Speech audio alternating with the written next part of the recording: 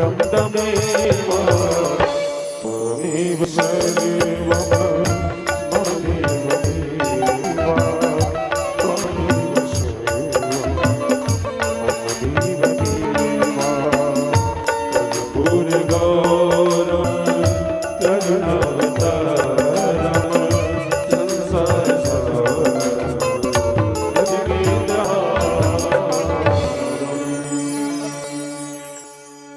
परिक्रमा कर लेंगे अपने स्थान पर। जय दर्धानि चरण दिस्तानि खंगणः तेखागं सहस्रेवरजनेव धन्वानि नमसि यानि कानि च पापानि जनमान्दनकृतानि च तानि सर्वाणि पश्यन्तो प्रदक्षिणायां प्रदे प्रदे जलेन शीतलीकरणं पुष्पै देवादिवन्दनम् आरोग्यार्थे आत्मादिवन्दनम् हस्तो वृक्षालियङ्ग्रियात हस्ते अक्षतपुष्पं गृहीत्वा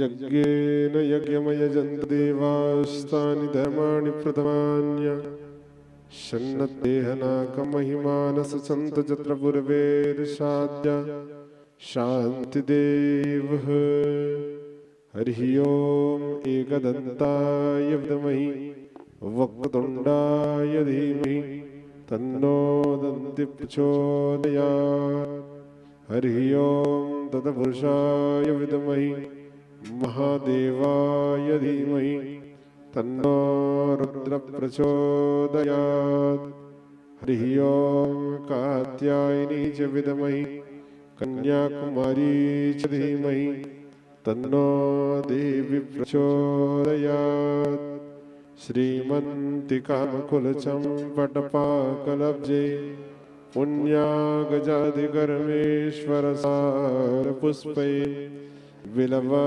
प्रवाह तुलसीदलमञ्जलिमि त्वं पूजयामि जगदीश्वरमि प्रसीद नानासुगन्धिपुष्पाणि यथा कालोद्भवानि च पुष्पाञ्जलिर्मया दत्त्वा ज्ञानं परमेश्वर त्रिपुराणपुरुषोत्तमाय नमो नमः श्री शिवमहापुराणरुद्रसहिताय मन्दपुष्पाञ्जलिं समर्पयामि। भगवान के चरणों पर समर्पित कर दे। आइए सभी मिलकर जयकारा लगाइएगा। बोल वृंदावन बिहारी लाल की, श्री शिव महापुराण भगवान की, वेद व्यास जी महाराज की, परीक्षित जी महाराज की, जगन्नाथ स्वामी की, राजविलोचन सरकार की, सियावल रामचंद्र महाराज की, बोल हनुमंत लला की, ग्राम के देवी देवताओं की, इष्ट देवी देवताओं की, कुल देवी देवताओं की, स्थान देवी देवताओं की, सर्व देवी देवताओं की, धर्म की अधर्म का प्राणियों में विश्व का गौ हत्या गौ माते की अपने अपने माता पिता की गुरु गोविंद की आज के आनंद की धर्म सम्राट्री जी महाराज की आदि गुरु शंकराचार्य जी महाराज की नीमकरवली बाबा की बागेश्वर धाम सरकार की पुत्रदेव भगवान की व्यास जी महाराज की उज्जीरे मठ जी महाराज की नमः पार्वती पतये हर हर हर महादेव शंभो।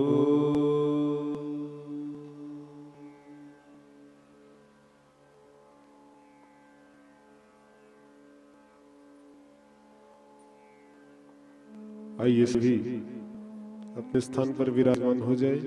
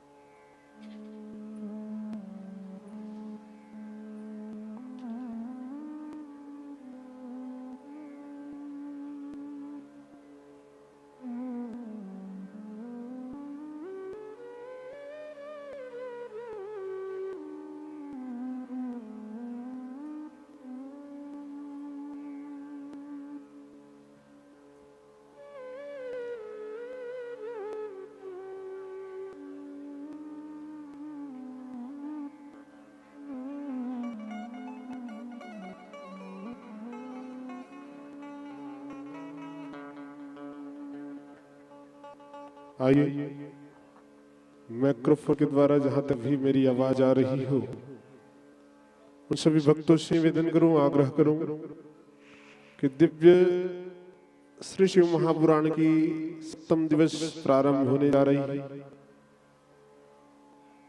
सभी भक्तों से निवेदन करूंगा, आग्रह करूंगा कि भगवान की धराधाम श्री ग्राम तुता की समस्त मोहल्लावासी, क्षेत्रवासी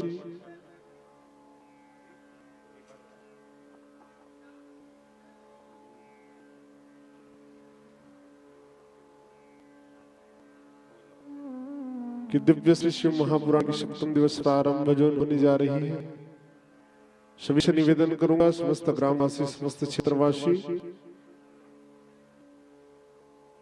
कि श्री रामलीला मंच तूता ग्राम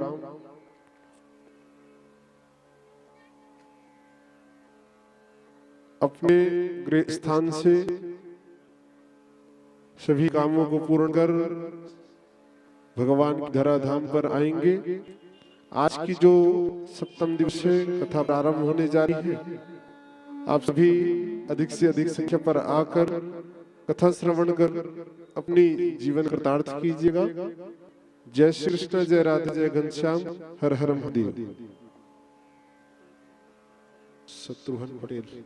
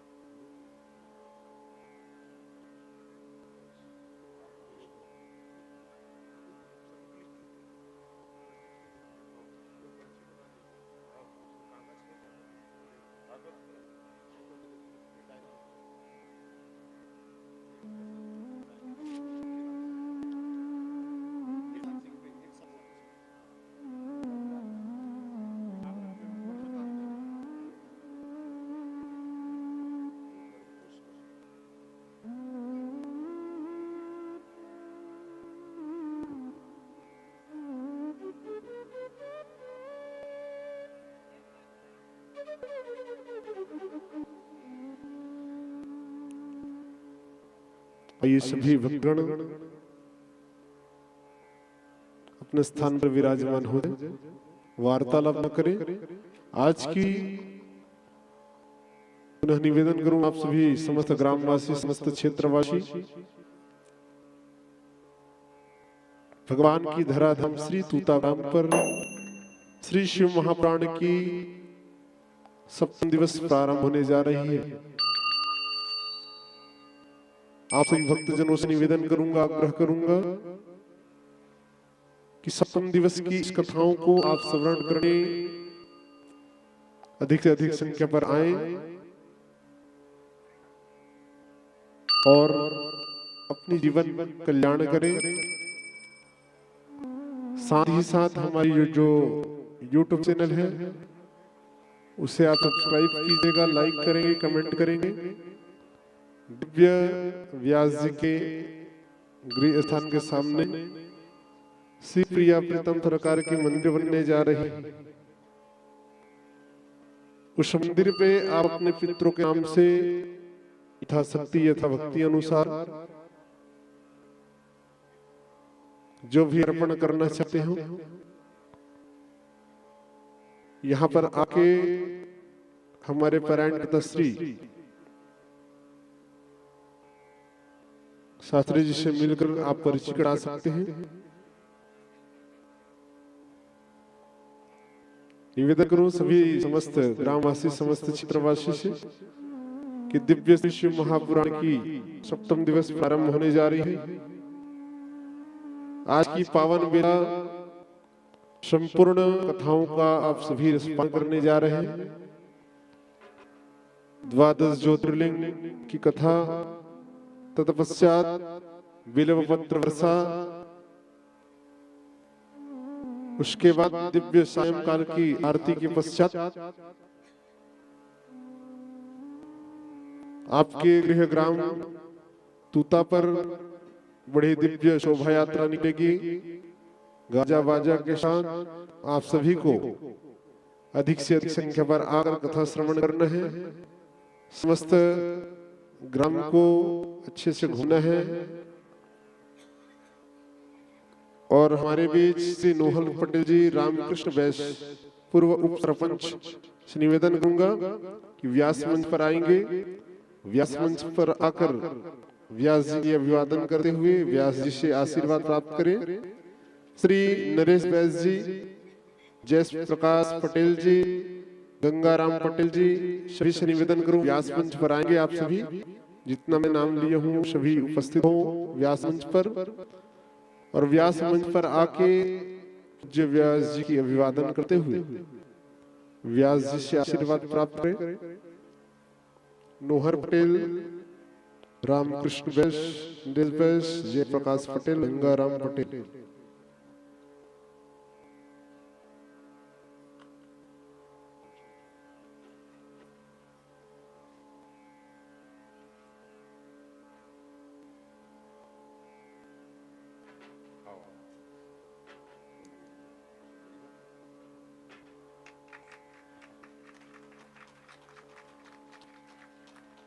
भागवत फोटो ले ला।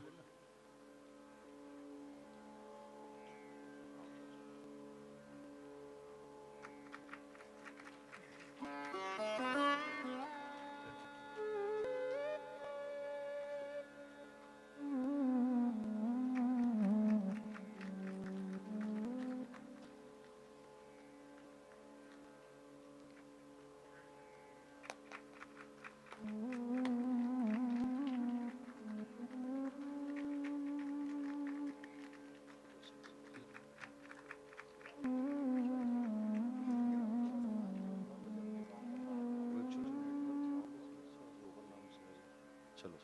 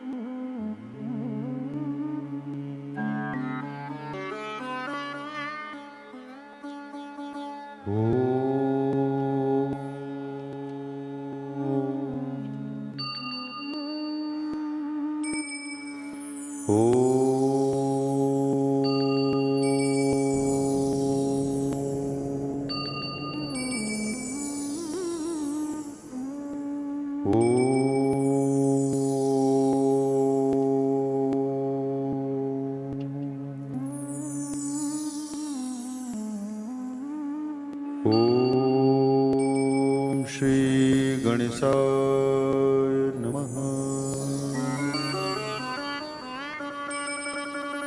ओम श्री सरस्वत्यो नमः। ओम श्री गुरु चरण कमलेभ्यो नमः। ओम श्री राजीवलोचनाय नमः। ओम श्री कुलेश्वराय नमः। ओम श्री ग्राम देवताभ्यो नमः।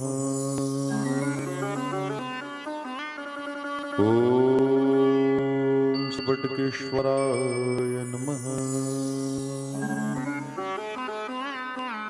ओम श्री स्थान देवताभ्यो नमः।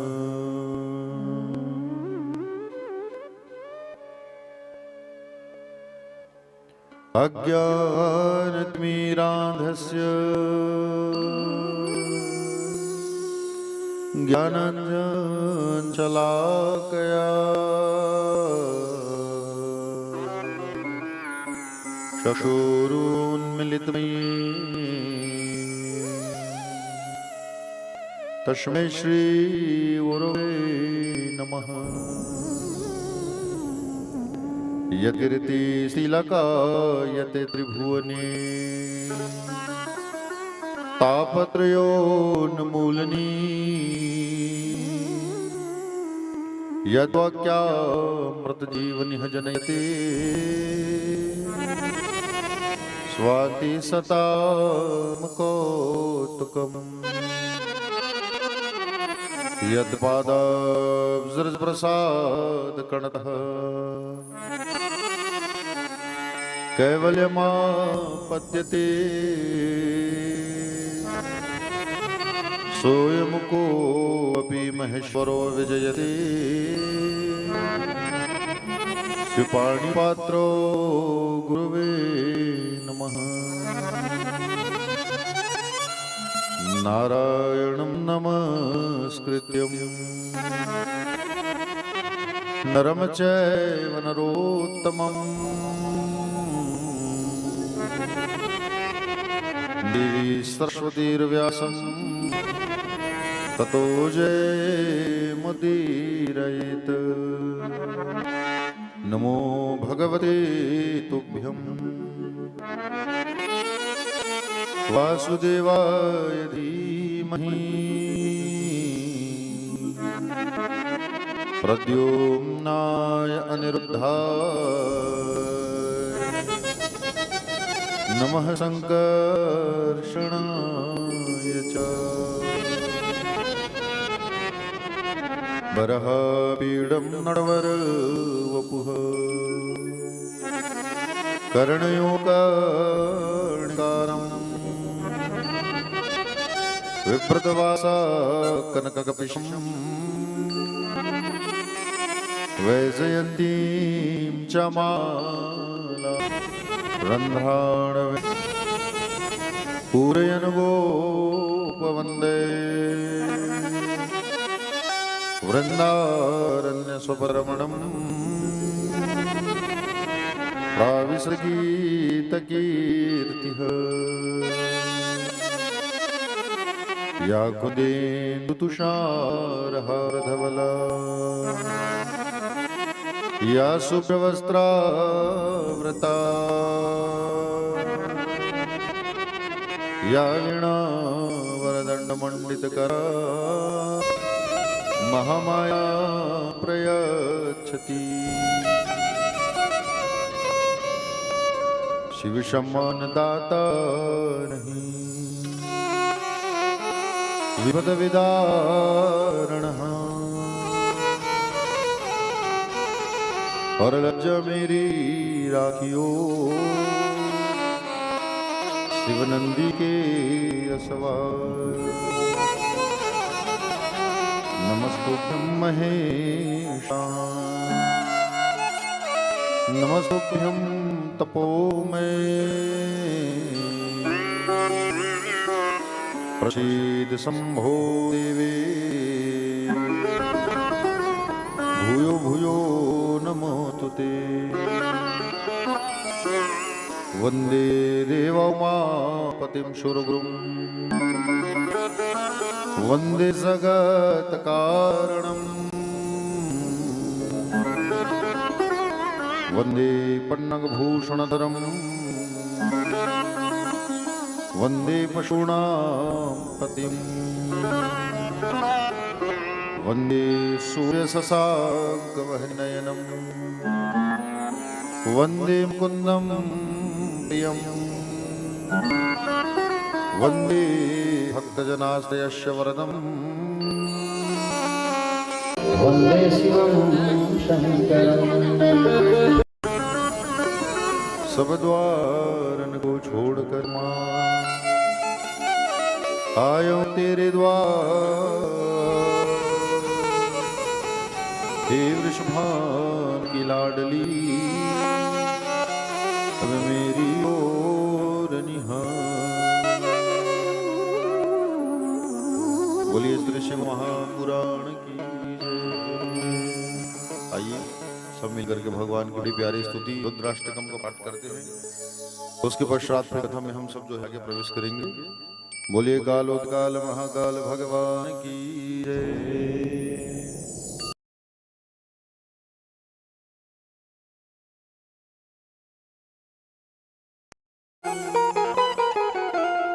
निर्वाण रूपम विभुं व्यापकं ब्रह्म वेदस्वरूपम्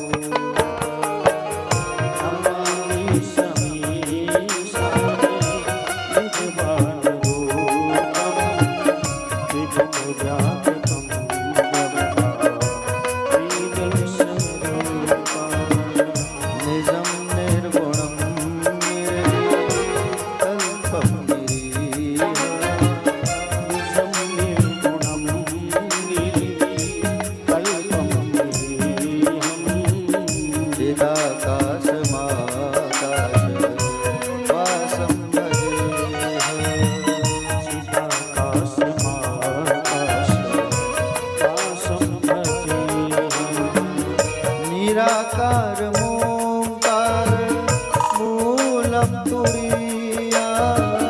निराकार मोंकार मूलम तुरीया।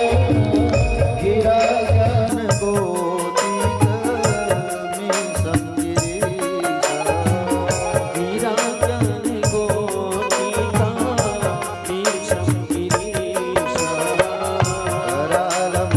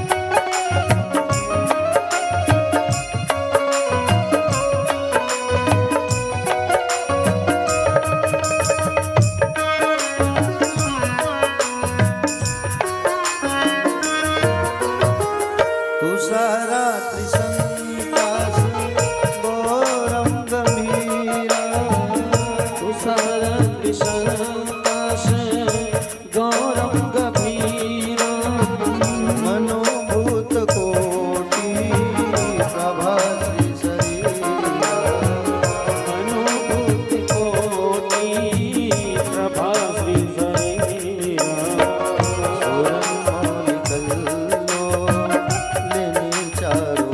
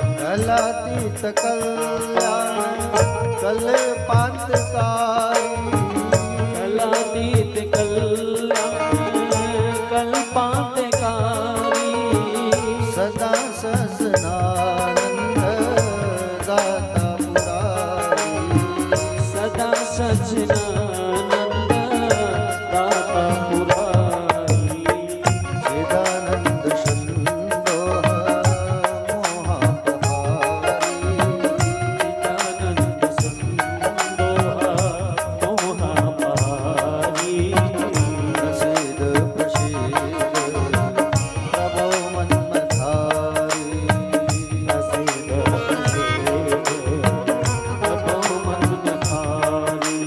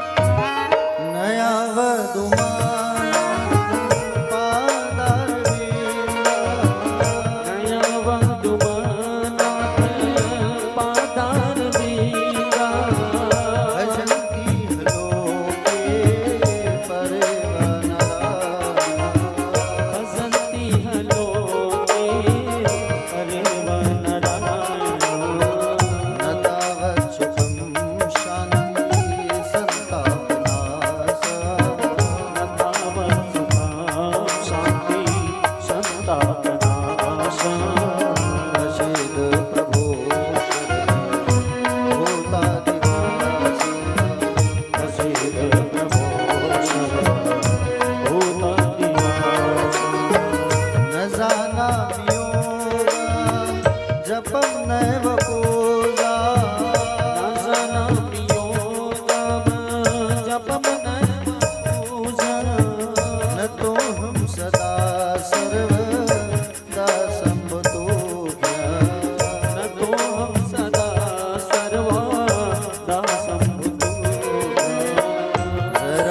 जरासन्नदोषो दातव्यमानः सदा सन्मतो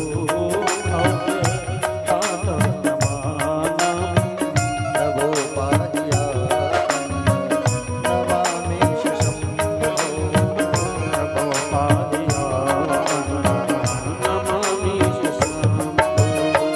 नमामि समीशान निर्वाणरूपा विभुं व्यापकं विभुं व्यापकं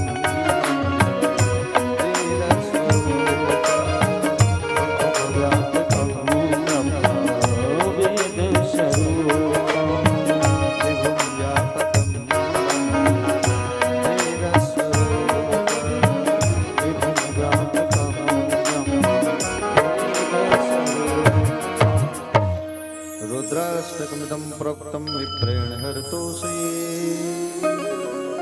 ये पठन्ति नरा भगत्यां तेषां शम्भु प्रसीदति। बोलिए श्री शिव महापुराण की जय। व्यास नारायण भगवान की जय। जय सोनकादि महाराज की जय।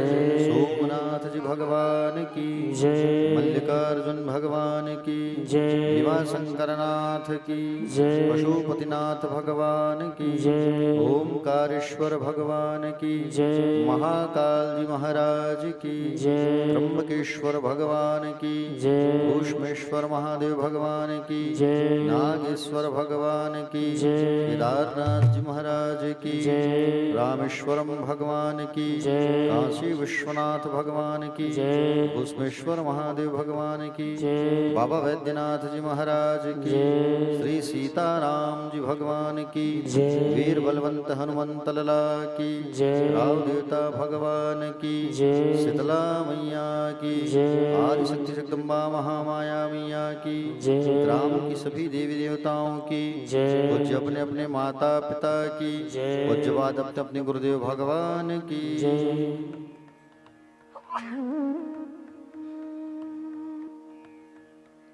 कथा पंडाल में विराजमान श्री शिव महापुराण की कथा को रसपान करने के लिए पहुंचे हुए सभी भक्तगण भक्त अनुरागी करुणामयी माताएं वात्सल्यमयी दयामयी पार्वती स्वरूपा माताएं शिव स्वरूप पिता तुल्य गणमान्य जन आदरणीय जन सम्मान्य जन युवा भाई बहन छोटे छोटे हल्ला करने वाले भाई बहन आप सभी का व्यासपीठ से हार्दिक हार्दिक वंदन है स्वागत है आप सभी का अभिनंदन है आप सबको सादर सीताराम जय श्री कृष्ण जय श्री राधे आइए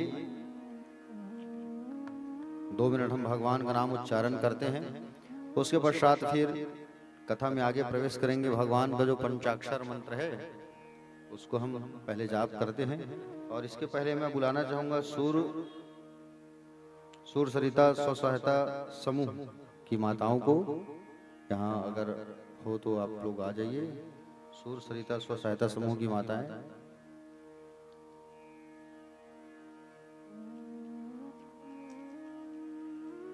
नहीं है क्या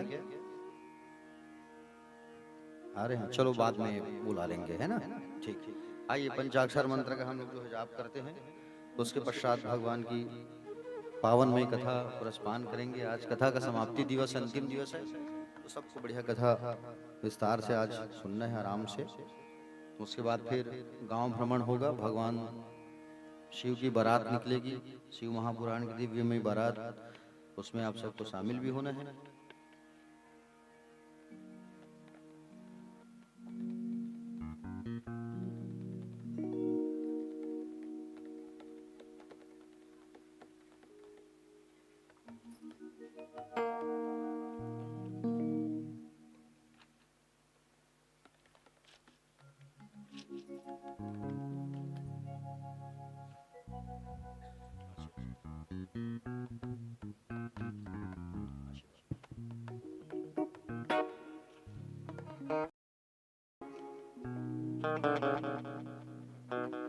बोले महाकाल जी महाराज की जय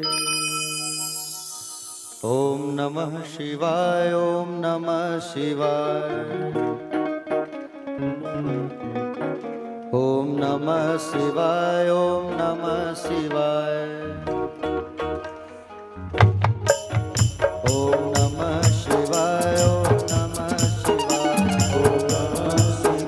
ओम नमः शिवाय ओम नमः शिवाय ओम नमः शिवाय ओम नमः शिवाय ओम नमः शिवाय ओम नमः शिवाय ओम नमः शिवाय ओम नमः शिवाय ओम नमः शिवाय ओम नमः शिवाय ओम नमः शिवाय ओम नमः शिवाय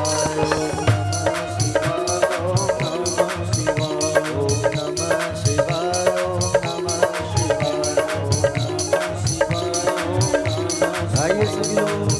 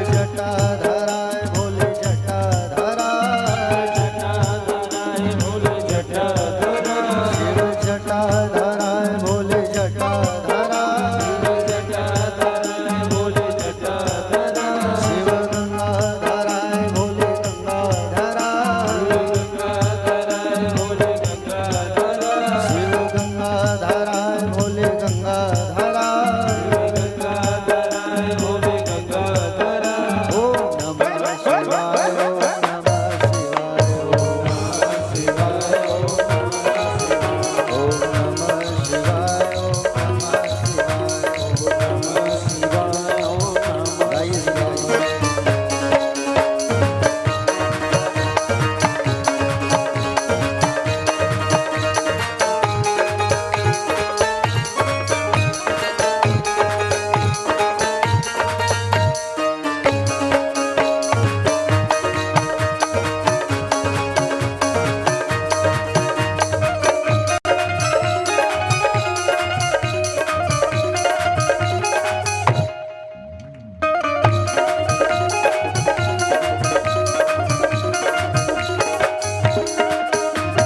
गंगाधराय भोले गंगाधराय गंगाधराय भोले गंगाधराय गंगाधराय भोले गंगाधराय शिव गंगाधराय भोले गंगाधराय शिव चंदाधराय भोले चंदाधराय गंगाधराय भोले गंगाधराय शिव चंदाधराय भोले चंदाधराय गंगाधराय भोले गंगाधराय शिव सर्प लटकाय भोले सर्प लटकाय सर्प लटकाय भोले सर्प लटकाय शिव सर्प लटकाय भोले सर्प लटकाय सर्प लटकाय भोले सर्प लटकाय ओम नमः शिवाय ओम नमः शिवाय ओम नमः शिवाय ओम नमः शिवाय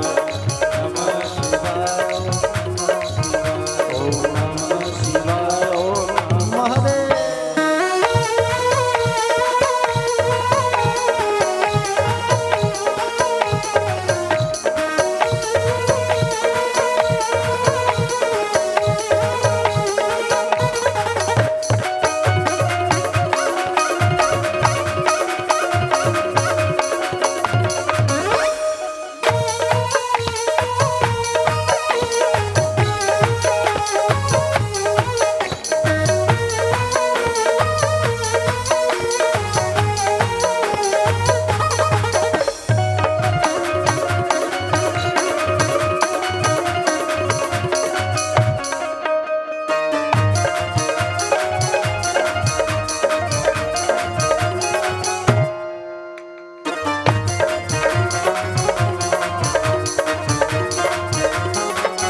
शिव बाघंबराय भोले बाघंबराय गंगाधराय भोले गंगाधराय शिव बाघंबराय भोले बाघंबराय गंगाधराय भोले गंगाधराय शिव भस्मी रमाय भोले भस्मी रमाय शिव भस्मी रमाय भोले भस्मी रमाय शिव चंदाधराय भोले चंदाधराय चंद्राधराय भोले चंद्राधराय शिव त्रिशूलधराय शिव त्रिशूलधराय त्रिशूलधराय भोले त्रिशूलधराय शिव डमरू बजाय भोले डमरू बजाय डमरू बजाय भोले डमरू बजाय शिव डमरू बजाय भोले डमरू बजाय डमरू बजाय भोले डमरू बजाय ओम नमः शिवाय ओम नमः शिवाय ओम नमः शिवाय ओम नमः शिवाय ओम नमः शिवाय ओम नमः शिवाय आइए सभी लोग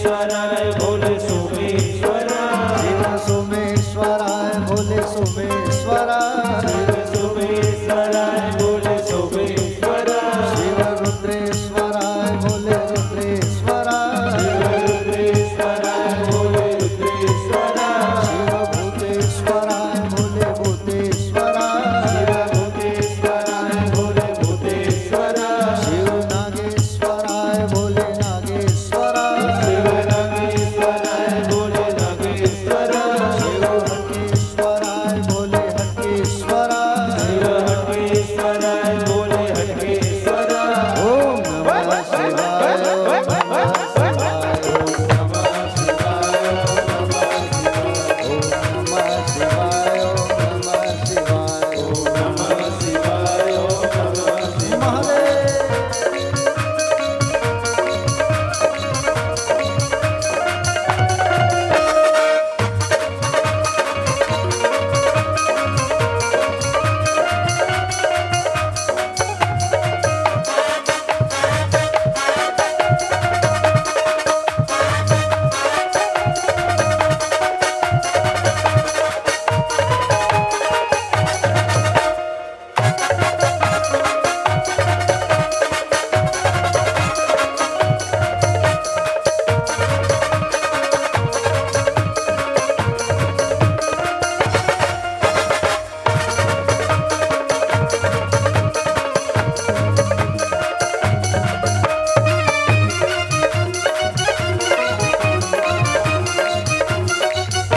जय हो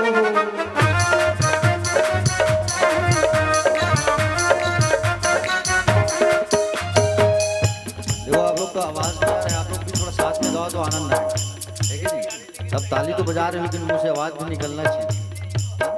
देखो कल जो है इतना समय छुट्टी हो जाएगा, हवन हवन होगा, पूर्णाहुति होगा, फिर सब अपने अपने घर, है कि नहीं? और ऐसा मौका मिलेगा क्या पता नहीं, अब कब मिलेगा ना कब, है कि नहीं? तो भगवान का नाम एक साथ सब मिल करके गाने का सौभाग्य जो मिला है उसको मत छोड़िए। आइए सब मिल करके गाते हैं और सब मिल करके सुंदर ऊंचे आवाज में बढ़िया ओम नमः शिवाय ओम नमः शिवाय नमः शिवाय ओम नमः शिवाय ओम नमः शिवाय ओम नमः शिवाय ओम नमः शिवाय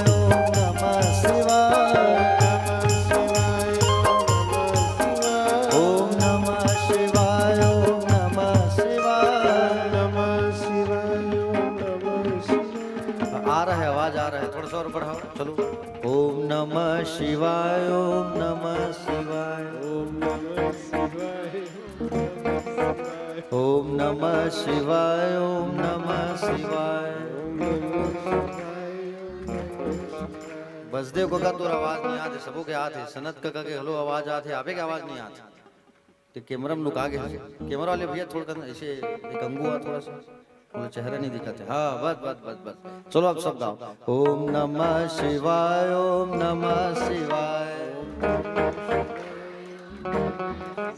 ओम नमः शिवाय ओम नमः शिवाय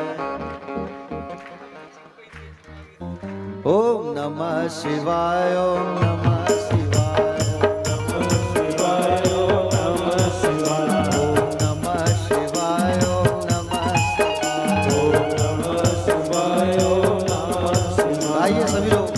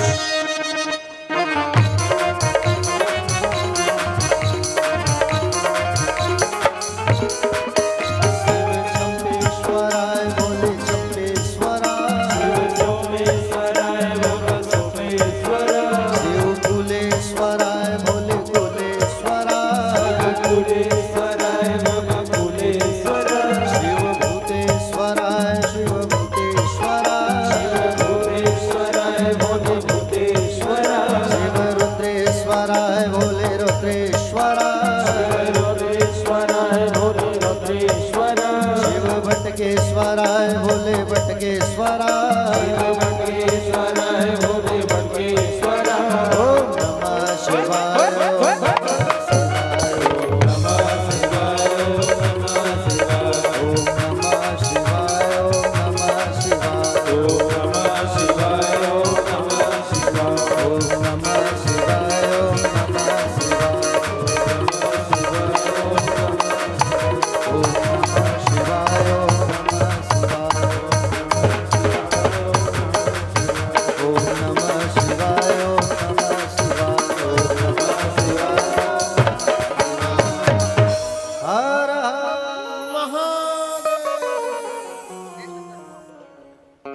कल कहाँ पहुंचे थे हम सब कथा में?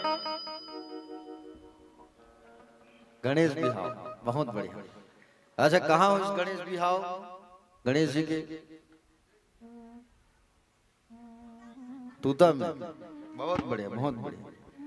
नहीं, सही कहते हैं काका, तूता छिपा से। तो प्यारे भक्तगण, कल हम सब जो है भगवान के विविध विविध लीलाओं की कथा सुने। पतिव्रता नारियों के लिए क्या क्या नियम है, इन सबको हमने सुना। माँ पार्वती की विदाई हुई, उसके पश्चात भगवान गणेश के जन्म की कथा, कुमार कार्तिकेय के जन्म की कथा, गणेश जी की शादी है कि नहीं, इन सबको हमने रसपान किया। देखिए, कल कुमार कार्तिकेय जी ने तारकासुर का वध किया। इनका वध किया तारकासुर। तारकासुर जी महाराज के 3 पुत्र हुए, ठीक है। पहले पुत्र का नाम था तारकाक्ष, ठीक। द्वितीय पुत्र का नाम था विद्युन्माली और तीसरे पुत्र का नाम था कमलाक्ष। तारकाक्ष, विद्युन्माली और कमलाक्ष, तारकासुर जो दैत्य था उसके 3 बेटे हुए और तीनों ने खूब तपस्या किया। ब्रह्मा जी का खूब तपस्या किया, खूब कठोर तप करने के बाद ब्रह्मा जी से इन्होंने वरदान मांगा। क्या वरदान मांगा? कि हमारे लिए आप ऐसे नगर का निर्माण करो कि बोले तीनों भाई के लिए अलग अलग नगर हो, एक के ऊपर एक, एक के ऊपर एक, और हम तीनों को कोई ना मार सके। हमारी मृत्यु तभी हो जब सुंदर एक कोई मुहूर्त आए और उस मुहूर्त में, एक ही मुहूर्त में एक साथ हम तीनों भाई की मृत्यु होना चाहिए। ऐसा उन्होंने वरदान मांगा, है ना। क्या वरदान मांगा? कि हम लोगों के लिए सुंदर जो है सोने का नगर बनाओ, एक भाई के लिए, एक भाई के लिए चांदी का नगर और एक भाई के लिए लोहे का नगर। सोना का घर, चांदी का घर और लोहा का घर। हमने सुना था कि रावण की ही लंका ही सोने की है कि नहीं, लेकिन ये जो राक्षस है उसमें से तारकाक्ष जो बड़ा है उसका भी घर सोने का था, उसका नगर भी सोने का था, है ना। ब्रह्मा जी से इन्होंने वरदान मांगा कि बोले जब हम एक साथ रथ पर बैठे तो एक ही मुहूर्त में हम तीनों भाई की एक साथ मृत्यु हो। ये वरदान मांगा था तीनों भाई ने। और तीनों भाई के लिए सुंदर विश्वकर्मा को कहा कर सुंदर नगर का निर्माण कराया गया। तारकाक्ष के लिए सोने का नगर और कमलाक्ष के लिए चांदी का नगर और विद्युन्माली के लिए लोहे का नगर। लोहा का नगर था पहले, उसके बाद चांदी का, फिर सोने का, ऐसा एक साथ तीनों भाई का नगर। लेकिन तीनों भाई राक्षस जरूर थे, लेकिन तीनों भाई भगवान के बहुत बड़े भक्त थे। भगवान शिव के उपासक थे, शिव की ही पूजा करते थे। ऐसा नहीं, देखो भगवान शंकर ऐसे देवता हैं जिनकी पूजा देवता भी करते हैं, राक्षस भी करते हैं, मनुष्य भी करते हैं, नर भी करते हैं और नारी भी करते हैं। इसकी पूजा सब करते हैं। भगवान शंकर जो है सभी की मनोकामनाओं को पूर्ण करते हैं। ऐसा नहीं कि भगवान शंकर की पूजा कोई एक ही व्यक्ति करे। भगवान शिवलिंग की जो पूजा है उस पे सबका अधिकार है, सब पूजा कर सकते हो, है ना। आप लोग जो है भगवान शंकर की पूजा करने जब जाते हो, कितने लोग जाते हो भगवान शंकर के मंदिर, और किसके किसके घर पर शिवलिंग है ये बताइए आप लोग। बहुत बढ़िया। तो आपके घर में जो शिवलिंग है वो जो है उसका जलाधार किधर है? अगर पूर्व में, पश्चिम में, दक्षिण में है तो आप उसको सुधारना, ठीक है। भगवान शंकर को जो जलाधार है, जलहरी है, जैसे ये शिवलिंग है ना, तो भगवान शिव का जलाधारी जो पानी जो बहता है वो इधर होना चाहिए। हमारे गांव का जो उत्तर दिशा है वो ये है। तो जल जो है, पानी जब हम डालते हैं तो वो जल उत्तर दिशा में गिरना चाहिए। और जब आपका मुख जो है, जब आप भगवान शंकर की पूजा करते हो तो आपका मुख भी उत्तर में होना चाहिए। ठीक है, भगवान शंकर ही ऐसे देवता है जिनकी पूजा आप उत्तर की तरफ मुख करके करें। बाकी सारे जितने देवता हैं सबकी आप जो है पूर्व की तरफ मुख करके पूजा करें। प्यारे भक्तगण, इतना याद रखना, जब भी आप किसी मंदिर जाते हो या किसी बोले भगवान की मंदिर की स्थापना करते हो तो आपका जो चेहरा है वो दक्षिण बस में नहीं होना चाहिए। भगवान का चेहरा दक्षिण में रहे वो चलेगा, लेकिन आपका जो चेहरा है पूजा करते समय कभी भी दक्षिण दिशा में मत हो, ये ख्याल रखना। ठीक है, आप जिस लिंग की पूजा करते हो उसमें सबसे श्रेष्ठ लिंग अगर कोई कही गई है तो वो लिंग कौन सी है? श्रेष्ठ लिंग अगर कही गई है तो वो है नर्मदेश्वर लिंग। नर्मदेश्वर जो लिंग होता है वो प्राकट्य कैसे हुआ है? मां नर्मदा से प्राकट्य हुई है। ठीक है, देखो नर्मदा मैया ने खूब तपस्या किया, खूब तपस्या किया भगवान शंकर का। शंकर जी की जब इन्होंने खूब तपस्या की, भगवान शंकर से वरदान मांगा। क्या? बोले सारे देवी देवता मेरे आसपास विराजमान रहे और स्वयं आप मुझ में स्थापित रहे। तो भगवान शंकर ने कह दिया कि मैं तुम्हारे पास हमेशा रहूंगा और तुम्हारे आसपास संसार के सभी देवी देवता विराजमान रहेंगे। ठीक है ना, नर्मदा मैया ने वरदान मांगा है। देखो शिवलिंग की जो उत्पत्ति है वो तो मैंने बताया आपको कब हुआ है, लेकिन नर्मदेश्वर लिंग की उत्पत्ति कैसे हुई है इसके बारे में आपको बताता हूं, ध्यान से सुनना। देखो माँ काली का रूप जब माँ पार्वती ने बनाया था, ठीक है, देवी पार्वती मैया को भगवान शंकर जो है काली काली ऐसा बोल के चिढ़ाते थे। तो काली मतलब पार्वती मैया को अपने काली वाले जो स्वरूप है ना, काली माता का स्वरूप, उससे अरुचि हो गई। क्योंकि भगवान शंकर मुझे बार बार मेरी हंसी उड़ाते हैं, काली ऐसा कह करके भगवान शंकर परिहास करते हैं बार बार। तो अपने उस रूप परिवर्तन के लिए, वर्ण परिवर्तन के लिए सदाशिव का आदेश लेकर के माँ भगवती पार्वती तपस्या करने चली गई, उस रूप को त्यागने के लिए, सुंदर वर्ण पाने के लिए। उसी समय जब माँ जो है तपस्या करने चलेगी तो बाबा अकेले पड़ गए। एक दिन भगवान शंकर ने सोचा चलो मैं स्नान करने के लिए यमुना में चले जाऊं। तो भगवान शंकर जो है यमुना में स्नान करने के लिए यमुना में जैसे उतरे तो उनके तेज से, भगवान शंकर के तेज से यमुना मैया का जो जल है वो काला पड़ गया। इसलिए देखना यमुना मैया का जो जल है वो काला है ना। आप लोगों को भजन सुने भी होंगे, मीठे रस से भरी हो रे राधा रानी लागे, मन खारो खारो यमुना जी का पानी लागे, यमुना मैया तो काली काली, सुने हो ना। हाँ, यमुना का पानी उसी दिन से काला हो गया, क्योंकि भगवान शंकर जब वहां स्नान किए उस दिन से यमुना का पानी काला हो गया। और यमुना के किनारे भगवान शंकर स्नान करके टहलने लगे, भ्रमण करने लगे। आजू बाजू में बहुत सारे ऋषि मुनियों का जो है आश्रम भी था। तो भगवान शंकर के तेज को देख करके प्यारे, और जिस स्थान पर भगवान शंकर नहाए थे उस स्थान को हर तीर्थ के नाम से जाना जाता है, हर तीर्थ। ऋषि मुनि की जितनी पत्नियां थी, सुंदर भगवान के स्वरूप को देख करके, भगवान त्रिपुण लगाए हैं, दिगंबर रूप है भगवान का, भगवान को देख करके सुंदर अपने आश्रम को छोड़ के उनके आगे पीछे घूमने लगे। अब संतों ने देखा हमारी पत्नियां हमको छोड़ करके, आश्रम को छोड़ करके शंकर जी के साथ घूम रहे हैं, और भी शंकर जी नग्न वेश में है। तो संतों ने, ऋषियों ने आशीर्वाद बोले श्राप दे दिया, क्रोध में आकर के, क्रोध में श्राप दे दिया कि तुम इस प्रकार नग्न होकर के घूम रहे हो और सती स्त्रियों में भी काम का संचार कर रहे हो, इसलिए तुम जो है क्या हो जाओ, लिंग रूप में हो जाओ। ऐसा श्राप दे दिया ऋषि मुनियों ने, लिंग बन जाओ तुम, लिंग रूप में तुम्हारा परिवर्तन हो जाए। ऐसा जैसे ही जब श्राप दिया तो भगवान जो है कहाँ चले आए, भगवान जो है प्यारे वहां से अदृश्य हो गए। जब संतों ने, ऋषियों ने जब श्राप दिया तो, और जैसे ही श्राप मिला तो भगवान शंकर आ गए अमरकंटक। कहाँ आ गए, जोर से बोलो, अमरकंटक। आप लोग गए हो अमरकंटक?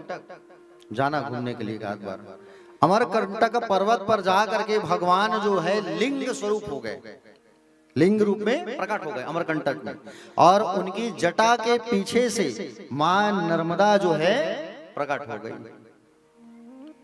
इसलिए नर्मदा में जितने शिवलिंग रहते हैं वो नर्मदेश्वर शिवलिंग माना जाता है। नर्मदा मैया के अंदर का पत्थर भी उठा के आप ले आओगे और शिव समझ करके पूजा करोगे तो आपको ऐसे ही भगवान शंकर की भक्ति और मुक्ति प्राप्ति होगी, क्योंकि भगवान शंकर के जटाओं से ही नर्मदा मैया निकली है, प्राकट्य हुई है।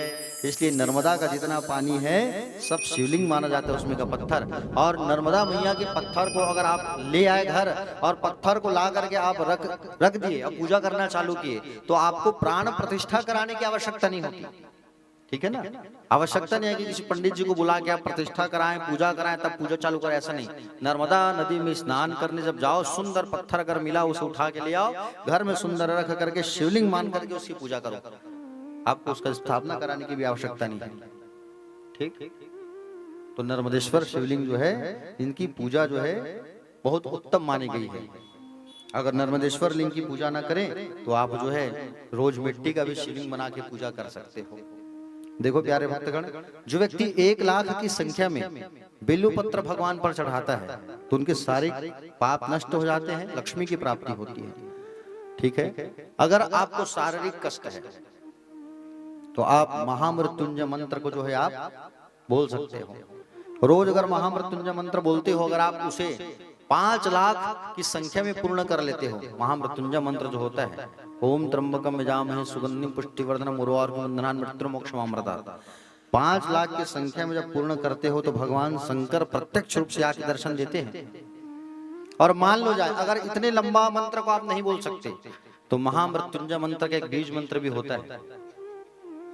ठीक है, जब कभी लगे कि हमारे घर में किसी के शारीरिक कष्ट चालू हो गया है तो आप उनके नाम से भगवान शंकर के मंदिर में बैठ करके इस मंत्र को जप सकते हो। अगर खुद को प्रॉब्लम है, खुद को बहुत कष्ट मिल रहा है, सिर दर्द दे रहा है, मुझे चक्कर आता है, बहुत कमजोरी है, शारीरिक कष्ट मिल रहा है, बुखार उतर नहीं रहा है, बहुत दिन से समस्या चल रही है, तो आप कुछ भी ना करो, भगवान शंकर के मंदिर पर बैठ करके आप इस मंत्र को जप कर सकते हैं। बीज मंत्र कौन सा है? ओम हौम जुम सह ओम।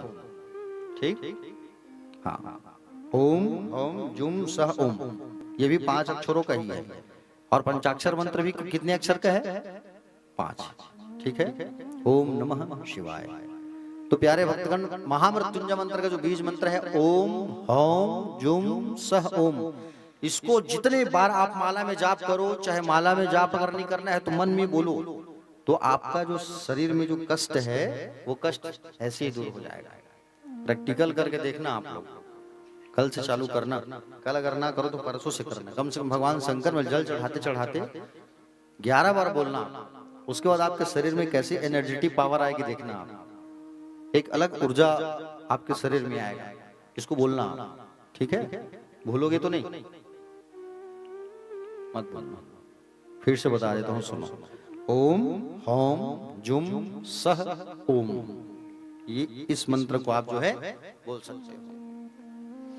घर में अगर कोई ज्यादा बीमार पड़ रहा है, ज्यादा कष्ट में है, तो उनके नाम से भी आप बोल सकते हो। कुछ मत करो, 1 कटोरी पानी ले लो आप, 1 कटोरी पानी ले लो, 5 अगरबत्ती ले लो और इस मंत्र को बोलते जाओ 21 बार या 31 बार या 51 बार। अगरबत्ती का जो धूप है, जो लुक होता है ना भभूत, वो उस पानी में गिराओ आप। पानी में गिर गया, मंत्र पूरा कर लिया आप, 51 बार अगर बोल लिए ओम हम जुम सा ओम, ओम हम जुम सा ओम, उसके बाद अगरबत्ती लगा दो, वो जो पानी है उसको रोगी व्यक्ति को पिलाओ आप, तो उसका रोग जो है जल्दी ठीक हो जाएगा। ठीक है, ये बिल्कुल प्रमाण है। प्यारे भक्तगण, 2 लाख अगर आप इसको जपते हो महामृत्युंजय मंत्र को या ओम नमः शिवाय को, तो पूर्व जन्म की बात आपको याद आना चालू हो जाएगा, इतनी शक्ति इस मंत्र में। ठीक है प्यारे भक्तगण, आगे बताया गया है कि बोले अगर आप मोक्ष की कामना चाहते हो तो आपको 1 लाख संख्या में दुर्वा चढ़ाना चाहिए भगवान शंकर में, दूबी। और दुर्वा जब भी तोड़ते हो तो पूरा ऐसे मत उखाड़ा करो, दूबी जब भी तोड़ो तो उसके ऊपर भाग को तोड़ना चाहिए। ठीक है, हाँ। भगवान गणेश में दूबी बहुत प्रिय है भगवान गणेश को, और माँ दुर्गा में दूबी नहीं चढ़ता। ठीक है, हाँ। तो दूबी जब भी आप तोड़ो तो आप जो है ऊपर भाग तोड़ा करो, जड़ सहित उखाड़ने से हमारे वंशजों को तकलीफ होती है। वंशज मतलब नाती बेटा, इनको, इसलिए दूबी जब भी तोड़ो तो ऊपर भाग को तोड़ना चाहिए। ठीक है, हाँ। और भगवान गणेश जी को दूबी बहुत प्रिय है, तो बिल्कुल आप दूबी चढ़ाया करो। जिनके पुत्र ना हो तो वो 1 लाख की संख्या में धतूरे के फूल अगर चढ़ाए, लाल डंठल वाला चढ़ा के अगर पूजा करें तो बिल्कुल उनको संतान की प्राप्ति होगी। अलसी का फूल होता है, अलसी जानते हो ना, अलसी, अलसी के फूल से भी भगवान शंकर की पूजा होती है। अलसी का फूल अगर आप भगवान के ऊपर चढ़ाते हैं तो इससे भगवान शिव भी प्रसन्न होते हैं और नारायण भी प्रसन्न होते हैं। ठीक है, समी के पत्तों से जब आप पूजन करते हो तो भी आपको मोक्ष की प्राप्ति होती है। चमेली के फूल अगर आप भगवान शंकर में चढ़ाते हो, मान लो आपकी वाहन से संबंधित समस्या चल रही है, गाड़ी से संबंधित समस्या, गाड़ी है आपके पास या आपके पास वाहन है ना, और वाहन बिगड़ गया है या नया वाहन लेना चाहते हो, आप ले नहीं पा रहे हो गाड़ी, या आपका गाड़ी का बिजनेस है, तो आप भगवान शंकर पे चमेली के फूल चढ़ाओ अधिक मात्रा में। कौन सा फूल? चमेली का फूल। तो वाहन से संबंधित समस्या जो है दूर हो जाती है। अगर किसी व्यक्ति की अगर शादी नहीं हो पा रही है, अनुकूल पत्नी चाहिए, तो उस स्थिति में आपको क्या करना चाहिए? बेला का फूल भगवान शंकर में चढ़ाना चाहिए। बेला के फूल अधिक मात्रा में अगर आप चढ़ाएं तो भगवान शंकर प्रसन्न होते हैं और इससे शीघ्र ही सुंदर पत्नी की प्राप्ति होती है। तो प्यारे भक्तगण, हम कथा पर थे कहाँ? सोने का नगर, चांदी का नगर, लोहे का नगर, इस पे पहुंचे थे। तो तीनों भाइयों ने ब्रह्मा जी को सुंदर प्रसन्न करके ये वरदान मांगा कि हम तीनों भाइयों के लिए अलग अलग नगर का आप निर्माण करें। ब्रह्मा जी ने वरदान दे दिया और विश्वकर्मा भगवान को कहा करके सुंदर सोने का नगर, चांदी का नगर और लोहे का नगर बना दिया। अब तीनों भाई उसमें रहने लगे और तीनों भाई जब उसमें रहने लगे, इतने महाबली हुए, इतने महाबली बनिए, तो ये कौन से नाम से विख्यात हो गए? त्रिपुरासुर। कौन से नाम से जानने लगे इनको? तीनों भाई को त्रिपुरासुर नाम से ये प्रसिद्ध हो गए और इतने विख्यात हुए, इतने विख्यात हुए।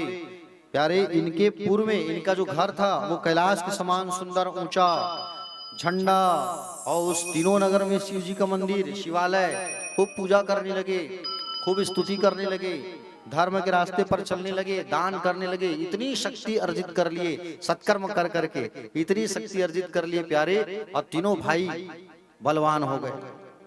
अब ये तारकासुर के जितने पुत्र थे, इनके तेज से सारे देवता जलने लगे, खासकर इंद्र जलने लगा कि बोले ये तीनों भाई जो है हमारे इंद्रलोक में कब्जा ना कर ले, इंद्रलोक में कब्जा ना कर ले, ऐसा डरने लगे ये लोग। और जब तीनों डरने लगे तीनों भाई के कारण, तो सब लोग जो है ब्रह्मा जी के पास गए। ब्रह्मा जी को पकड़ करके तीनों कहाँ ले आए? भगवान शंकर के पास आए, और शंकर जी के पास आकर के प्यारे प्रणाम करके निवेदन करने लगे।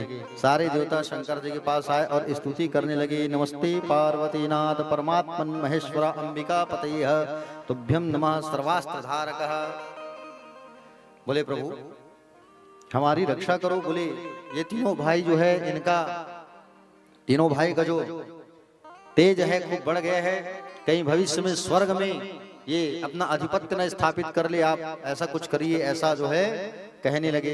जा करके भगवान के पास पार्वती नाथ से निवेदन करने लगे, हे अंबिका पति, हे पार्वती नाथ, अस्त्र शस्त्र के धारण करने वाले भगवान आपको प्रणाम है। त्रिपुरासुर ने समस्त त्रैलोक्य को अपने वश में कर लिया है और सारा जगत जो है उन्हीं के वश में है। प्रभु ऐसा कुछ करिए कि बोले उनका सर्वनाश हो जाए। भगवान शंकर ने कहा देखो भाई, इस समय वो तीनों जो है शिव भक्ति से मोहित हैं और शिव की भक्ति कर रहे हैं, अर्थात हमारी ही भक्ति कर रहे हैं, तो हम उनका भी कुछ नहीं कर सकते। क्यों? क्योंकि त्रिपुरासुर तीनों भाई इतने पुण्य इकट्ठा कर लिए हैं कि उनको मारना बहुत मुश्किल की बात है। अब पुण्य जब इकट्ठा हो जाता है तो यम भी आने से डरता है ले जाने के लिए, याद रखना जी। अगर आप भगवान शंकर की नित्य पूजन करते हो, शिव की आराधना करते हो, तो यमराज भी आपको लेने से पहले आने के लिए सोचेगा 10 बार, मैं ले जाऊं कि नहीं ले जाऊं। क्योंकि इस संसार से अगर कोई जीव जाता है संसार को छोड़ के, यम के दूत अगर किसी को लेके भी जाते हैं तो वो भगवान शंकर की इच्छा रहती है। जब तक भगवान शंकर आदेश नहीं करते तब तक यम के दूत किसी भी व्यक्ति को उठा के लेके नहीं जाता। ये प्रत्यक्ष प्रमाण है। प्यारे भक्तगण, जैसे आपको मैंने पहले दिन कथा सुनाया था देवराज ब्राह्मण का, है नहीं, बिंदुक चंचुला कथा सुने थे नहीं? कितना पाप के फिर भी जब यम के दूत आए लेने के लिए तो भगवान शंकर के गणों ने उनको भगा दिया मार के। हाँ, प्रमाण यही है कि बोले भगवान शिव की भक्ति हमको करते रहना चाहिए। त्रिपुरासुर के बारे में भोलेनाथ कहा कि बोले भाई मैं तुम्हारी अभी कोई मदद नहीं कर सकता, तुम भगवान नारायण की शरण में चले जाओ, और तुम भगवान नारायण की शरण में जाओ, वही तुम्हारी रक्षा करेंगे। सारे लोग भगवान विष्णु के पास चले जाए। अब भगवान विष्णु के पास आकर के सुंदर प्रणाम करने लगे, निवेदन करने लगे। भगवान को देखा, सुंदर भगवान शेष नाग की सुंदर सैया पर विराजमान है और शेष नाग की सैया पर सुंदर सोए हैं। माँ लक्ष्मी पैर दबा रही है। उनको आकर के सारे देवताओं ने प्रणाम किया, निवेदन किया। बोले प्रभु आपके चरणों में हमारा प्रणाम है और आपसे यही बारंबार निवेदन है, प्रार्थना है कि बोले आप हमारे कष्टों को दूर करो। हम कष्ट लेकर के आए हैं आपके पास, आप ही हमारे एक सहारा हो। ऐसा सुंदर भगवान से कहने लगे। हम आपकी शरण में आए हैं प्रभु और आप भी अपने चरणों से हमको लगा लो और अपने चरण का दास आप भी हमें बना लो। ऐसा सुंदर कहने लगे। हाँ?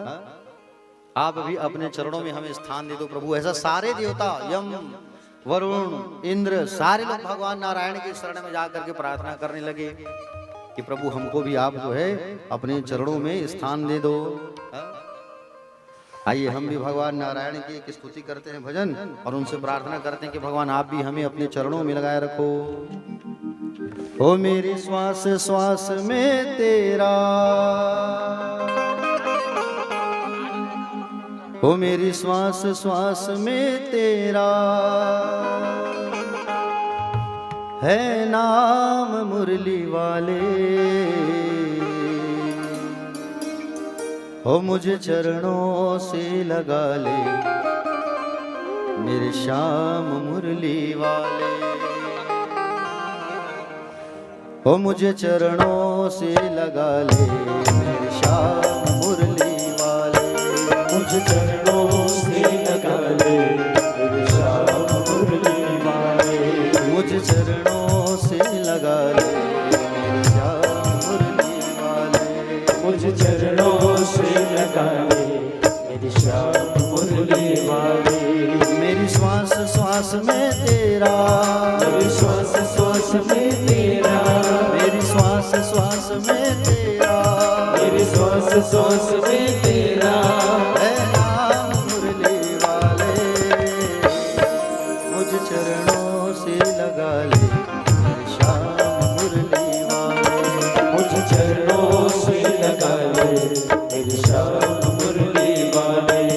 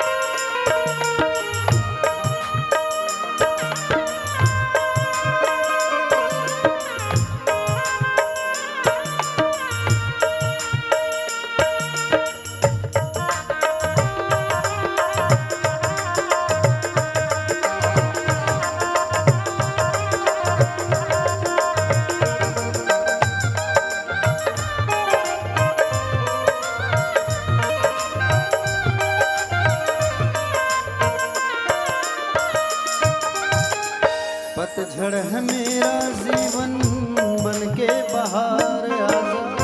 पतझड़ है मेरा जीवन बन के बाहर आजा। सुन ले पुकार कान्हा बस एक बार आजा। सुन ले पुकार कान्हा बस एक बार आजा। सुन ले पुकार कान्हा बस एक बार आजा। सुन ले पुकार कान्हा बस एक बार आजा। बेचैन मन के तुम ही, बेचैन मन के तुम ही, बेचैन मन के तुम ही, बेचैन मन के तुम ही। राम मुरली वाले मुझ चरणों से लगा ले मेरे श्याम मुरली। तुझ चरणों से लगा दे मेरे श्याम मुरली वाले। मेरी श्वास श्वास में तेरा, मेरे श्वास श्वास में तेरा, मेरी श्वास श्वास में तेरा, मेरे श्वास श्वास में तेरा। है नाम मुरली वाले मुझ चरणों से लगा ले मेरे श्याम मुरली वाले।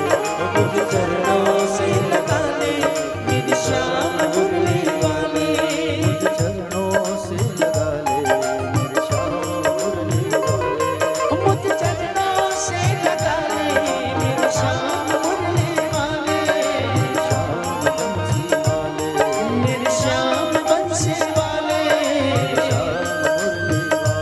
मेरे श्याम मुरली वाले। ओ मेरी श्वास श्वास में तेरा,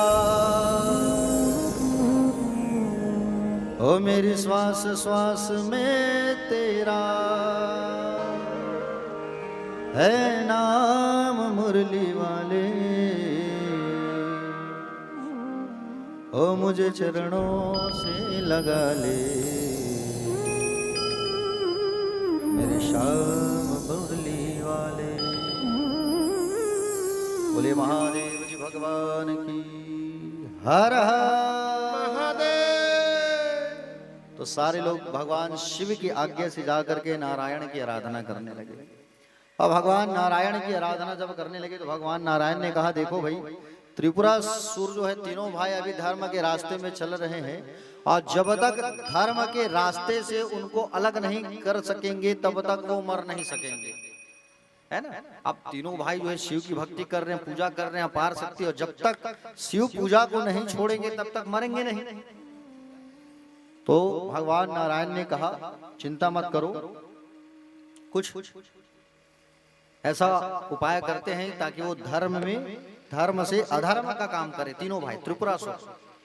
अब भगवान विष्णु ने उसी समय अपनी शक्ति से, अपने ही शरीर से एक मायावी मुनि को जन्म दिया भगवान नारायण ने। और मायावी मुनि को भगवान ने जन्म दिया, जन्म दे करके कहा कि आज से तुम्हारा नाम होगा अरिहन, और तुम जो है जाओ, तुम्हारा काम होगा। जब वो प्रकट हुआ भगवान नारायण के शरीर से, तो उसका सिर में बाल नहीं था, एक झाड़ू पकड़ा था, और झाड़ू पकड़ करके झाड़ू लगाते लगाते हाथ में झाड़ू लेकर के पग पग वो झाड़ू लगा रहा था, और अपने मुख को वस्त्र से ढके हुए धर्म धर्म धर्म ऐसा कहते हुए प्रकट हुआ। धर्म धर्म कहते कहते भगवान नारायण को प्रणाम किया। भगवान नारायण ने कहा, तुम्हारा नाम अरिहन होगा। हे मायावी, तुम जो है 16,000 श्लोक वाला, बोले माया में शास्त्र बनाओ, 16,000 मंत्र वाला माया में शास्त्र बनाओ, जो श्रुति स्मृति से विरुद्ध और वर्णाश्रम धर्म से रहित हो, और उस शास्त्र को आधार बना करके त्रिपुर नगर में जाओ, और त्रिपुर नगर में जाकर के तीनों भाइयों को मोहित करके धर्म से अधर्म के रास्ते पर लाओ, ताकि उसकी मृत्यु हो सके। अब वैसे ही किया वो अरिहन जो है त्रिपुर नगर में चला गया, और त्रिपुर नगर में जाने के बाद में मायावी से अपने 2-4 और शिष्य गण बना लिया, और त्रिपुरासुर के नगर में चले गए। प्यारे भक्तगण, त्रिपुर नगर में जाके तीनों भाई को ये लोग धर्म से अधर्म के रास्ते पर नहीं ले आ सके, हार मान गए। और हार माने तब नारद जी को याद किया, नारद जी आप आओ और हमारी मदद करो। नारद जी को जब स्मरण किया तब नारद जी आए और नारद जी आकर के तीनों भाइयों के पास आकर के क्या बोला नारद जी ने कि बोले हे राजन, समस्त विद्याओं में पारंगत कोई यदि आपके राज्य में आया है तो मैंने तो उससे दीक्षा ले ली है, आप भी उनसे दीक्षा ले लो। नारद जी जाकर के कहे तीनों भाई से, विद्युन्माली, तारकाक्ष और कमलाक्ष से, तीनों भाई से जब जाकर के कहा कि आप भी उनसे दीक्षा ले लो महाराज, मैंने तो दीक्षा ले लिया उनसे। तब जाकर के तीनों भाई जब नारद जी दीक्षा ले लिए उस मुंडी स्वामी से, अरिहंत से, तो हम लोग क्यों नहीं ले सकते? ऐसा कह करके तीनों भाई जाकर उनसे दीक्षा ले लिए। और जैसे ही जाकर के उनसे जब दीक्षा लिए तो दीक्षा लेने के बाद प्यारे भक्तगण, वो अरिहंत जो है, वो मुंडी स्वामी जो था, जो आया था ना, वो अधर्म के रास्ते पर इन लोगों को अधर्म का ज्ञान सिखाने लगे। क्या सिखाने लगे? शिव की भक्ति छोड़ो और 5 ज्ञानेंद्रियां, 5 कर्मेंद्रियां, मन बुद्धि सहित ये तुम्हारा शरीर ही तुम्हारा भगवान है, इसकी ही पूजा करो, स्वर्ग नरक सब यही है। ऐसा कह करके उन सबको वेद के विरुद्ध काम कराने लगा वो अरिहंत जो है। अब वेद के विरुद्ध काम करने लगे, धर्म के विरुद्ध काम करने लगे। अब धर्म के विरुद्ध काम करते करते उनका जितना धर्म था, जितना पुण्य था, सब खत्म। ये माया है और माया में इनको ढाला गया है ताकि ये मर सके। समझ रहे हो ना? हाँ। जब कोई व्यक्ति अधिक पुण्यात्मा होता है, खूब पुण्य करता है, जीवन भर पुण्य करता है, जीवन भर अच्छा काम करता है, लेकिन अचानक इन सब काम को छोड़ करके जब वो अधर्म का कार्य करता है, गलत कार्य करता है, तो उसकी आयु भी कम होती है और उसका पुण्य भी नष्ट हो जाता है। इसलिए सदैव अच्छा काम करो, अच्छा बोलो, अच्छा देखो, अच्छा करो, अच्छा सुनो, ठीक है? पाप करने से बचो। अगर हम पाप कर्म करते हैं, पाप नहीं करते, अगर अगला व्यक्ति पाप कर्म कर रहा है और हम अगर उसको देखते हैं तो उसका पाप हमारे ऊपर आता है। इसलिए पाप करने से बचो और पाप करने वालों को भी सही रास्ता दिखाओ। तीनों भाई जो है पाखंडवाद हो गए और तीनों भाई जो है अधर्म के रास्ता पर चलना चालू कर दिया।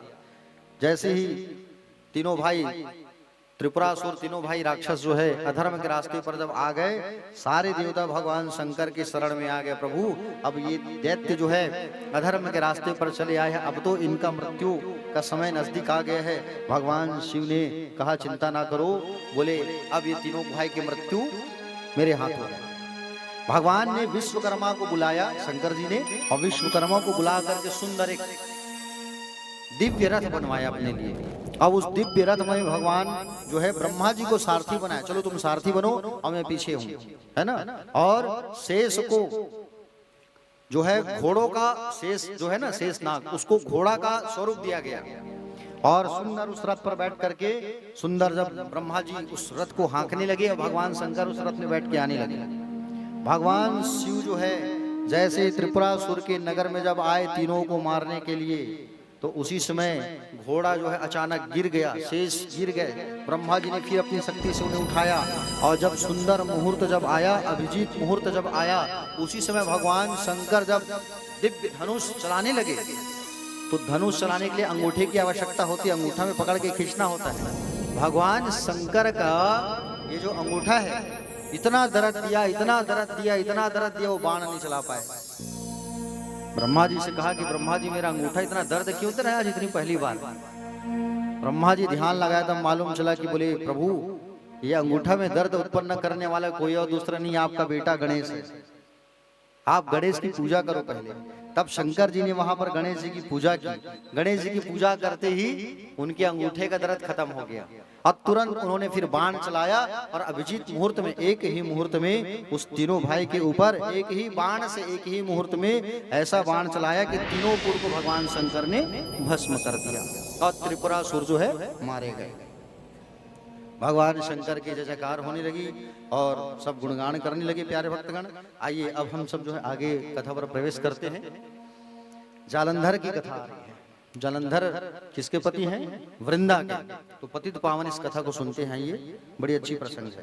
एक बार की बात है, बृहस्पति, ये बृहस्पति कौन है पता है आपको? देवताओं के गुरु हैं और राक्षसों के गुरु का नाम है शुक्राचार्य, है ना? और देवताओं के गुरु कौन है? बृहस्पति। और आज क्या है, कौन सा दिन है?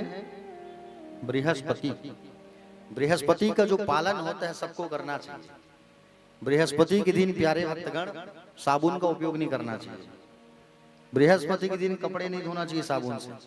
बृहस्पति के दिन घर को झाड़ू नहीं लगाना चाहिए। गुरुवार के दिन किसी को उधार पैसा नहीं देना चाहिए। गुरुवार के दिन किसी को कपड़े का दान नहीं करना चाहिए। गुरुवार के दिन किसी को अन्न का दान नहीं करना चाहिए। ये गुरुवार का जो नियम होता है वो सब पालन किया करो आप लोग, ठीक है प्यारे भक्तगण। गुरुवार के दिन खासकर स्त्रियों को, माताओं को केले के वृक्ष की पूजन करना चाहिए घर की सुख शांति के लिए, ठीक है। अगर आपके घर में धन से संबंधित समस्या चल रही है और खूब आप पैसा कमा रहे हो, पैसा कमाने के बाद भी लक्ष्मी स्थिर नहीं हो पा रही, नहीं रह पा रही है, हाँ? पति अगर आपके जॉब में है तो जॉब में वहाँ उनके ऑफिस में, कंपनी में उनके बॉस के साथ अनबन हो रही है या वहाँ पर संतुलन नहीं बन पा रहा है, कामकाज ठीक नहीं चल रहे, तो आप बृहस्पति का व्रत उठा सकते हो। बहुत अच्छी व्रत है और बृहस्पति का व्रत करने से बहुत फायदा है। इस दिन क्या करना, आप स्नान करने के बाद सुंदर केले के वृक्ष के पास जाना, उस पे जल चढ़ाना, ठीक है, और जल चढ़ा के हल्दी लेके जाना, हल्दी का टीका लगाना और थोड़ा चना दाल लेके जाना, चना दाल का सुंदर भोग लगाना और घी का दीपक लगा करके वहां पर उस केले के पेड़ की 4 परिक्रमा करना। कितनी परिक्रमा? 4, ठीक है, 4 परिक्रमा करना चाहिए, क्योंकि बृहस्पति जो है वो स्वयं नारायण के अंश अवतार है ना। तो बृहस्पति नारायण की कितनी परिक्रमा होती है? नारायण की परिक्रमा होती है 4, ठीक है। जैसे भगवान नारायण की अंश अवतार कौन है? राम, कृष्ण, कौन है? राम और कृष्ण, है ना। तो राम जी की परिक्रमा 4 होती है और कृष्ण की भी परिक्रमा 4 होती है, ठीक है। हाँ, भगवान शंकर की परिक्रमा होती है आधी, इसलिए आप लोगों को हम लोग कहते थे ना आरती के बाद आधी परिक्रमा करो। हाँ। भगवान गणेश की जब पूजा करते हो तो भगवान गणेश की 3 परिक्रमा किया करो। कितनी परिक्रमा? 3। और दुर्गा जी की जब पूजा करते हो तो जगदम्बा की पूजा, जैसे पंडाल पे दुर्गा मैया बैठा है हम लोग, है ना, और दुर्गा मैया की पूजा कर रहे हो तो पूजा और आरती करने के बाद 3 बार मत घूमना, आरती करने के बाद 1 बार घूमा जाता है। कितनी बार?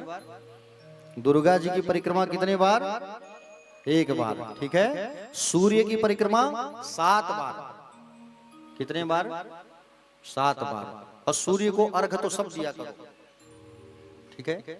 सूर्य नारायण भगवान को अर्घ सबको देना चाहिए। सूर्य को अर्घ देने से बुद्धि तेज होती है, खास करके विद्यार्थियों को। घर में अगर पढ़ने वाले बच्चे हैं, स्कूल कॉलेज में पढ़ाई कर रहे हैं, उनको कहो आप कि आप 1 लोटा जल लेकर के आप भगवान सूर्य को जल अर्घ दो आप।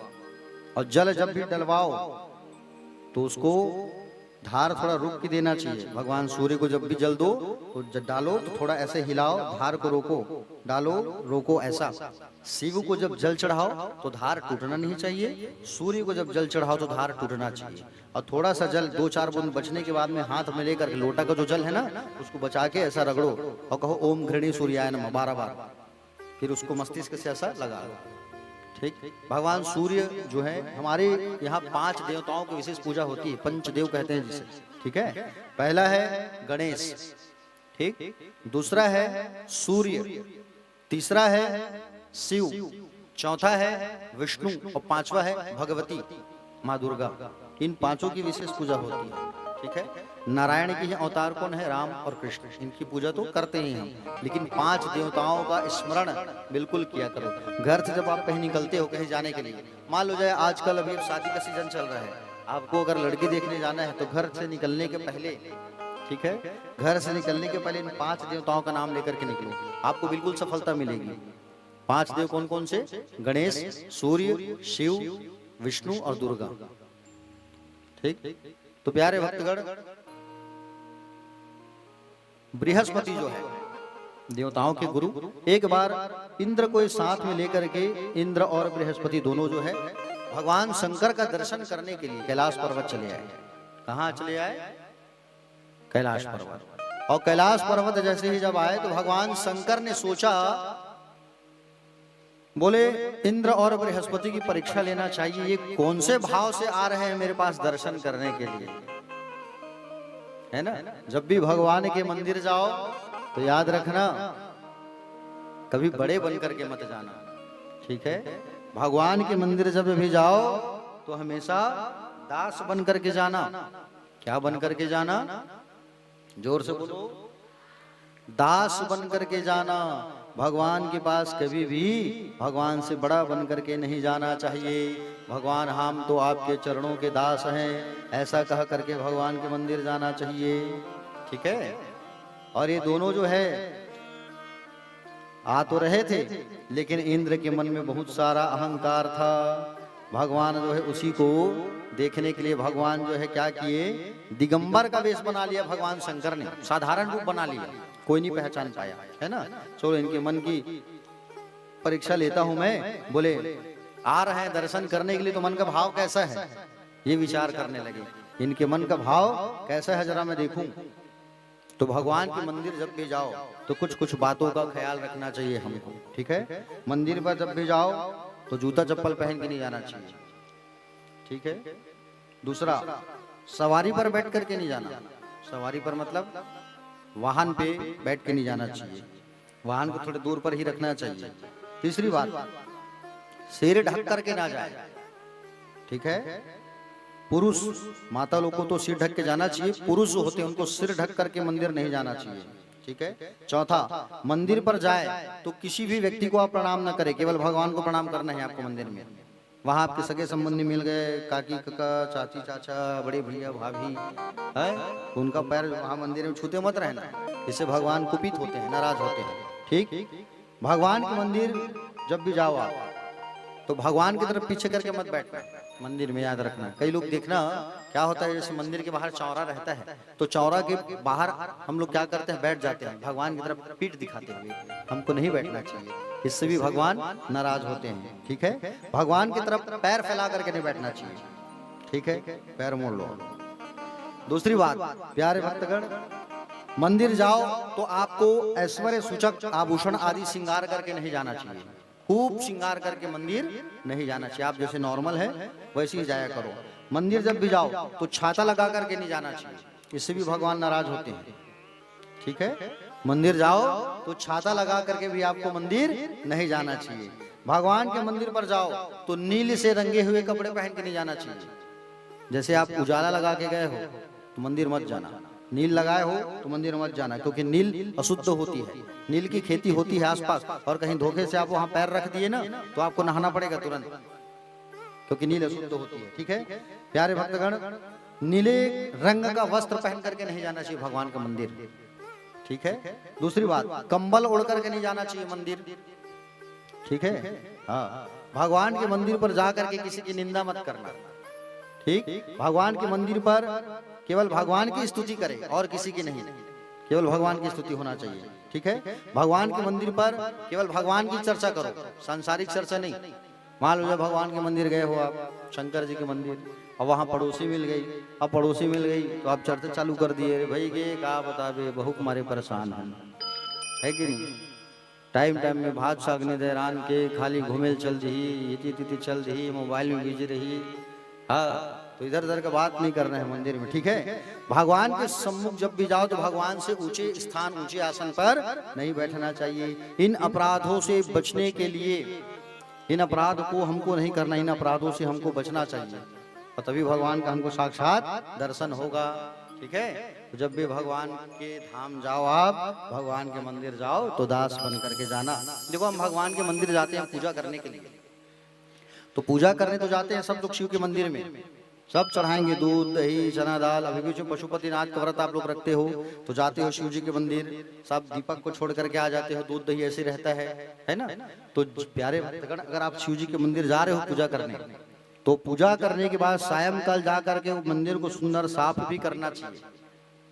ठीक है। मंदिर को सुंदर साफ भी करना चाहिए। एक चीज आपको बताऊं मैं, पूजा करने से ज्यादा मंदिर को साफ करने वाले व्यक्ति को ज्यादा पुण्य मिलता है, याद रखना। ठीक है ना। हाँ, पूजा करने वाले से ज्यादा मंदिर को जो व्यक्ति साफ सुथरा करता है ना, साफ सुथरा रखता है, उनको ज्यादा पुण्य की प्राप्ति होती है। जो मंदिर को जा करके झाड़ू लगाता है, जो मंदिर को जा करके सुंदर क्या करता है, मंदिर को जा करके सुंदर पोछा करता है, मंदिर को जा करके जो साफ सुथरा करता है, झाड़ू पोछा करता है, उनको खूब पुण्य की प्राप्ति होती है। हाँ, जब भी आसपास जो है, अगर आप गए और आप आसपास गए, मंदिर है आपके, तो आसपास जा करके आप क्या किया करो, आसपास जा करके आप जो है मंदिर अगर आपके घर के आसपास है तो जरूर उसको जाके साफ किया करो, पोछा लगा दो, झाड़ू लगा दो। हाँ, बहुत पुण्य मिलता है भगवान के मंदिर को साफ करने से।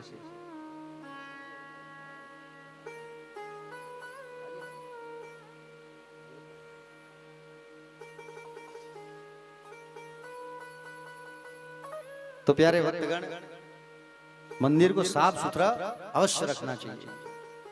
हमारे गांव में एक बुजुर्ग थे, वो बाबूजी की याद, मेरे नाम याद नहीं आ रहा है, यादव जी थे वो।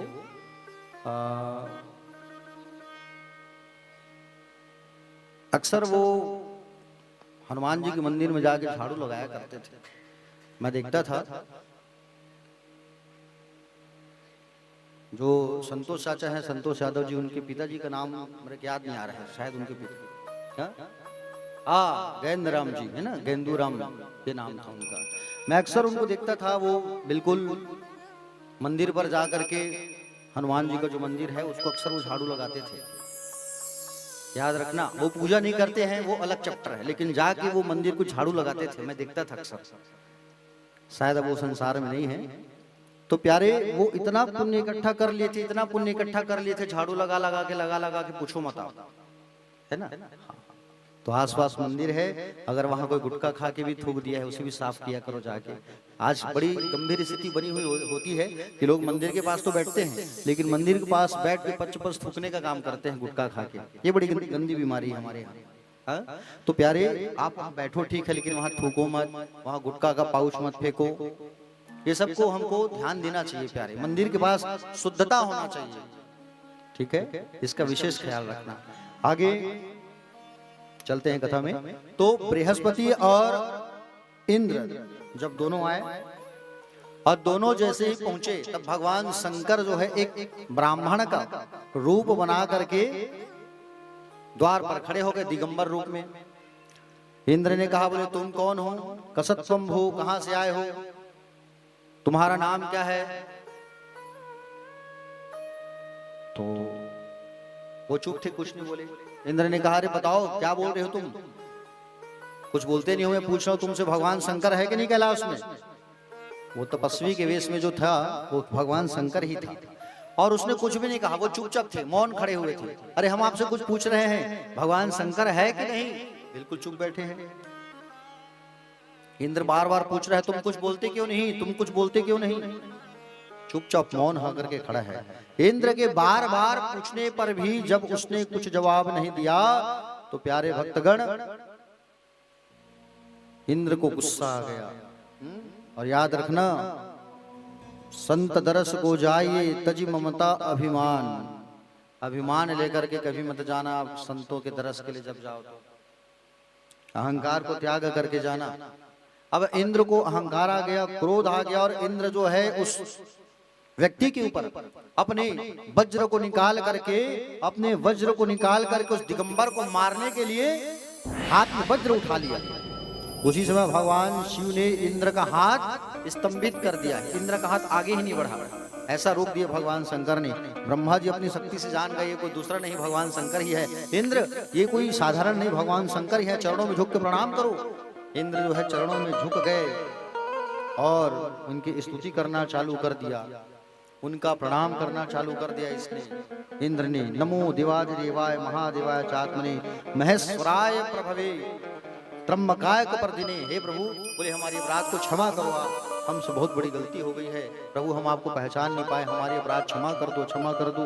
जब ब्रह्मा, कबली बृहस्पति और इंद्र दोनों जब स्तुति करने लगे भगवान के चरणों में सर झुका करके, तो प्यारे भक्तगण, उनका क्रोध जो है शांत हो गया, और भगवान का क्रोध तो शांत हो गया। शंकर जी कहते हैं कि हे बृहस्पति, जैसे सांप का जो जोक होता है, केचुल जिसको कहते हैं, है ना, जब वो उसके शरीर में जब निकलता है, सांप का जो केचुल जो होता है ना, और केचुल को सांप जो है पुनः धारण नहीं कर पाता। सांप जिसको हम जोक कहते हैं ना, सफेद सफेद छोड़ता है वो, उसको सांप जो है शरीर में वापस धारण नहीं कर सकता, उसी प्रकार मैं अपने इस क्रोध को धारण नहीं कर सकता। बताओ मैं अपने शरीर के क्रोध को कहाँ भेजूं, बताओ तुम बोलो। तो वो चुप हो गए। बृहस्पति ने कहा, हे प्रभु, आप अपने क्रोध की अग्नि को कहीं दूर फेंक दीजिए। आप अपने क्रोध की अग्नि को कहीं दूर फेंक दीजिए। तब भगवान शंकर ने क्या किया, अपने क्रोध की अग्नि को समुद्र में फेंक दिया। और समुद्र में जैसे अपने क्रोध को फेंका तो वहां से एक बालक उत्पन्न हो गया। कौन उत्पन्न हो गया? बालक उत्पन्न हो गया। उस बालक का नाम, बालक जो है रोने लगा। गंगा सागर संगम तट पर वो बालक जो है जोर जोर से रोने लगा और शिशु के रुदन से पूरी धरती कांप गई। सारे लोग ब्रह्मा के पास चले आए। सारी बात सुनकर के ब्रह्मा जी उस बालक के पास चले आए। ये बालक कौन है? सागर से पूछा तो सागर ने कहा, बोले ये बालक तो मुझे गंगा सागर तट पर अकस्मात मिला, मुझे नहीं मालूम है बालक कौन है। इतने में ब्रह्मा जी उस बालक को उठा लिए। अब ब्रह्मा जी जब उस बालक को उठाए तो बालक जो है ब्रह्मा जी के गर्दन को पकड़ लिया जोर से, और गर्दन को जैसे ही पकड़ा, गला को जब पकड़ा तो ब्रह्मा जी जैसे तैसे अपने गला को छुड़ाए। लेकिन प्यारे, जैसे ही कंठ को जब दबाया था तो ब्रह्मा के आंखों से आंसू आ गया, है ना, और नेत्रों से जल टपकने लगा ब्रह्मा जी का।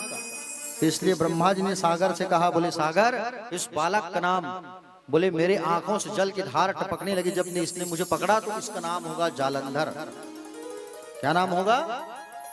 जालंधर नाम होगा इसका। और समुद्र जो है उसका लालन पालन करने लगा। समझ रहे हो ना?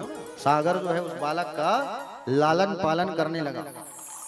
जालंधर जो है जब बड़ा हुआ तो काल नेमी की पुत्री वृंदा से जालंधर का विवाह हुआ।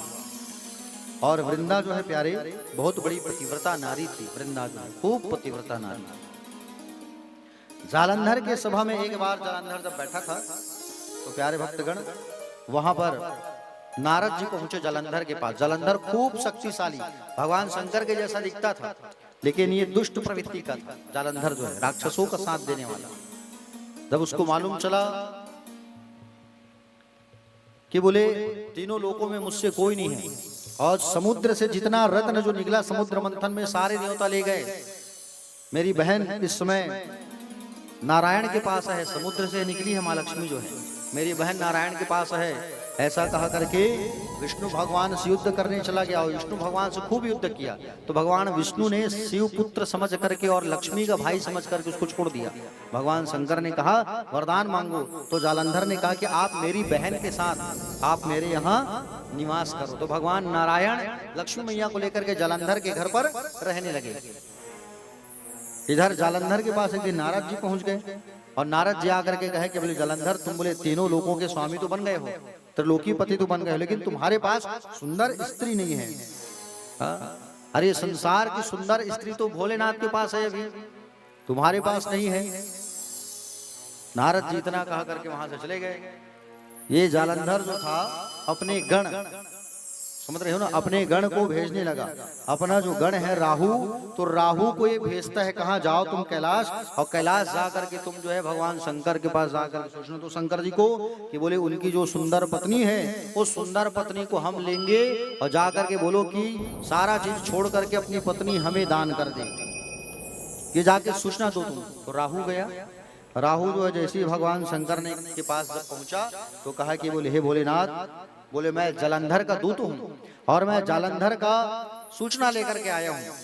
बोले आपके बाजू में जो बैठी है सुंदरी आपकी पत्नी, उसे हमारे स्वामी प्राप्त करना चाहते हैं जालंधर जो है, और आप खुशी खुशी बोले उन्हें दान कर दो, दे दो अपनी पत्नी को, ये हमारे स्वामी का आदेश है।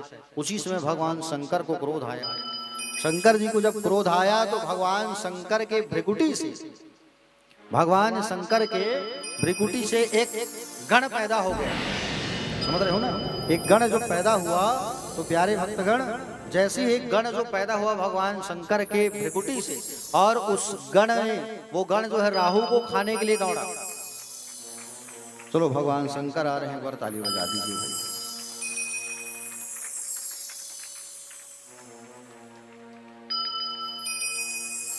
आज पहले ही आ गए हैं आप लोगों को दर्शन देने के लिए। देखो देखते हैं भगवान शंकर के आप लोग कितने देर तक बैठे रहे, तो इंतजार करते हैं, तो भगवान शंकर को दया आ गई, आप लोगों को दर्शन देने आ गए। एक बार अच्छे से ताली बजा दो।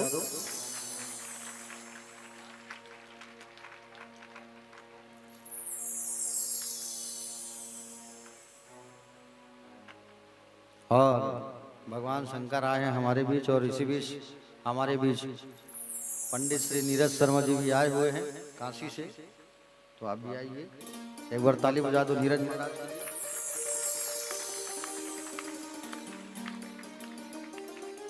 मैंने बताया था ना कि आप लोगों के लिए काशी से रुद्राक्ष आ रहा है, तो रुद्राक्ष लेकर के हमारे नीरज महाराज जी आए हैं काशी से। बहुत बढ़िया।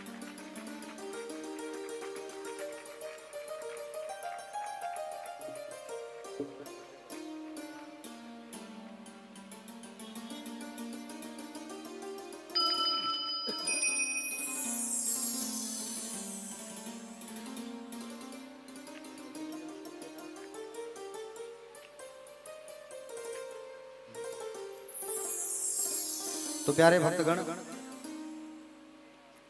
भगवान शिव जी जो हैं प्यारे, भगवान शिव के भृकुटी से जब भगवान शंकर के शरीर से एक व्यक्ति जब पैदा हुआ, भगवान शंकर का ही गण, वो जो है राहु को जब खाने के लिए दौड़ा, किसको खाने के लिए दौड़ा? राहु को। और राहु को जब खाने के लिए जब वो दौड़ा, तो राहु जो है भगवान शंकर की शरण में आ गया, है ना। राहु जब भगवान शंकर की शरण में आया तो प्रार्थना करने लगा कि बोले हे प्रभु मेरी अपराध क्षमा कर दो, मुझे बचाओ इस गण से, ये शेर के समान इसका मुख है और ये मुझे खाने के लिए दौड़ रहा है, मेरी रक्षा करो। तो प्यारे भक्तगण, शरण में आए हुए की तो रक्षा करना चाहिए।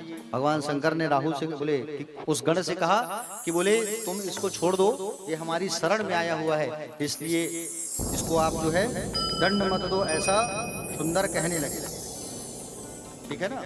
तब भगवान के जो वो गण है, वो गण जो है भगवान के जो गण प्यारे, वो उनको छोड़ दिए। और याद रखो, राहु जो है भगवान की शरण में जैसे ही गिरा, तो उसी दिन से राहु ने क्या कहा है कि जो भगवान शंकर की विशेष पूजा करेगा उसे कभी राहु का प्रकोप नहीं सताएगा।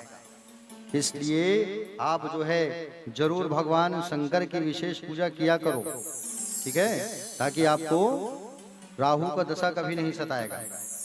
ठीक है ना। राहु सूचना देकर के वहां से चला गया।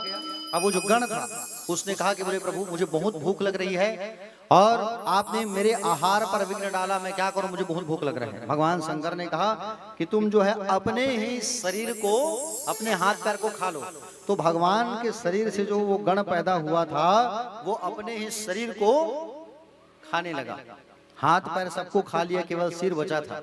भगवान शंकर प्रसन्न होकर के कहे कि तुमने बोले अपने ही शरीर को तुम खा लिए, केवल हाथ पैर बचा है, मेरी आदेश का तुम पालन कियो, इसलिए तुम्हारा नाम पड़ेगा आज से कीर्ति मुख। क्या नाम पड़ेगा? कीर्ति मुख। अब भगवान शंकर ने ये भी कहा है कि मेरी पूजा से पहले तुम्हारी पूजा होगी। तो मैंने उस दिन आप लोगों को बताया भी था, भगवान शंकर की पूजा के पहले भगवान शंकर के गणों की पूजा होती है, बताया था ना। हाँ, भगवान शंकर के मंदिर जब भी जाओ, तो भगवान शंकर के मंदिर जब आप जाओ तो सबसे पहले गणेश जी की आराधना करना। किसकी आराधना करना? गणेश जी की आराधना करना। गणेश जी के बाद में आप अंबिका का, माँ भगवती की आराधना करना, पार्वती का, फिर नंदी जी का। ठीक है। नंदी के बाद कुबेर, कुबेर के बाद में कुबेर की कथा सुने थे ना, कुबेर का ध्यान लगाना। कुबेर के बाद में आप कीर्ति मुख का ध्यान लगाना, उसके बाद वीरभद्र का, फिर सर्पराज का। ठीक है। ये भगवान के गणों की पूजा होती है भगवान शंकर की पूजा के पहले। तो प्यारे भक्तगण, कीर्ति मुख उनका नाम पड़ा। ये राहु जो है आकर के अपने स्वामी जालंधर को सूचना दिया कि बोले स्वामी मैं सूचना देकर के आ गया हूं, लेकिन भगवान शंकर का कोई प्रतिक्रिया नहीं था। जब विचार किए तो जालंधर को बड़ा क्रोध आया, और जालंधर को क्रोध आ गया, और जालंधर जो है विचार करके युद्ध के लिए तैयार हो गया। अपने साथ काल, नेमी, शुंभ, निशुंभ सबको लेकर के कैलाश के ऊपर चढ़ाई करने लगा, अनेक रथ घोड़ों के साथ। और अनेक रथ घोड़ों के साथ में ये जालंधर जो है अनेकों करोड़ों सेना लेकर के युद्ध के लिए चला गया। और युद्ध करने जैसे आए तो भगवान शंकर की तरफ से गणेश, कार्तिकेय, नंदीश्वर सब आके युद्ध के लिए तैयार हो गए। अनेकों अस्त्र शस्त्र लेकर के सब युद्ध करने लगे। उसमें शुंभ और निशुंभ जो थे, शुंभ के साथ में गणेश की युद्ध होने लगी, निशुंभ के साथ में कार्तिकेय की युद्ध होने लगी, काले नंदी के साथ में नंदी जी महाराज के साथ युद्ध होने लगी। युद्ध करते करते करते करते प्यारे भक्तगण, युद्ध जब हुआ तो युद्ध होते होते जालंधर ने सोचा क्या किया जाए। और जालंधर ने जैसे सोचा, युद्ध करते करते जब गणेश और कार्तिकेय के वाहन को जब मूर्छित कर दिया गया, जालंधर ने उसी समय प्यारे भक्तगण अपने माया में से गांधर्वी माया का उपयोग कर दिया भगवान शंकर के ऊपर। और गांधर्वी विद्या जैसी उपयोग किया तो अनेक सारे बोले गंधर्व अप्सराएं वहां पैदा हो गए, नाचने गाने लगे और भगवान शंकर को मोहित कर लिए नाचते नाचते। भगवान शंकर जैसे मोहित हुए उतने में वो जालंधर जो है प्यारे भक्तगण भगवान शंकर के कैलाश पर घुस गया। और पार्वती मैया जो थी, तो पार्वती मैया के पास भगवान शंकर का स्वरूप बना करके चला गया वो जालंधर जो है। पार्वती मैया के जैसे नजदीक आया वो जालंधर, माँ भगवती अपनी शक्ति से जान गई कि ये दुष्ट है और वहां से पार्वती मैया जो है अदृश्य हो गई। भगवान नारायण का ध्यान करती है और नारायण के पास वैकुंठ चली गई। वैकुंठ में जाकर के श्रीमन नारायण भगवान से कहते हैं कि बोले हे प्रभु, बोले आज ये दुष्ट ने ऐसी हरकत की, बोले भगवान मेरे स्वामी का ही स्वरूप बना करके मेरी पतिव्रत धर्म को नष्ट करने की इच्छा इसने किया, इसलिए इसको इसी तरीके से इसका वध कराओ। भगवान नारायण ने कहा कि बोले मैया आप तो जानते हो जालंधर की पत्नी वृंदा, वृंदा जो है जब तक इसके पतिव्रत धर्म का पालन जब तक होता रहेगा तब तक ये मर नहीं सकता, और इसके पतिव्रत धर्म को नष्ट करना होगा तभी जालंधर मर सकता है, अन्यथा नहीं मर सकता। क्योंकि इसकी पत्नी इतनी पतिव्रता ना बड़ी, इतनी बड़ी पतिव्रता नारी है कि उसके शक्ति से जालंधर को कुछ भी नहीं हो सकता। प्यारे भक्तगण, जब एक पतिव्रता नारी खूब तन से मन से पति के लिए व्रत करती है, पति की सेवा करती है, पति के लिए श्रृंगार करती है ना, पति के लिए पूजा करती है, तो पत्नी का जो पुण्य है वो पति को प्राप्त होता है और पति की पग पग में रक्षा होती है। ठीक है, हाँ, जैसे कि अनुसुईया मैया थी, आप लोग सब नाम सुने हो अनुसुईया का, जिसने तीनों देवताओं को अपनी शक्ति से बालक बना दिया है ना। सावित्री जो यमराज से मरे हुए अपने पति को जीवित करा लिया। उसी प्रकार पतिव्रता नारी मंदोदरी भी थी, रावण की पत्नी। ठीक है, तो प्यारे भक्तगण पतिव्रता नारी जो होती है उनके अंदर खूब शक्ति होता है। और सुहागन माताओं को 4 माताओं का नाम अवश्य लेना चाहिए पति की लंबी आयु के लिए। प्रातः काल अगर आपकी नींद खुल गई है, उठे हो, तो सबसे पहले उन 4 देवियों का स्मरण किया करो। उससे होता क्या है, आपके पति के ऊपर कोई संकट नहीं आता। ठीक है, सावित्री, अनुसुईया, मंदोदरी और द्रौपदी, ये 4 नाम लेना चाहिए सुहागन माताओं का। जब भी सो करके उठे, आप नींद खोले, बिस्तर में बैठो और 4 का स्मरण करो कि आज का मेरा दिन शुभ हो और मेरे सुहाग पर कोई संकट ना आए। कौन कौन सा नाम बोलो?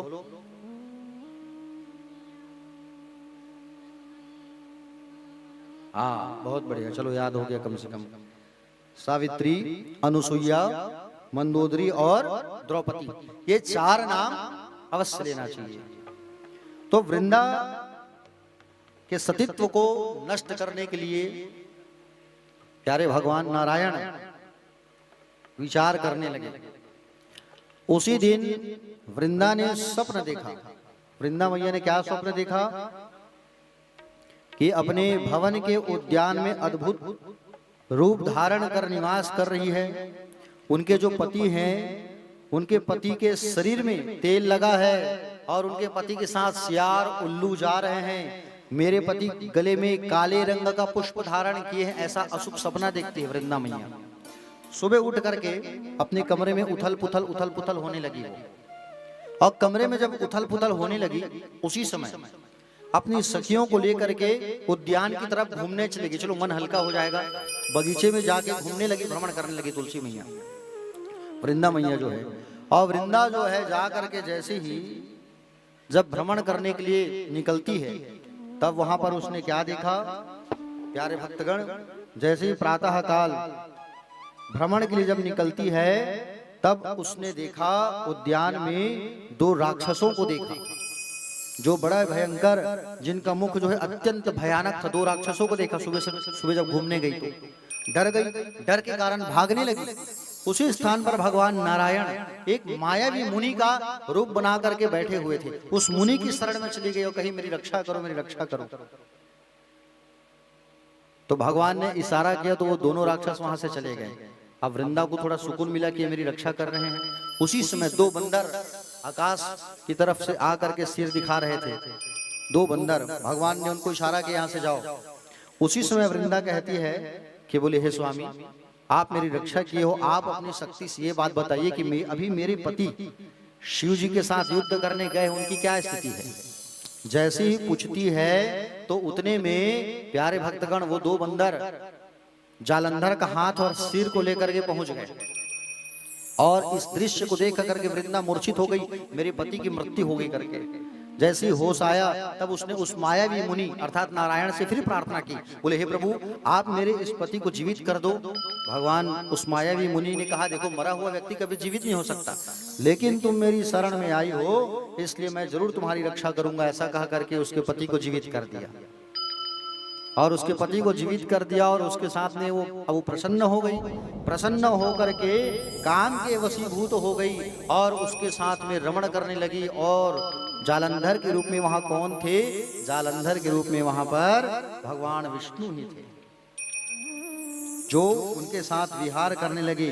एक समय सुबह सुबह एक दिन लीला विहार के समय भगवान विष्णु को देखती है वो, और अपने पतित्व के प्रभाव से जान गई कि विष्णु है, सुगंध से जान जाती है। और भगवान विष्णु हो तुम कह करके जान गई। और तुरंत धिक तदेवम हरे शीलम परदारा भिगमिनः, तुरंत उन्होंने जल उठा करके श्राप दे दिया। बोले छलिया विष्णु, तुमने पराई स्त्री के साथ रमण करने का आचरण किया है, तुम्हें धिक्कार है। अब मुझे पता चला कि माया से तपस्वी रूप धारण करके मुझे तुमने ठगा है, और मायावी राक्षस को भी दिखा के तुमने डराया है, और मायावी बंदर का तुमने सहारा लिया है, और मेरे पति का रूप बना करके तुमने मेरे साथ रमण किया है। मैं तुम्हें श्राप देती हूँ, जाओ कि तुम भी एक दिन स्त्री के लिए, स्त्री के वियोग में तुम भी तड़पोगे। दो राक्षस को तुमने दिखाया है, वही राक्षस तुम्हारी पत्नी का हरण करेंगे। जो दो मुख बंदर को तुमने दिखाया है, वही दो मुख बंदर, वही बंदर तुम्हारी सेवा करेंगे, तुम्हारी सहायता करेंगे। ऐसा कह करके मैया जो है अपने शरीर को त्याग देती है, अग्नि में भस्म कर देती। प्यारे भक्तगण, अग्नि में जब मैया जो है अपने शरीर को जब भस्म कर देती है, पतिव्रत धर्म जैसे भंग हुआ, उधर जालंधर और भगवान शिव के बीच में युद्ध प्रबल हो गया। वृंदा मैया अपने देह को त्याग दी, और वृंदा मैया जो है अपने देह को त्यागी, और इधर भीषण युद्ध जालंधर और शंकर जी के साथ में होने लगा। सारे लोग युद्ध करने लगे, शुम शुम आदि आदि गण, जालंधर आदि सब भगवान शंकर के साथ प्रबल युद्ध होने लगा। और युद्ध को देख करके सब दंग रह गए थे, ऐसे सुंदर युद्ध होने लगा प्यारे।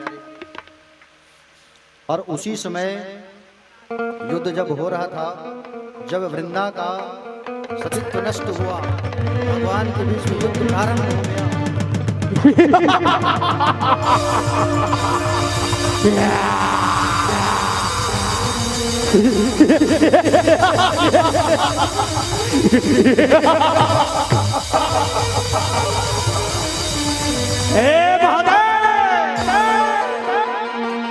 हे कैलाशपति, मैं समुद्र का पुत्र, मैं समुद्र का पुत्र हूँ। तीनों लोगों में मेरा पराक्रम से भय से कांपते हैं। आज तुझे मुझसे युद्ध करना होगा।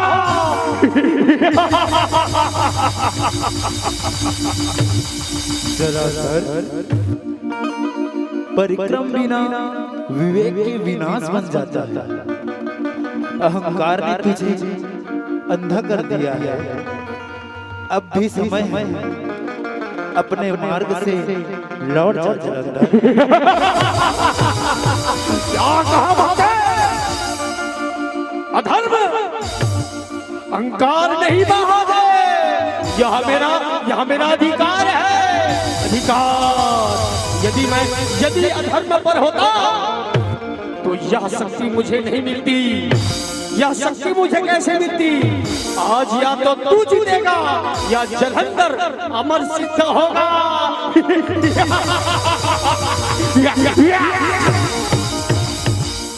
शक्ति का दुरुपयोग ही अधर्म है जालंधर। जब शक्ति धर्म से अलग हो जाती है तो उसका अंत निश्चित होता है।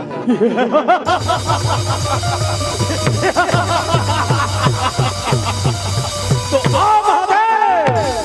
आज देव और दानव के बीच निर्णय होगा।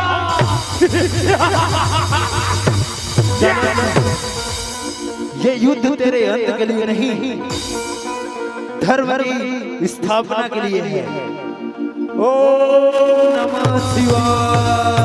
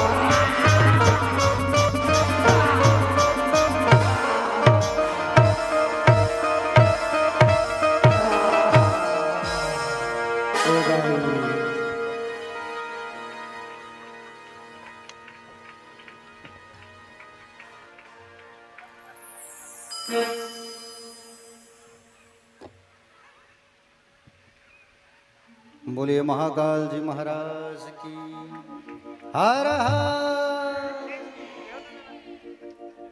प्यारे, तो भगवान शंकर के साथ जैसे जालंधर का युद्ध हुआ, भगवान शंकर ने अपने अमोघ चक्र से उस जालंधर का सिर काट दिया। जालंधर की मृत्यु हो गई। जालंधर बहुत बड़ा योद्धा था और भगवान शंकर का ही पुत्र था, ये है ना। भगवान शंकर के तेज से इसकी प्राकट्य हुई थी। पतिव्रता नारी जो होती है उसमें खूब शक्ति होती है, ठीक है ना। पतिव्रता नारी हमारे इतिहास में बहुत सारे हुए, बहुत सारे। जैसे मंदोदरी जो थी उसकी जो बहू थी मेघनाद की पत्नी सुलोचना, है ना, ये भी बहुत बड़ी पतिव्रता नारी थी, वासुकी नाग की कन्या थी। जब मेघनाद की जब मृत्यु हुई, ध्यान से सुनो कथा में आ जाओ, बातें ना करो आप लोग। मेघनाद का जब मृत्यु हुआ तो मेघनाद की जब एक भुजा जो है कट करके जब सुलोचना के पास सब गिरा, तो सुलोचना ने कहा कि बोले हे भगवान, बोले ये हाथ, ये भुजा जो कट करके आया है वो किसका है? अगर मैं तन से मन से अपने पति की सेवा की हूं तो ये जो भुजा है वो लिख करके दीवार में बता दे कि ये किसका भुजा है।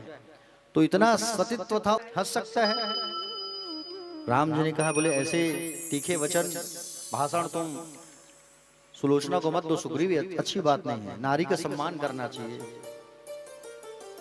सुलोचना मैया से रहा नहीं गया। सुलोचना मैया ने कहा कि बोले हे प्रभु, अगर मैं अपने पति की तन से मन से सेवा की हूं तो ये मेरे पति का जो मुंडी है वो एक बार इन सबको हंस के बता दे। तो मरा हुआ मुंडी, मरा हुआ जो कटा था वो आसमान में उड़ गया और आसमान में उड़ के जोर से हंस के बता दिया, जोर से हंसा, वो मुंडी बताई। इतनी शक्ति होती है सतीत्व में, पतिव्रता नारी में, है ना।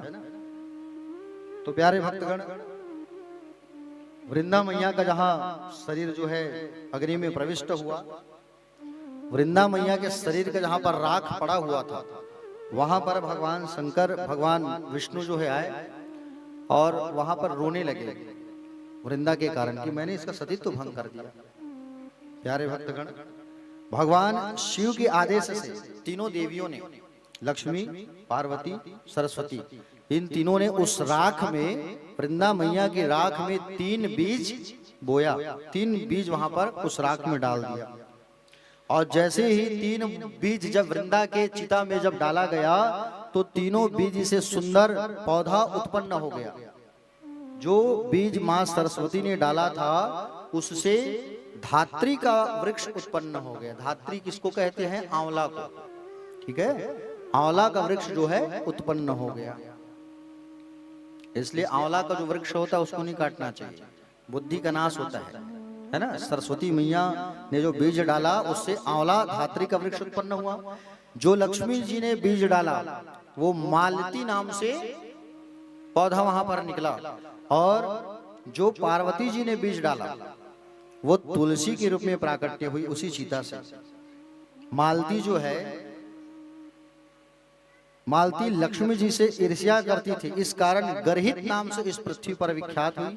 और धात्री और तुलसी ये दोनों भगवान विष्णु को बड़े प्रिय लगे, है ना। इसलिए आपको धात्री के वृक्ष की पूजा करना चाहिए और तुलसी के वृक्ष की भी पूजा करना चाहिए। जो माताएं गुरुवार के दिन आंवले के वृक्ष की पूजा करते हैं, आंवले के वृक्ष के नीचे भोजन पकाते हैं, गुरुवार के दिन आंवले के वृक्ष के नीचे बैठ करके भोजन करते हैं, उसके घर में माँ लक्ष्मी की कृपा सदैव रहती है। लक्ष्मी कभी रूठती नहीं है, रोग का आगमन नहीं होता। जो गुरुवार के दिन धात्री की वृक्ष की पूजा करते हैं आंवले का, ठीक है। और अग्घन का जो मास होता है उस पे विशेष रूप से आंवले के वृक्ष की पूजन करना चाहिए। कार्तिक के मास, अग्घन के मास में आंवले के वृक्ष की विशेष पूजा होती है। प्यारे भक्तगण, तुलसी नाम से तीसरा पौधा जो है सुंदर विख्यात हुई। आगे की कथा में सुंदर ब्रह्मा जी बताते हैं अपने पुत्र नारद को कि कश्यप जी और कश्यप ऋषि जो थे उनके अनेक पत्नियां थी। उसमें से एक पत्नी का नाम था दनु। क्या नाम था? दनु। दनु नाम की जो उनकी पत्नी थी उससे एक पुत्र उत्पन्न हुआ जिसका नाम था दंभ। दंभ का कोई पुत्र नहीं था, इसलिए उसने शुक्राचार्य जी को गुरु बनाया। किसको गुरु बनाया? शुक्राचार्य जी को। और शुक्राचार्य जी को गुरु बना करके पुष्कर क्षेत्र में 1 लाख वर्ष तपस्या की। दंभ की कठोर तपस्या को देख करके सारे लोग जो है ब्रह्मा के शरण में जाकर के कहे कि आपकी तपस्या कर रहे हैं प्रभु, उनको दर्शन दीजिए, है ना। तो ब्रह्मा ने कहा कि बोले मैं उसको दर्शन देने नहीं जा सकता, क्योंकि नारायण की इच्छा से कर रहे हैं तो नारायण ही जाएंगे। भगवान नारायण आए उस दंभ को दर्शन देने के लिए। दंभ ने कहा बोले प्रभु मैं आपकी आपकी सेवा में संलग्न हूं। भगवान नारायण ने कहा मांगो क्या मांगना है, तो उस दम्भ ने क्या मांगा? दम्भ ने कहा कि बोले प्रभु तीनों लोगों को जीतने वाला और आपकी भक्ति से युक्त आपके जैसा एक पुत्र चाहिए। भगवान नारायण ने कहा तथास्तु। और जैसे ही भगवान नारायण ने कहा तथास्तु, तो समय आने पर दम्भ की पत्नी ने एक बालक को जन्म दिया। दम्भ की पत्नी से एक सुंदर बालक का जन्म हुआ। उस बालक का नाम पड़ा शंखचूर्ण। क्या नाम पड़ा? शंखचूर्ण नाम पड़ा। शंखचूर्ण ने पुष्कर क्षेत्र में कठोर तपस्या किया ब्रह्मा जी का। ब्रह्मा जी ने कहा वरदान मांगो, तो कहा कि बोले तीनों लोकों में मुझे कोई जीत ना पाए। ब्रह्मा जी ने शंखचूर्ण को तथास्तु कह दिया। और ये शंखचूर्ण जो था, इसके पास भगवान श्री कृष्ण का कृष्ण कवच भी था। कौन सा कवच था? कृष्ण कवच भी था। और ब्रह्मा जी ने कहा कि तुम जाओ और जा करके बद्री आश्रम क्षेत्र में तुलसी है, तो उस तुलसी से तुम विवाह करो। तो शंखचूर्ण का विवाह हुआ तुलसी से। तुलसी से विवाह करने के बाद सुंदर, इसका भी पराक्रम तेज था, क्योंकि तुलसी मैया भी बहुत बड़ी पतिव्रता नारी थी। शंखचूर्ण और तुलसी दोनों साथ में रहने लगे और तीनों लोगों को ये परास्त करके बैठा था। शंखचूर्ण जो है, तुलसी अपनी पत्नी की पतिव्रता धर्म के कारण, समझ रहे हो ना। और ये शंखचूर्ण पूर्व जन्म में गोलोक में रहने वाला एक गोप था, एक ग्वाला था। शिव माया से मोहित था, जिसके कारण इसे राधा जी ने श्राप दिया था कि तुम दाना हो जाओ, है ना। और भगवान श्री कृष्ण ने कहा था कि तेरी मृत्यु भगवान रुद्र के त्रिशूल से होगा, उसके बाद जब तू मरेगा तो फिर से मेरे गोलोक धाम आ जाएगा, है ना। प्यारे भक्तगण, विष्णु भगवान की शरण में सब लोग गए। बोले प्रभु इस शंखचूर्ण की मृत्यु कैसे होगी? ये तो तीनों लोगों को जीत के बैठा है। इंद्र भी परेशान उस शंखचूर्ण के कारण। तो प्यारे भक्तगण, भगवान नारायण जो है, इन सारे देवताओं की प्रसन्नता के लिए, सारी देवताओं की प्रसन्नता के लिए भगवान ने शंखचूर्ण का रूप बना करके तुलसी के साथ रमण किया। और तुलसी के साथ जब रमण किया तो शंखचूर्ण जब युद्ध करने गया, तो शंखचूर्ण, प्यारे भक्तगण, शंखचूर्ण और भगवान शिव के बीच युद्ध जब हुआ, तो भगवान नारायण शंखचूर्ण का रूप बना के जब उसके साथ विहार किए तुलसी के साथ, तब शंखचूर्ण की मृत्यु भगवान शंकर के साथ में हो गया। और शंखचूर्ण की हड्डियों से ही शंख का निर्माण होता है। इसलिए भगवान शंकर की पूजा में शंख की पूजा नहीं होती, ठीक है। भगवान शिव की पूजा में शंख की पूजा नहीं होती। तुलसी मैया अपनी शक्ति से जान गई कि ये मेरे साथ जो रमण किए हैं ये नारायण है। क्रोध में आकर के तुलसी मैया ने श्राप दे दिया नारायण को कि तुमने मेरे पतिव्रत धर्म को नष्ट किया है। जाओ, मैं तुझे श्राप देती हूं कि आप पाषाण बन जाओ। क्या बन जाओ? पाषाण मतलब होता है पत्थर। उसी समय भगवान शंकर वहां प्रसन्न होकर प्रकट हो गए और प्रकट होकर के तुलसी से कहा कि हे तुलसी, पूर्व समय में तुमने तपस्या किया था भगवान नारायण को प्राप्त करने के लिए, इसलिए तुम्हारे साथ देव इच्छा से देव कार्य के निमित्त भगवान शंकर ने विहार किया है। भगवान शंकर प्रसन्न होकर के कहे और कहे कि तुम्हारे द्वारा जो शरीर छोड़ी जाएगी वो एक नदी बन जाएगा और उसी नदी में भगवान नारायण जो है पत्थर बन करके विराजमान रहेंगे। छोटे छोटे कीड़े काट काट करके उस पत्थर को अलग करेंगे, वही शालिग्राम के रूप में घर घर प्रतिष्ठित होंगे, ऐसा भगवान शंकर ने कहा। तुलसी मैया जब अपने देह को त्यागी तो उनके शरीर से सुंदर एक जल की धारा बही और वही गंडकी नदी के नाम से प्रसिद्ध हो गई। कौन सी नदी? गंडकी नदी। और उसी गंडकी नदी पर भगवान नारायण जो है पत्थर का विशाल रूप लेकर के विराजमान हो गए।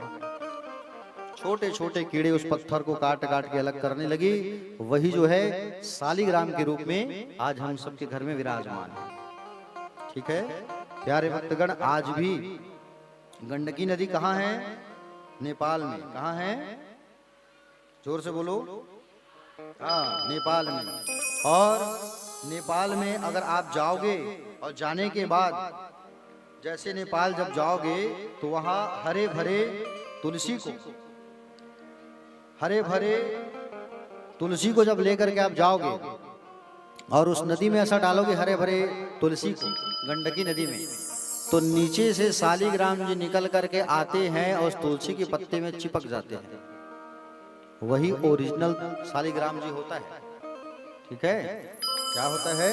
वही ओरिजिनल शालिग्राम जी। और शालिग्राम जी सबके घर में होना चाहिए। शालिग्राम जी को कभी भी घर के बाहर मत रखना। शालिग्राम जी को हमेशा कहाँ रखना? घर के अंदर ही रखना, ठीक है। उनकी भी पूजा रोज किया करो। जैसे आप शंकर जी की पूजा करते हो रोज, उसी प्रकार से आप जो है नारायण की भी पूजा किया करो। हम लोग देखते हैं कि बोले शंकर जी में आप रोज जल चढ़ाने जाते हो, लेकिन भगवान शालिग्राम जी में, लड्डू गोपाल जी में 8-10 दिन का पुराना तुलसी पत्र जो चढ़ा है वो चढ़ाया है। ऐसा नहीं, दोनों की सेवा समान होना चाहिए और दोनों की पूजा समान है, दोनों अलग नहीं है, ठीक है। राम जी ने यहाँ तक की कह दिया है मानस में कि शिवद्रोही मम दास कहावा सो नर मोहि सपने हुना भावा। जो मुझसे द्रोह करेगा वो सपने में भी, जो शिव से द्रोह करेगा वो सपने में मुझे प्राप्त नहीं कर सकता। इसलिए कभी भी आप लोग पूजा करो भगवान शंकर की, विष्णु की, कृष्ण की, राम की, लेकिन कभी उन दोनों में भेद मत करना कि ये बड़े हैं कि ये बड़े हैं, ऐसा कभी मत सोचना, क्योंकि दोनों एक ही हैं। एक जो है दुख से छुड़ाता है और एक जो है भव से पार उतार करवाता है। कौन? भगवान गिरधर, भगवान गिरवर। ये गिरवर जो है दुख से छुड़ाने का काम करते हैं और एक जो है भव से पार उतारने का काम करते हैं। एक भोले और एक गिरधर, दोनों में कोई अंतर नहीं है, दोनों सब सेम ही हैं, ठीक है। बोलिए काशी विश्वनाथ भगवान की जय। शिव भोले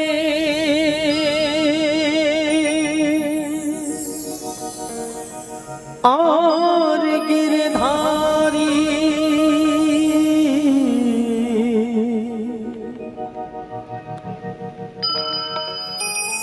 दोनों हैं जगे हितकारी।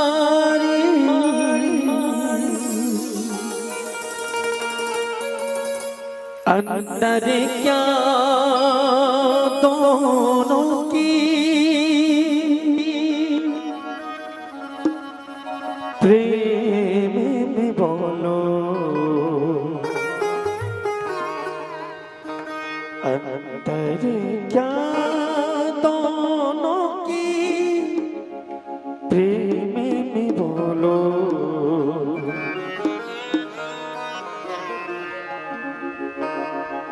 एक दुखे से छुड़ा दे के पार लगा दे, एक दुख से छुड़ा दे के पार लगा दे। शिव भोले और गिरधारी दोनों हैं जग हितकारी। अंतर क्या दोनों की प्रेम में बोलो।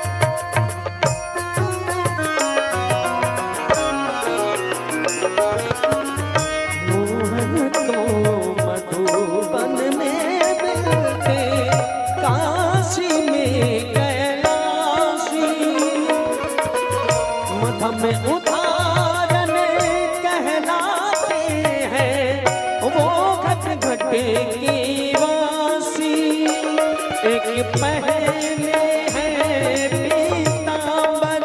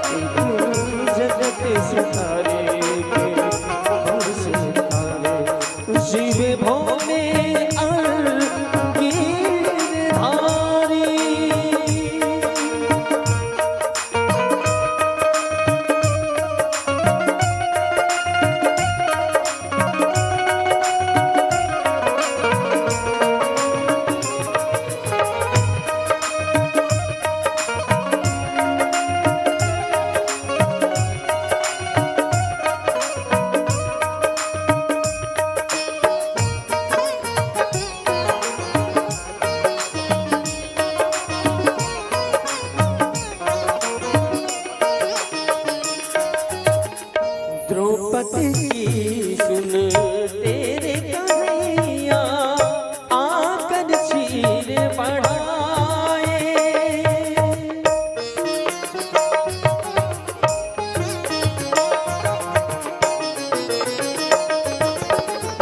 द्रौपदी की सुन तेरे कन्हैया आकर चीर बढ़ाए। कल बलि त्रिशूल वो उठाए।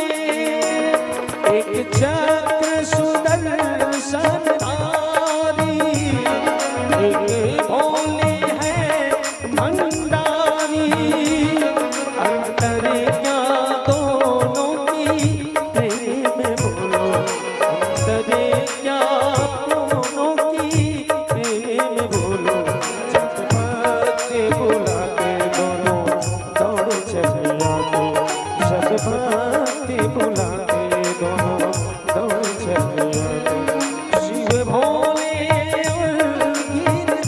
और गिरधारी दोनों हैं जग हितकारी। अंतर क्या दोनों की प्रेम बोलो, अंतर क्या दोनों की प्रेम बोलो। एक दुख से छुड़ाने के पार लगाते, एक दुख से छुड़ाते के पार लगाते, एक दुख से छुड़ाते के पार लगाते। शिव भोले और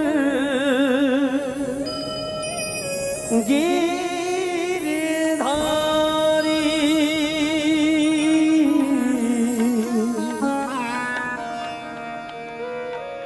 दोनों हैं जग हितकारी।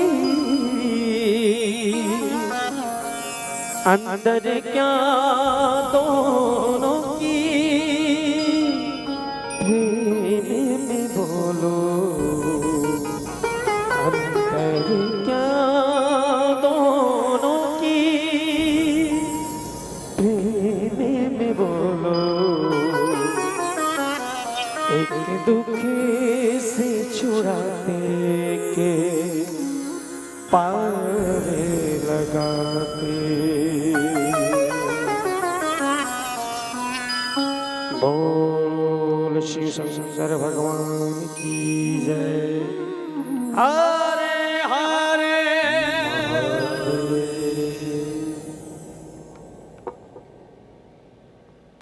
तो प्यारे, कभी भगवान शिव और कृष्ण में कभी अंतर हमको नहीं समझना चाहिए।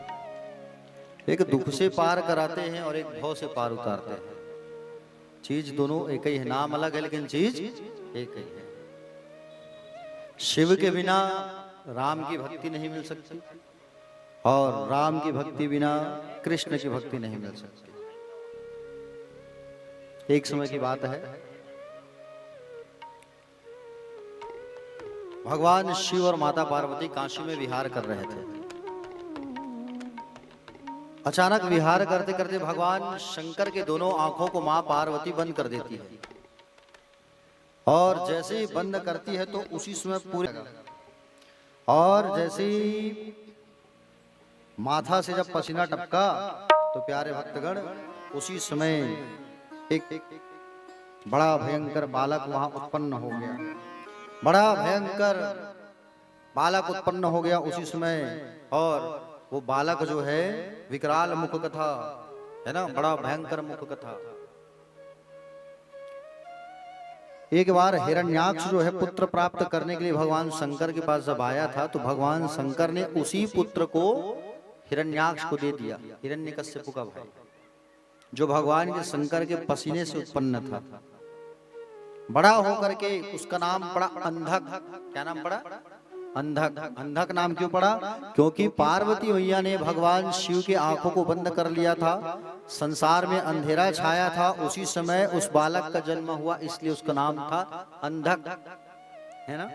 और आगे चल करके वो मूर्ख जो है भगवान शंकर के पास आया कैलाश युद्ध की भावना से और माँ पार्वती को ही कुदृष्टि से, गलत दृष्टि से देखने लगा। अंधकासुर नाम पड़ा। तो माँ भगवती ने अपने खड्ग से उस पुत्र का, उस दुष्ट का नाश कर दिया। प्यारे भक्तगण, आगे भगवान के बाणासुर के भक्त की कथा का वर्णन आता है। ये बाणासुर भगवान शंकर का बहुत बड़ा भक्त था। इसके पास 1000 भुजाएं थी। कितनी भुजाएं थी? 1000 भुजाएं थी इनके पास, 1000 भुजा। और 1000 इसके पास पर भुजा था। और भगवान शंकर ने वरदान दिया था कि मैं तुम्हारी सदैव रक्षा करूंगा। बाणासुर की बेटी थी जिसका नाम था उषा। ये उषा जो है बचपन से ही पार्वती मैया के सानिध्य में रहती थी और संगीत की शिक्षा लेती थी। एक दिन भगवान शंकर को जब ये देखती है, पार्वती मैया के साथ बैठ के बात कर रही थी, तो इनके मन में भी बात आया कि मैं भी शादी करूं। तो रात्रि में इसने स्वप्न में एक राजकुमार को देखा। वो राजकुमार कौन था? भगवान श्री कृष्ण का नाती अनिरुद्ध। अनिरुद्ध को सपने में देखती है। तो उषा की एक सहेली थी जिसका नाम था चित्रलेखा।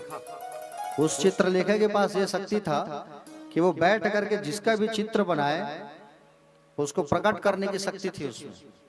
और उसी समय चित्रलेखा को जब वो बताए कि बोले मैं राजकुमार का सपना देखी हूँ, उसका चित्र बना के दिखाओ, तो कभी भगवान श्री कृष्ण का चित्र बन जाता था, कभी जो है बलदाऊ का चित्र बन जाता था। ऐसा ऐसा चित्र जो है बनते गया। और चित्र जो है जब बनते गया, प्यारे भक्तगण, तब उषा ने कहा कि बोले ये चित्र नहीं है, दूसरा बनाओ। तब दूसरा चित्र जैसे ही बनाया, और जैसे दूसरा चित्र जब बना तब मालूम चला बोले अनिरुद्ध। बोले हाँ, बोले मुझे यही चाहिए। तो रातों रात चित्रलेखा जो है कहाँ चले गई? द्वारिकापुरी। अब द्वारिकापुरी में ऐसे तो प्रवेश नहीं कर सकते, वहां सुदर्शन चक्र जो है घूमते रहता है 24 घंटे। क्या किया जाए? घुसना है तो कुछ उपाय सोचना पड़ेगा। तो नारद जी को आवाहन करती है। नारद जी आए और उस सुदर्शन से बात करने लगे। उतने में चित्रलेखा घुसी अंदर और आराम करते हुए उस अनिरुद्ध को गद्दे सहित उठा करके लपेट करके ले आई। कहाँ? शोणितपुर, बाणासुर के यहाँ। और उषा के हाथों में सौंप करके वहां से चले गए। अब बाणासुर के यहाँ उस कमरे में बेटी के कक्ष में अनिरुद्ध सो रहा है, भगवान कृष्ण का नाती प्रद्युम्न का बेटा। सुबह जब अनिरुद्ध जब उठा तो देखा ये मैं कहाँ आ गया। तब सब बात उसको उषा ने बताया कि तुम मेरी शक्ति से, मेरे द्वारा यहाँ लाए गए हो, मेरी इच्छा से। दोनों उस कमरे में रहने लगे, बातचीत करते थे। एक दिन सिपाही ने सुन लिया, जाके बाणासुर को बता दिया। बोले महाराज आपकी बेटी के कमरे से किसी पुरुष की आवाज आती है। बाणासुर गया। अब बाणासुर जैसे ही गया, जाके देखा अनिरुद्ध युद्ध करने लगा। और जैसे युद्ध करने लगा, युद्ध करते करते नाग पास में जा करके बांध दिया उसको, नाग पास में। और नाग पास में बांध करके रख दिया, अपने यहाँ बंदी बना के रखा। नारद जी जा करके भगवान कृष्ण को बताया कि बोले प्रभु आपका नाती अनिरुद्ध कहाँ इस समय? बोले महल में होगा अपने कमरे में। पता करवाया गया तो वो कई दिनों से गायब। प्यारे भक्तगण, भगवान श्री कृष्ण को नारद जी ने बताया कि आपका जो नाती है वो इस समय बंदी बना हुआ है बाणासुर के यहाँ। तो भगवान श्री कृष्ण, बलराम, प्रद्युम्न सब औक्षणी सेना लेकर के बाणासुर के यहाँ शोणितपुर आ रहे हैं अपने नाती को लेने और युद्ध करने। जब भगवान श्री कृष्ण आ रहे थे तो उसी समय वहां पर जैसे भगवान कृष्ण जब आ रहे थे तो वहां पर भगवान शंकर जो है बाणासुर को बचाने के लिए चले आए। और शंकर जी बाणासुर को बचाने आए तो वहां पर भगवान श्री कृष्ण और भगवान शंकर के बीच में युद्ध हुआ। युद्ध करते करते अचानक भगवान श्री कृष्ण ने जम्भणास्त्र नाम का बाण छोड़ दिया भगवान शंकर को। और शंकर के ऊपर जब बाण छोड़ा तो भगवान शंकर मोहित हो गए। उतने में भगवान श्री कृष्ण ने बाणासुर की 1000 भुजाओं को काटना चालू किया। मात्र 4 भुजा शेष बची, 4। भगवान शंकर ने भगवान श्री कृष्ण से कहा कि बोले प्रभु आप मेरे भक्त को छोड़ दो, क्योंकि मैंने इनको वचन दिया है इनकी रक्षा करने की, आप इसे मत मारो। कारण क्या है युद्ध का, ये आप मुझे बताओ। तब भगवान श्री कृष्ण ने कहा कि बोले कारण ये है कि मेरा जो नाती है उसको इसने बंदी बना के रखा है। क्यों लाया इसको पूछो। बाणासुर को पूछा क्यों लाया। बाणासुर ने कहा मैं नहीं लाया हूँ। तो कौन लाया? तो उषा को जब पूछा गया तब उषा ने बताया कि मैं अपनी सहेली चित्रलेखा के माध्यम से उसका अपहरण करके लाई हूँ। तब वहां पर उनको छोड़ा गया और बाणासुर की बेटी उषा के साथ में अनिरुद्ध का विवाह करके अनिरुद्ध को भगवान साथ लेकर के आए। तो बाणासुर भी भगवान शंकर का बहुत बड़ा भक्त था, है ना। देखो भगवान शंकर की जो पूजन करता है तो भगवान शंकर उसकी अवश्य रक्षा करते हैं, है ना। तो आगे चल करके एक गजासुर की कहानी आती है। ये गजासुर कौन है? महिषासुर का बेटा है गजासुर। महिषासुर को तो माँ भगवती ने मार दिया था, लेकिन ये गजासुर जो है उसकी मृत्यु भगवान शंकर के हाथों में थी। तो भगवान ने जब गजासुर के पास युद्ध करने के लिए आए, इसका जो शरीर था आधा शरीर हाथी का था और आधा मनुष्य का था, इसलिए इसको कहते थे गजासुर। और भगवान शंकर के साथ इनकी युद्ध हुई, भगवान शंकर ने गजासुर को मारा और गजासुर को जब मारा तो मरते समय गजासुर ने हाथ जोड़ करके वरदान मांगा भगवान शंकर से कि हे प्रभु आप मेरे इस चमड़ी को वस्त्र बना करके जरूर धारण करना, जरूर पहनना। और उसी दिन से भगवान जो है पहनते हैं क्या? व्याघ्र चर्म, और ओढ़ते क्या है भगवान? गज चर्म। पहनते हैं नीचे व्याघ्र बाघ का चर्म और ओढ़ते हैं गज चर्म। ठीक है प्यारे भक्तगण, आगे भगवान के विविध अवतारों की कथा आ रही है। भगवान के आगे अर्धनारीश्वर की कथा आती है। जब ब्रह्मा जी जो है सृष्टि निर्माण कार्य करना जब चालू किए, अर्धनारीश्वर की कथा तो मैं आपको बता चुका हूँ, फिर भी याद दिला देता हूँ छोटा सा बता के। ब्रह्मा जी जब सृष्टि प्रारंभ करना जब प्रारंभ किए तो पुरुष को तो उन्होंने जन्म दिया, लेकिन नारी पैदा नहीं कर पाए ब्रह्मा जी। उसी समय भगवान शंकर का उन्होंने कठोर तपस्या किया, साधना किया, तब वहां पर साक्षात भगवान शिव अर्धनारीश्वर रूप लेकर के प्रकट हो गए, आधा नर और आधा नारी। और उसी परम शक्ति को भगवान शंकर ने अपने शरीर से अलग किया और उसी शक्ति से फिर नारियों की उत्पत्ति होना प्रारंभ हुआ। ठीक है, तो प्यारे भक्तगण,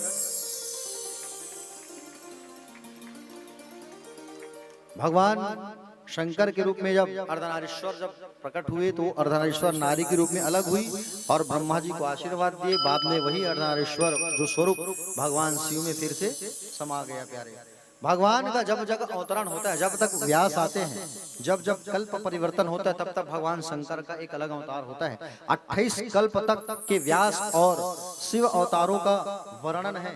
जब स्वयंभू व्यास बने तो श्वेत मुनि में भगवान शिव का अवतार हुआ। जब सत्य प्रजापति आए तो सुतार के रूप में भगवान का अवतार हुआ। भार्गव के रूप में आए तो दमन शिव जी का अवतार हुआ। जब अंगिरा के रूप में आए तो सुहोत्र नाम के शिव जी का अवतार हुआ। जब सविता का अवतार हुआ तो कंक योगी नाम का, ऐसे ऐसे भगवान का अलग अलग अवतार हुआ है। समझ रहे हो ना। जब रक्ष आए तो गौतम, जब देव आए तो गोकर्ण क्षेत्र में अवतार हुआ। त्रंजय आए तो शिखंडी और भरद्वाज मुनि आए तो माली के रूप में उनका आगमन हुआ भगवान शंकर का। ऐसे उनका अलग अलग रूप में सुंदर भगवान शंकर का अवतरण होता है। ब्रह्मा जी ने कहा कि बोले नारद, अब मैं तुम्हें नंदीश्वर अवतार की कथा सुनाता हूँ। भगवान शंकर की सवारी नंदी, उसकी कथा सुनते आइए। देखो, शिलाद नाम के एक मुनि थे। कौन से मुनि थे? शिलाद। शिलाद नाम के जो मुनि थे, इन्होंने कठोर तपस्या किया देवराज इंद्र का। इंद्र प्रसन्न होकर जब इनको प्रकट होकर के दर्शन दिए, तब इंद्र से इसने वरदान मांगा कि बोले मुझे ऐसा पुत्र दो जो अयोनिज हो, अमर हो। तब इंद्र ने कहा कि भैया मैं वरदान तुम्हें नहीं दे सकता, तुम भगवान शंकर की आराधना करो। तब शिलाद मुनि ने भगवान शंकर की आराधना की, शंकर की खूब तपस्या की, सहस्त्र वर्षों तक, 1000 वर्षों तक। और इनके शरीर में केवल हड्डी का ढांचा ही बच गया था, बस ऐसा तपस्या किया। भगवान शंकर इनको प्रसन्न होकर के दर्शन दिए, मांगो क्या मांगना है। तब इन्होंने कहा कि मुझे आपके जैसा, आपकी भक्ति करने वाला सुंदर एक बेटा चाहिए, एक पुत्र चाहिए मुझे। जैसे ही जब पुत्र की वरदान मांगा तो कहा कि बोले ठीक है, आपके यहाँ जरूर एक बालक का सुंदर उत्पत्ति होगा, ऐसा सुंदर भगवान शंकर ने कह दिया।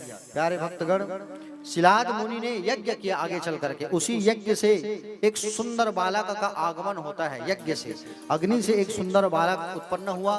उस समय गंधर्व गान करने लगे, अप्सराएं नृत्य करने लगे। अग्नि के समान कांतिवान, 3 नेत्र वाले, 4 भुजा वाले, जटा मुकुटधारी, त्रिशूलधारी, अस्त्र शस्त्र धारण धारण किए रुद्र के समान रूप वाले सब प्रकार से संयुक्त सुंदर एक बालक जो है उत्पन्न हुआ।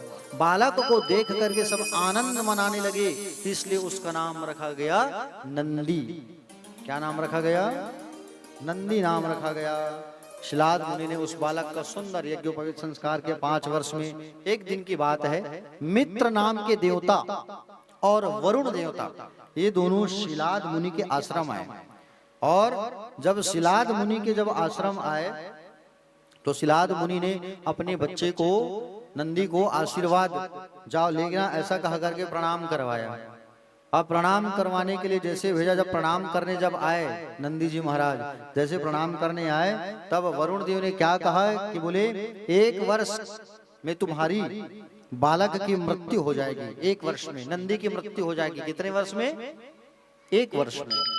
1 वर्ष में तुम्हारे बालक की मृत्यु हो जाएगी। शिलाद मुनि जो है रोते रोते मूर्छित हो गए। प्यारे नंदी जी ने कहा, पिताजी आप रो क्यों रहे हो? चिंता मत करो, मेरी मृत्यु नहीं होगी, क्योंकि मैं शिव का भक्त हूँ और मैं महादेव को प्रसन्न करूंगा। चिंता मत करो, उनकी उपासना करूंगा और मृत्यु को भी जीत लूंगा। ऐसा सुंदर इसने तपस्या किया। नतात तपसा मृत्युम वचनसी न विद्या महादेवस्य भजान मृत्युम जेस्यामि नान्यथा। सुंदर भगवान शंकर की इसने तपस्या किया, आराधना किया। और जब तपस्या पूर्ण हुई तो भगवान शंकर माँ पार्वती के साथ में नंदी के समक्ष उपस्थित हो गए और आशीर्वाद दिया कि तुम आज से अजर अमर हो जाओगे और आज से तुम मेरे प्रिय गण कहलाओगे। मैं तुम्हें गणेश से भी ज्यादा प्रेम करूंगा। ऐसा सुंदर वरदान दिया और मरुत कन्या सुयसा के साथ में नंदी जी का विवाह हुआ। ठीक, आगे भगवान की भैरव अवतार की वर्णन आती है। ये कथा भी आपको मैं बता चुका हूँ, भैरव अवतार की बता चुका हूँ ना। कैसे उत्पन्न हुए हैं भैरव जी? भगवान शंकर के भृगुटी से, है ना। भगवान शंकर की भृगुटी से काल भैरव जी की उत्पत्ति हुई है। हाँ, ये कथा आपको मैं एक नहीं 2-3 दिन बता चुका हूँ इस कथा को। आगे बढ़ते हैं। देखो, काल भैरव से मुझे याद आया कि जो लोग काल भैरव का नाम लेते हैं और उपासना करते हैं, उसके घर में कभी शत्रुओं का आगमन नहीं होता। ठीक है, इसलिए काल भैरव का नाम जरूर लेना। काल भैरव जी कहाँ कहाँ विराजमान है? एक तो है उज्जैन में और एक कहाँ है? काशी में। ठीक है, हाँ प्यारे भक्तगण, जब ब्रह्मा और विष्णु के बीच लड़ाई हो रही थी, उसी समय दोनों के अस्त्र शस्त्र को परास्त करने के लिए भगवान शंकर जी अग्नि ज्योतिर्लिंग के रूप में जब प्रकट हुए थे, तो उनके अस्त्र को भगवान ने परास्त किया। अग्नि ज्योतिर्लिंग के पास जब उपस्थित हुए दोनों, तब दोनों ने कहा ये अग्नि ज्योतिर्लिंग कहाँ से प्रकटा है, इसका हम निरीक्षण करेंगे। तो भगवान शंकर नीचे शुकर रूप में गए थे, ब्रह्मा जी ऊपर हंस के रूप में गए थे। पता लगा लिए है, सबूत केतकी है। और ब्रह्मा जी जब पूजा कराने लगे विष्णु जी से, तो भगवान शंकर प्रकट होकर के क्रोध में आकर के शंकर की भृकुटी से उसी समय भैरव को उन्होंने उत्पन्न किया। और भैरव को उत्पन्न करके भैरव को आदेश किया कि ब्रह्मा के एक सिर को काट दे। तो ब्रह्मा का एक सिर कट गया, आधे भाग को मुंडी बना करके पहन लिया और आधे भाग को उस कपाल को पकड़ करके भैरव भिक्षा मांगने लगा, क्योंकि ब्रह्म हत्या का पाप लगा था। भगवान शंकर ने कहा था कि बोले तेरा एक मूर्ति जो है उज्जैन में होगा और एक काशी में होगा, और तुम काशी की कोतवाल कहे जाओगे, ऐसा। और भगवान शंकर ने यह भी कहा है कि जो पहले तुम्हारा दर्शन करेगा उसी को मेरे दर्शन का फल प्राप्त होगा। भगवान शंकर ने कहा है। ठीक है, इसलिए विश्वनाथ जी के दर्शन के पहले गंगा स्नान करो, अन्नपूर्णा गंगा स्नान के बाद भैरव जी के मंदिर जाओ जब काशी जाओगे तो, और उसके पश्चात अन्नपूर्णा महालक्ष्मी के दर्शन के पश्चात आप विश्वनाथ का दर्शन करते। देखो, काशी जो है कभी नष्ट नहीं होती, याद रखना। काशी जो है अजर और अमर है।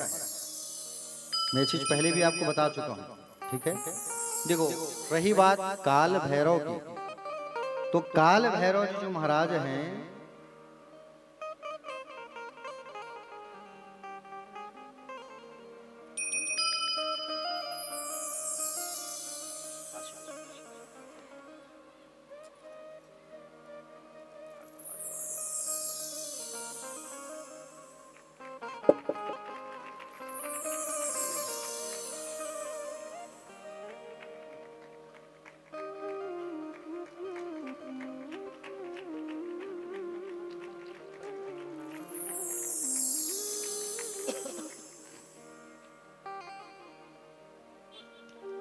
बढ़िया, ऐसे टीचर होना चाहिए। देखो बच्चों को भी शिव महापुराण की कथा सुनाने लेके आए।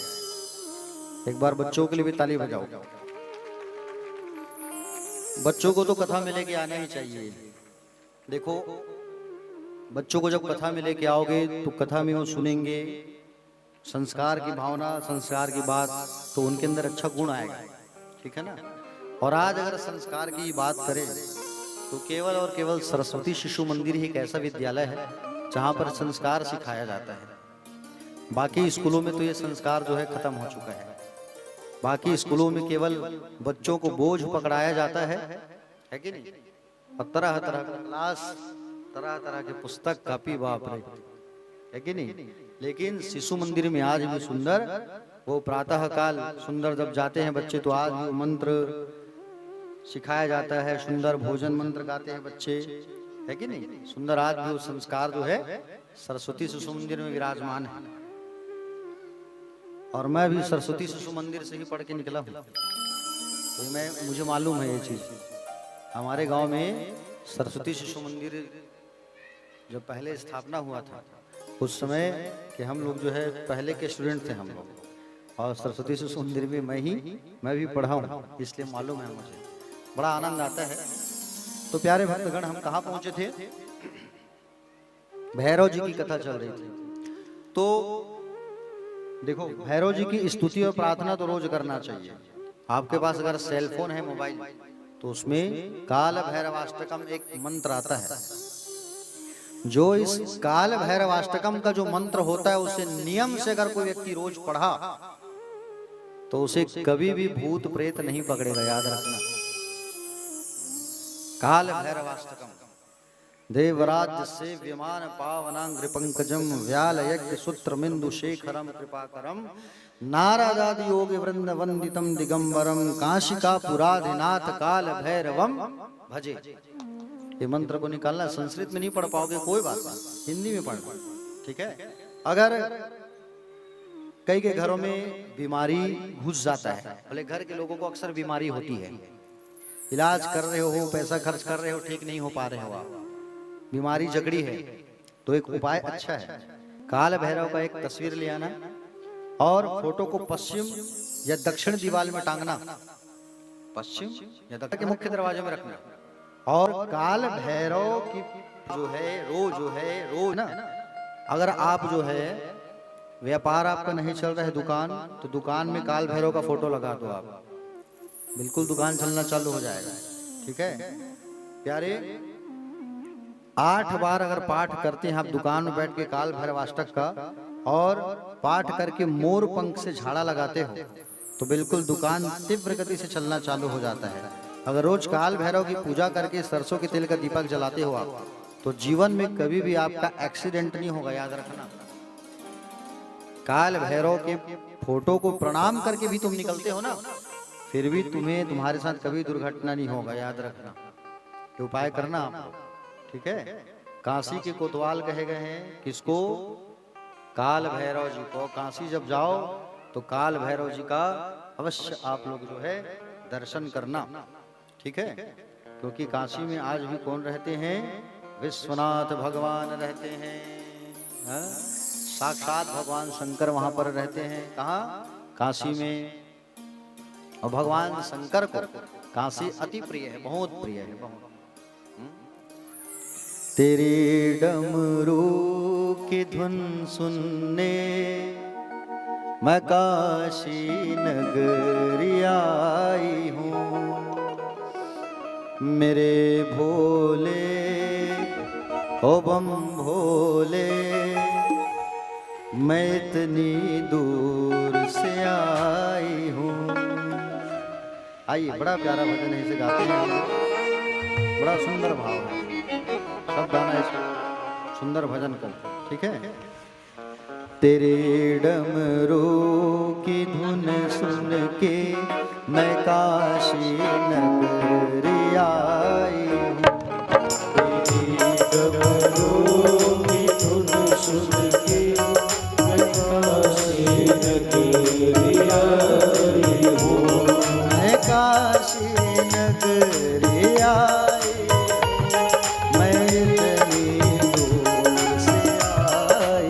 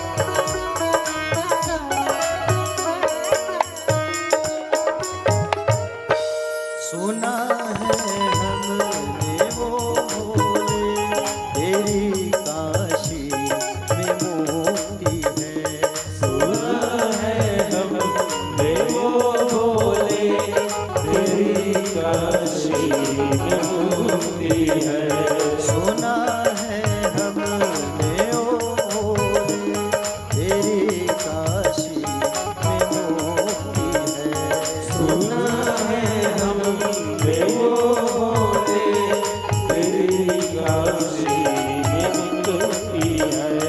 उसी मुक्ति को पाने को मैं काशी नगरी आई हूँ। की धुन सुनकर मैं काशी नगरी आई हूँ। आइए सभी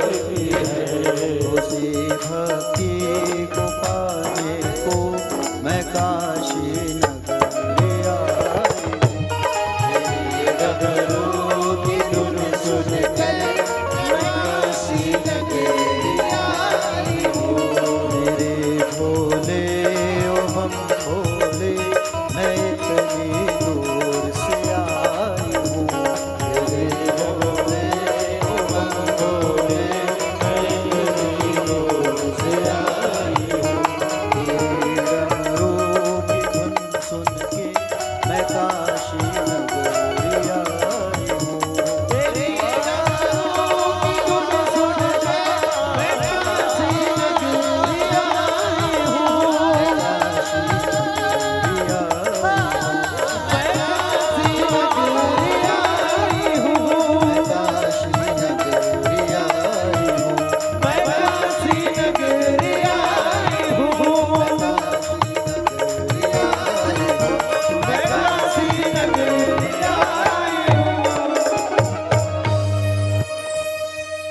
मेरे भोले ओ बम भोले, मैं काशी नगरिया हूँ।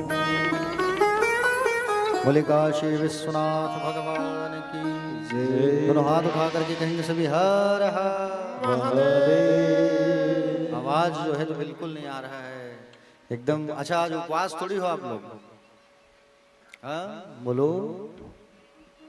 ध्यान नहीं है आप लोगों का कथा है कि नहीं। किसी को जम्हाई आ रहा है तो किसी को चाय पीने का मन लग रहा है, चाय का टाइम हो गया है इसलिए, है कि नहीं। हाँ एक गांव में कथा होती रही बसदेव का। अब कथा के बारे जन सियान आ रही से, अब वो जन सियान ने रही से देखन बड़े बड़े दाढ़ी रही से, समझे। और अधिक बड़े बड़े दाढ़ी रही सो सियान के कथा कहिया के महाराज के। और जब वो कथा कहा है तो रोज एक जन माता राम आंखों मांग बैठे सियन ही नहीं। और जैसे कथा चालू हुए तान भल भल भल भल आंख से आंसू निकले। अब महाराज जी सोच डली इसमें, हाँ वाकई मोर कथा में बहुत भाव है, दम है भाई, तभी रोवत है दाई है। अब एक दिन हुई चलो समझ आई, और दूसरा दिन फिर रोज चालू का बताओ मैं। दूसरा दिन, तीसरा दिन, चौथा दिन, पांचवा दिन, छठवां दिन रोज रोए वो माता राम बैठ के आगू में। 70-75 साल के रही से। अब महाराज सोच डली जिन दिन घर जाऊं दिन दिन दाई जरूर मिलूं, मैं घर जाता हूं कुछ हूं। लास्ट दिन जैसे हुआ तो महाराज जी गए माता जी के पास, और माता जी के पास जाके पूछे एक बात बताओ माता जी। बोले 7 दिन आप कथा हुआ आपके गांव में, आप सामने में बैठते थे और 7 दिन तक रोए हो आप, क्या कारण था बताओ। तो जैसे ही पूछा तो माता राम जो है क्या जवाब दी पता है। वो माता जी कहती है का बताओ महाराज बेटा, बात ऐसे मोर घर एक ठन बड़े जान बोकरा रही से, समझ गई नहीं। बोला मैं नागपुर ले खरीद के ला रहे हूँ 10,000 में बड़े जान। और वो बोकरा के तोरे जैसे दाढ़ी भी से बेटा बड़े बड़े, लेकिन जैसे भागवत कथा चालू हो यार ऐसे ठौका 2 दिन पहली उम्र है। हमें कथा सुने भर आए, चल मुरमल शांति मिली, लेकिन मैं जैसे कथा में आगुम बैठे हूँ, आगुम जैसे बैठा में हाँ तथा कथा बोलस बेटा भजन गास तोर दाढ़ी हाल है, तोर दाढ़ी देख के मुला मोर बकरा का सुरता है। और मैं 9 दिन ले मैं कथा सुन के नहीं रोए हूँ बेटा, मैं मोर बोकरा चला याद कर करके रोए हूँ। तो ऐसे तो आप मन नहीं हो मुझे मालूम है कि नहीं। ऐसे भी मोर बड़े बड़े दाढ़ी नहीं है नहीं। ये उमला की तो कटवा ले करो भैया, मत रखे करो कि मतलब ऐसे शौक दाढ़ी बढ़ाए के ये दे हमारे बाजू में बैठे हैं महाराज। कई जगह कथा में जाते तो बड़े बड़े दाढ़ी वाले संत मेरे मिलना ही से की थे, ही संत की थे सब संत। मैं कि थे बाजू कमरे में भाई मिलो जाओ ऐसे की। तो प्यारे भक्तगण आप लोग वैसे नहीं है, मुझे पता है आप लोग बहुत अच्छे हैं। तो आप लोग जो है ध्यान कहाँ रखो, कथा में रखो। तो चलो हाथ उठा के कहो हर हर, और जोर से हर हर। आगे और भगवान के विविध अवतारों की कथा सुनते हैं, फिर आगे 12 ज्योतिर्लिंग की कथा सुनेंगे, ठीक है। आज कथा का समाप्ति दिवस है, कथा ज्यादा बचा नहीं है, ध्यान से सुनो आप लोग। नर्मदा के तट पर एक विश्वानर नाम के मुनि रहते थे। क्या नाम था, जोर से बोलो, विश्वानर। और काशी चले गए वो, और काशी आकर के वीरेश नाम के एक शिवलिंग बना करके पूजा करने लगे। 12 महीना पूजा किए, 13वां महीना जैसे लगा तो उस लिंग के पास में, वीरेश लिंग के पास एक मध्य सुंदर बालक उत्पन्न हो गया। और बालक कोई दूसरा नहीं, भगवान शंकर ही थे। उसने उस विश्वानर से कहा कि मैं तुम्हारे घर पुत्र के रूप में जरूर आऊंगा, है ना। तो प्यारे, कालांतर में सुंदर उस विश्वानर ने भगवान की फिर आराधना की। पत्नी सुचिस्मति के गर्भ से सुंदर एक बालक उत्पन्न हुआ, जिसका नाम पड़ा गृहपति। क्या नाम पड़ा? गृहपति। गृहपति एक दिन इनके पास नारद जी आए, और नारद जी आकर के कहे कि भैया तुम्हारी जो बेटा है गृहपति, उसकी मृत्यु 12 वर्ष में हो जाएगा। 12 वर्ष में इसकी मृत्यु हो जाएगी। अग्नि या बिजली के भय से मृत्यु होगा। प्यारे भक्तगण, माता पिता रोने लगे, बेटे की मृत्यु हो जाएगी। तो गृहपति जी ने क्या किया, सुंदर वहां काशी में एक शिवलिंग बना करके वो पूजा करने लगे। बच्चा जो है, गृहपति जो है, शिवलिंग बना करके पूजा करने लगा काशी में। तो भगवान शंकर स्वयं इंद्र का रूप धारण करके चले आए, और इंद्र का रूप धारण करके आए, और इंद्र का रूप धारण करके कहने लगे, मांगो वरदान, क्या मांगना है तुम्हें? तो गृहपति ने कहा, मैं आपसे वरदान नहीं मांगना चाहता, मैं तो शिव को प्राप्त करना चाहता हूँ। तो गुस्से में आ गया इंद्र जो है, बोले मांगो। तो नहीं मारूंगा, नहीं मानूंगा। तो इंद्र जो है गृहपति को मारने के लिए दौड़ा।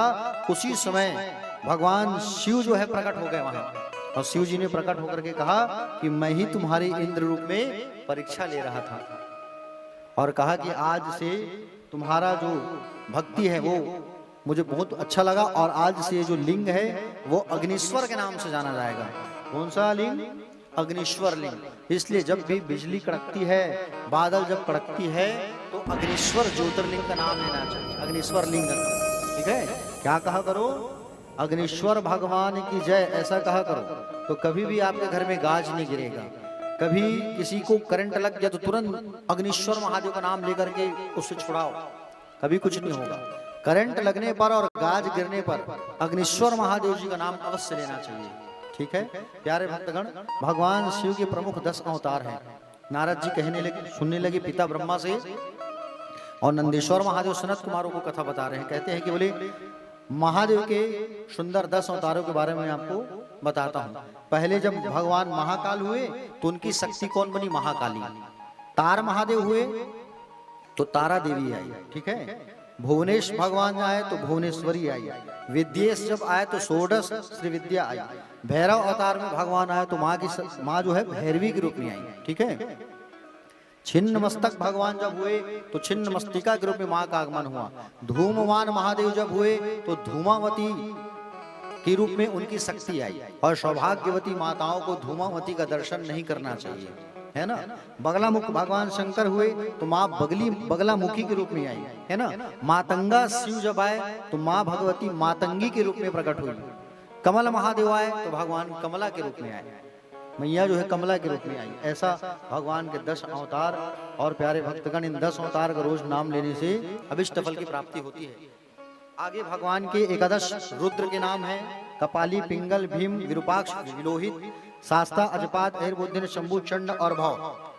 ये भगवान के 11 रुद्र अवतार हैं। दुर्वासा मुनि भी भगवान शंकर के अवतारी हैं।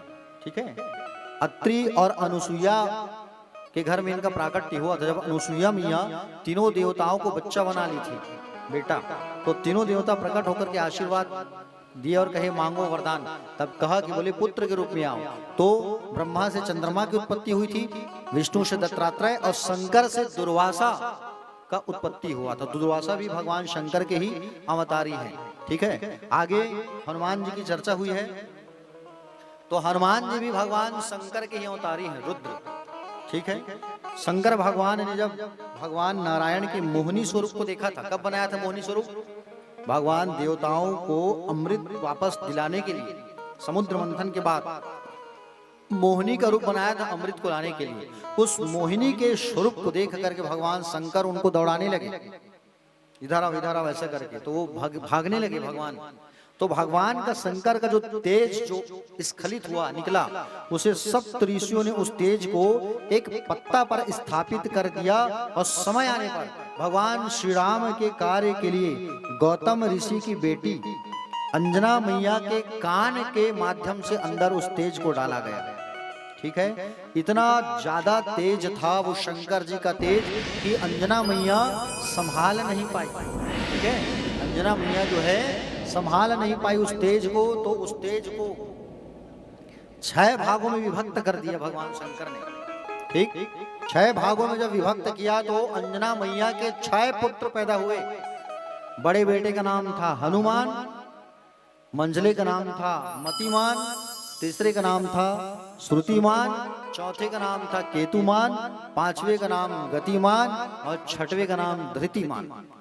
ये 6 भाई हुए हनुमान जी लोग, ठीक है। और इन 6 भाई का नाम लेकर के अगर आप अपने दुकान की शटर उठाते हैं तो दुकान शीघ्र खूब चलता है, ठीक है। इन 6 भाई का नाम हनुमान, मतिमान, श्रुतिमान, केतुमान, गतिमान, धृतिमान, इनका नाम अगर आप बंधन से लिखते हो अपने दुकान के मुख्य दरवाजे पे तो बिल्कुल जो ग्राहक जो आया एक बार जो उस नाम को पढ़ा तो जरूर वो ग्राहक लौट करके आपके पास फिर से आएगा। ये भगवान के 6 नामों में खूब शक्ति।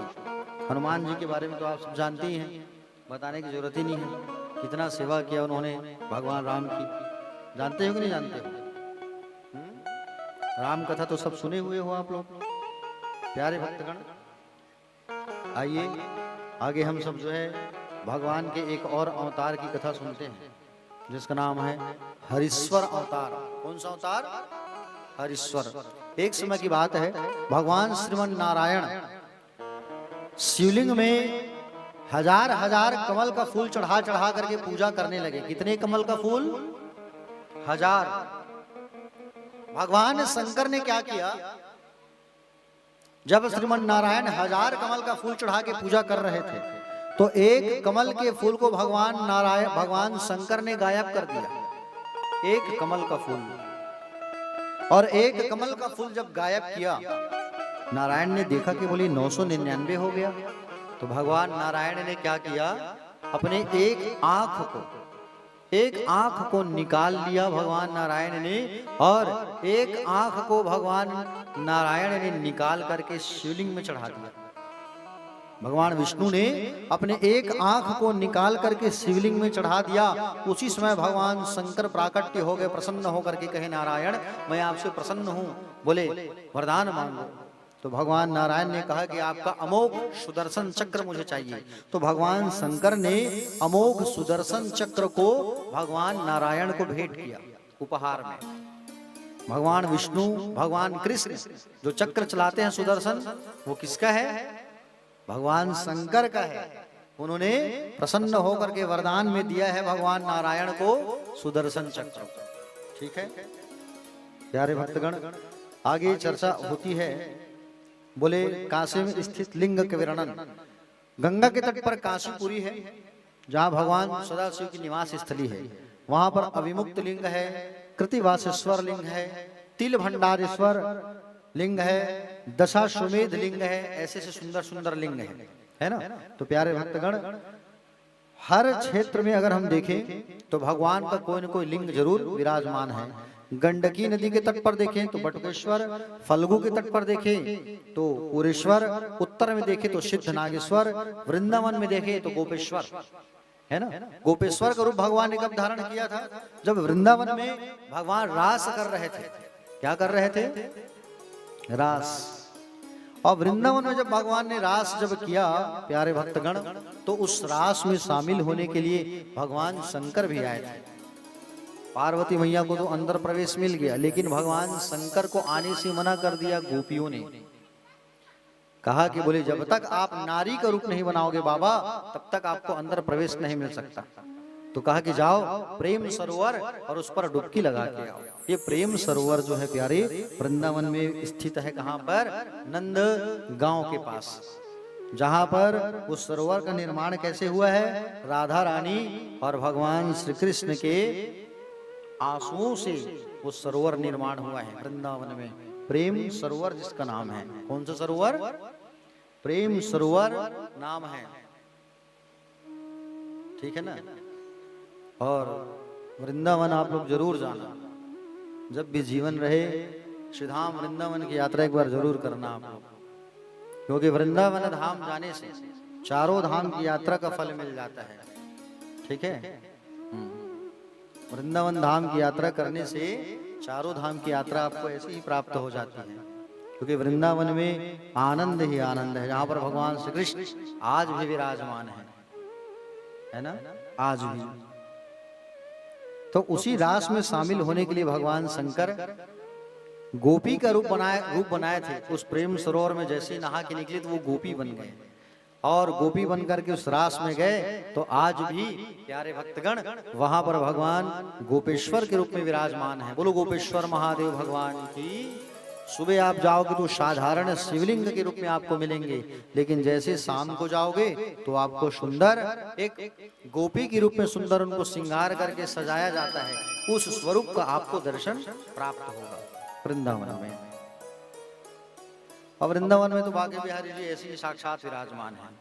वृंदावन के बिहारी जी को किसी ने प्रकट नहीं किया है, किसी ने बनाया नहीं है, वो स्वतः प्रकट हुए हैं। ऐसा नहीं कि मूर्ति बना के रख दिया गया, ऐसा नहीं, वो खुद ही प्रकट हुए हैं, है ना। बहुत बड़े एक महान भक्त थे जिसका नाम था हरिदास, संगीत के बहुत बड़े ज्ञाता थे स्वामी श्री हरिदास जी। जब ये हरिदास जी जब संगीत की तान जब छेड़ते थे तो हरे भरे वृक्ष भी बीच से फट जाता था, समझ रहे हो ना। हरा भरा वृक्ष जो है बीच से फट जाता था। और जब वो भजन गाते थे तो इत्र की खुशबू आती थी, सेंट की खुशबू। तब वो जान जाते थे कि मेरे युगल सरकार आ गए हैं, राधा रानी और श्री कृष्ण मेरे पास आ गए हैं। एक बार तन से मन से भगवान की भजन कर रहे थे हरिदास जी यमुना किनारे, तो प्रिया प्रियतम सरकार प्रकट हो गए। और प्रिया प्रियतम सरकार जैसे ही वहां पर प्रकट हुए तो हरिदास जी ने कहा कि बोले आप यहाँ हमेशा के लिए विराजमान हो जाओ। लेकिन हरिदास जी ने कहा कि बोले प्रभु मैं आपकी तो सेवा कर सकता हूँ, लेकिन श्री जी की सेवा नहीं कर सकता, वो देवी है, भगवती है। आपको तो मैं जैसे तैसे मना लूंगा, लेकिन इनको नहीं मना सकता। तो राधा रानी ने क्या किया, राधा जी जो है जा करके बिहारी जी में जा करके वो समा गई, ठीक है, बिहारी जी में जा करके समा गई। और आज भी जब आप वृंदावन जाओगे, 5,500 मंदिर है वहां, वृंदावन जब जाओगे तो देखोगे आप कि हर मंदिर में आपको राधा कृष्ण जी मिलेंगे, लेकिन बांके बिहारी के मंदिर में केवल बांके बिहारी मिलेंगे, ठीक है। और आज भी वो मूर्ति गायब हो जाती है। एक बार नेपाल से एक पति पत्नी आए थे भगवान की पूजा करने वृंदावन धाम, नेपाल से। अब दोनों पति पत्नी 7 दिन तक वृंदावन में रहे, ठीक है। और 7 दिन तक जैसे भगवान के पास रुके थे वृंदावन में, अब 8वें दिन वो जब जाने लगे वृंदावन से, तो भगवान के पास जाकर के कहे भगवान अब हम जा रहे हैं, लेकिन मन तो नहीं हो रहा है वृंदावन छोड़ के जाने का, काश आप भी हमारे साथ चलते। ऐसा कह के रात में गए थे। और सुबह अपनी गाड़ी को साफ करके, गाड़ी साफ कर रहे थे, गाड़ी में बैठ रहे थे, उसी समय एक छोटा बालक आया सामने। अब वो कहा उन लोगों से कि बोले मुझे भी अपने साथ ले चलते, यहाँ मेरा कोई नहीं है, घर नहीं है, मेरे कोई माता पिता नहीं है, मैं भी आपके साथ जाना चाहता हूँ। उन्होंने कहा बोले ठीक है आओ, बैठ जाओ हमारी गाड़ी में। सुबह सुबह की बात है, उसी समय गोस्वामी जी आए और मंदिर को जब खोले बिहारी जी का, तो बिहारी जी की मूर्ति गायब थी वहां से, बिहारी जी की मूर्ति गायब थी वहां से। अब सोचो आप, पुजारी जी जान गए पक्का भगवान जो है किसी भक्त के साथ जा रहे हैं। मंदिर के बाहर जब दौड़ करके देखे तो एक गाड़ी स्टार्ट हुई थी, चालू हुई थी, धीरे धीरे बढ़ रही थी आगे। उसके पीछे एक सुंदर छोटा सा बच्चा बैठा था, 8 साल का, सुंदर, हाथों में कंगन, जो कंगन बिहारी जी पहनते हैं वही कंगन हाथ में, सुंदर गोरा रंग। पुजारी जी समझ गए हो न यो ठाकुर जी हैं, जा करके गाड़ी को रोका, भैया रोको रोको रोको। और पीछे आकर के कहा बिहारी जी यहाँ तो रोज लाखों भक्त आ रहे हैं, उनको दर्शन कौन देगा? आप 2 भक्तों के लिए आप जो है वृंदावन को छोड़ करके जा रहे हो, आप वापस चलो और वापस चलो। ऐसा कहा करके पुजारी जी हाथ पकड़ करके लेकर के आए और मंदिर के अंदर जैसे ही घुसाए उनको, तो फिर जा करके वो स्थापित हो गए। तो बिहारी जी को प्यारे किसी ने प्रकट नहीं किया, वो स्वतः प्रकट है। बोले वृंदावन बिहारी लाल की जय। तो गोपेश्वर महादेव जो है सुंदर रास के समय भगवान जो है वहां पर उपस्थित हुए थे रास को देखने के लिए, क्योंकि भगवान श्री कृष्ण ने ऐसा सुंदर बांसुरी जब बजाया था कि भगवान का जो स्वरूप है वो मनमोहक था। उस मनमोहक स्वरूप को देखने के लिए भगवान जो है प्यारे उस स्वरूप को देखने के लिए बोले सुंदर मोर पंख लगा हुआ मुकुट में, हाँ, और भगवान का वो सुंदर नैना, और उस नैना को देखने के लिए सुंदर भगवान शंकर भी कैलाश से आए थे और वहां गोपेश्वर के रूप में विराजमान हो गए थे वृंदावन में। बोलो बांके बिहारी लाल की, कालों के काल महाकाल भगवान की। आइए एक बिहारी जी का भजन गाते हैं, उसके बाद फिर कथा में आगे 12 ज्योतिर्लिंग की कथा, फिर बेलपत्र का वर्षा करेंगे, फिर आदि कार्यक्रम करेंगे, क्योंकि कथा 12 ज्योतिर्लिंग की कथा बस आपको सुनाएंगे, फिर कथा विराम होगा, है ना। तो बढ़िया सब ताली बजा के भजन गाइएगा, बड़ा प्यारा भजन है, और जिनको इस भजन में नृत्य करना है बिल्कुल खड़े होकर के नाच सकते हैं, ठीक है। बोले बांके बिहारी लाल की जय। मुकुट सिर मोर का मेरे चित चोर का, मुकुट सिर मोर का मेरे चित चोर का, दो नैना नैना नैना, दो नैना नैना नैना, दो नैना सरकार के है कटार से, दो नैना सरकार के है कटार, सिर मोर का मेरे चित चोर का, मुकुट सिर मोर का मेरे चित चोर का, मुकुट सिर मोर का मेरे चित चोर का, मुकुट सिर मोर का मेरे चित चोर का, दो नैना नैना नैना, दो नैना नैना नैना, दो नैना सरकार के कटिले हैं कटार से, दो नैना सरकार के कटिले हैं कटार के।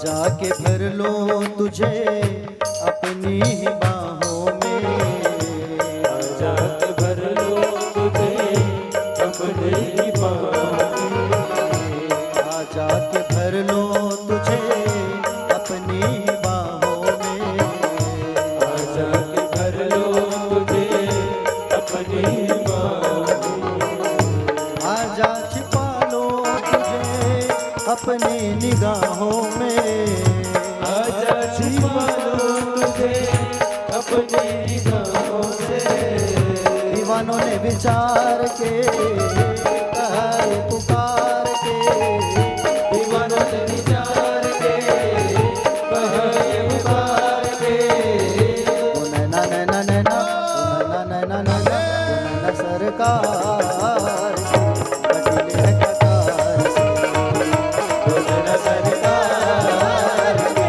कटिले हैं कटार से, हो।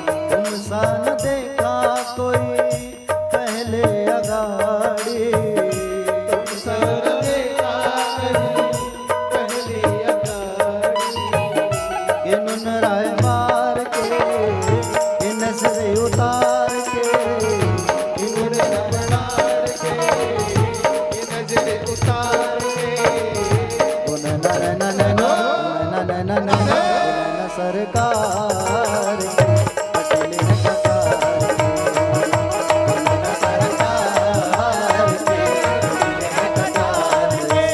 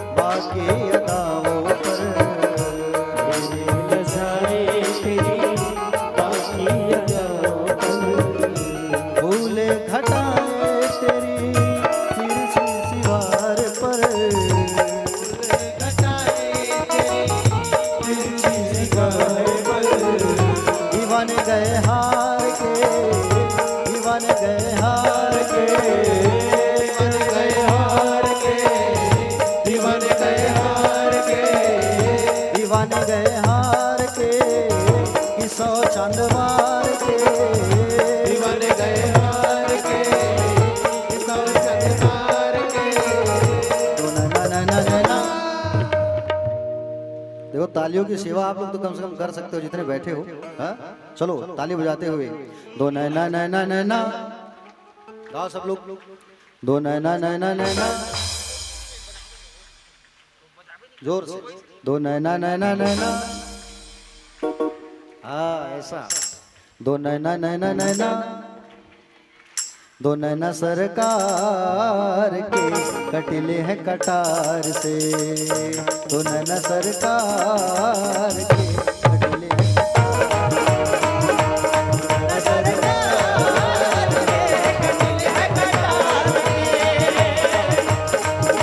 मुकुट सिर मोर का मेरे सिर चोर का। मुकुट सिर मोर का मेरे चित चोर का। मुकुट सिर मोर का मेरे चित चोर का। मुकुट सिर मोर का मेरे चित चोर का। ओ नैना नैना नैना ओ नैना नैना नैना ओ नैना सरकार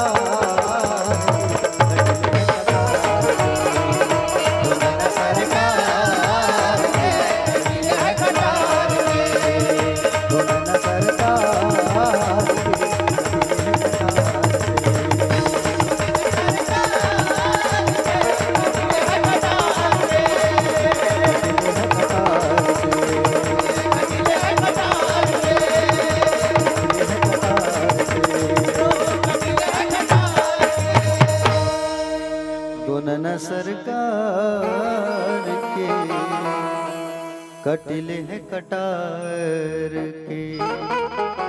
चलिए दोनों हाथ उठा के कहिए राधे राधे हर हर महादेव। तो आइए, द्वादश ज्योतिर्लिंग की कथा में सबसे पहले आती है भगवान सोमनाथ की कथा। ठीक है, ध्यान से सुनो। 12 ज्योतिर्लिंग की कथा सुनने से पापों का नाश होता है, और 12 ज्योतिर्लिंग की कथा सुनने से सारी कथा का पुण्य फल ऐसे ही प्राप्त हो जाता है। ठीक है, तो 12 ज्योतिर्लिंग में सबसे पहले भगवान की सोमनाथ की चर्चा होती है। सोमनाथ कहाँ है? गुजरात में। ठीक है, प्रथम ज्योतिर्लिंग कौन सा है? सौराष्ट्र सोमनाथे। सोमनाथ, सोमनाथ की स्थापना कैसे हुई देखिए बता रहा हूं, ध्यान से सुनना। दक्ष ने अपनी कन्याओं को चंद्रमा को दिया था। चंद्रमा की कितनी पत्नियां? 27। 27 जो नक्षत्र होती है वो चंद्रमा की ही पत्नियां हैं। जैसे हम लोग कहते हैं हस्त नक्षत्र, पुष्य नक्षत्र, मूल नक्षत्र, रोहिणी नक्षत्र, ये चंद्रमा की पत्नियां हैं। तो चंद्रमा जो है 27 पत्नियों में से सबसे ज्यादा प्रेम रोहिणी को करते थे। 26 की 26 पत्नियां जो है अपने पिता के पास जाके शिकायत किए कि आपका जो दामाद है, बोले हमारे पास तो बैठता भी नहीं है, बात भी नहीं करता। एक बार समझाए, 2 बार समझाए, और समझाने लगे। और समझाने के बाद में प्यारे भक्तगण जैसे ही कहा, तो उसके पश्चात जब ये नहीं माना तो चंद्रमा को श्राप दे दिया दक्ष ने, है ना, कि बोले तुम्हारी जो सुंदरता है वो खत्म हो जाए, क्षय रोग से रोगी हो जाओ। तो चंद्रमा जो है जा करके सोमनाथ समुद्र के किनारे सुंदर भगवान का लिंग बना करके पूजा करने लगे। अब पूजा जब करने लगे तो भगवान शंकर प्रकट हुए। प्रकट होकर के कहे कि बोले मांगो चंद्रमा, क्या मांगना है? तो कहे मेरा क्षय रोग दूर हो जाए। तो भगवान शंकर ने कहा देखो भाई, तुम्हारे ससुर का श्राप है तो उसका भी मान रखना पड़ेगा, लेकिन तुमने मेरी आराधना की है, इसके चलते 1 माह में 15 दिन तुम्हारी सुंदरता नहीं रहेगी और 15 दिन तुम्हारी सुंदरता बनी रहेगी। तो कृष्ण पक्ष और शुक्ल पक्ष 2 पक्ष होता है। एक पक्ष में भगवान की सुंदरता बनी रहती है चंद्रमा की, और एक पक्ष में नहीं रहता, कृष्ण पक्ष और शुक्ल पक्ष। तो वहां पर सोमनाथ के रूप में आज भी भगवान जो है विराजमान है। ठीक है प्यारे भक्तगण, चंद्रमा के दुख का निवारण करने के लिए भगवान ने वहां सोमनाथ का रूप बनाया था। इनका दर्शन करने से क्षय रोग और कुष्ठ रोग जो है दूर होता है। ठीक है, दूसरा है मल्लिकार्जुन। इसकी कथा आपने कल सुना है मल्लिकार्जुन का। भगवान गणेश और कार्तिकेय की विवाह के समय मैंने बताया था कि कार्तिकेय जी नाराज होकर के चले गए क्रौंच पर्वत पर। तो अमावस्या में बोले भगवान शंकर जाने लगे, पूर्णिमा में माँ भगवती। तो वहां पर एक लिंग स्थापित हुआ दक्षिण भारत में, मल्लिकार्जुन। ठीक है, इनका दर्शन करने से प्यारे भक्तगण धन की प्राप्ति होती है, रोगों से मुक्ति होती है। तीसरा जो ज्योतिर्लिंग है वो है महाकाल, उज्जैन वाले, है ना। देखो भगवान शिव की परम प्रिय नगरी जिसका नाम है अवंतिका, वहां पर एक श्रेष्ठ ब्राह्मण रहते थे। उनके 4 पुत्र थे। चारों पुत्र जो है सुंदर वहां पर शिवलिंग बना के पूजा किया करते थे। वहीं एक पर्वत था रत्नमाला, और रत्नमाला पर्वत पर एक दूषण नाम का राक्षस रहता था। एक बार वो दूषण नाम का राक्षस आया और सबको कहा कि सब पूजा पाठ छोड़ करके मेरी पूजा करो। लेकिन ये चारों ब्राह्मण के जो बच्चे थे भगवान शंकर की पूजा में मस्त थे, नहीं छोड़े। गुस्से में आके दूषण जो है मारने के लिए दौड़ा। तो उस शिवलिंग के पास गड्ढा खोद करके, गड्ढा को जमीन को खोद करके एक बड़ा आवाज आया और भगवान शंकर प्रकट हो गए। अब प्रकट हुए और उस दूषण नाम के राक्षस के साथ युद्ध किया। दूषण को यह वरदान प्राप्त था कि जब उसका खून धरती पर टपके तो उसका और असंख्य रूप होते जाएगा।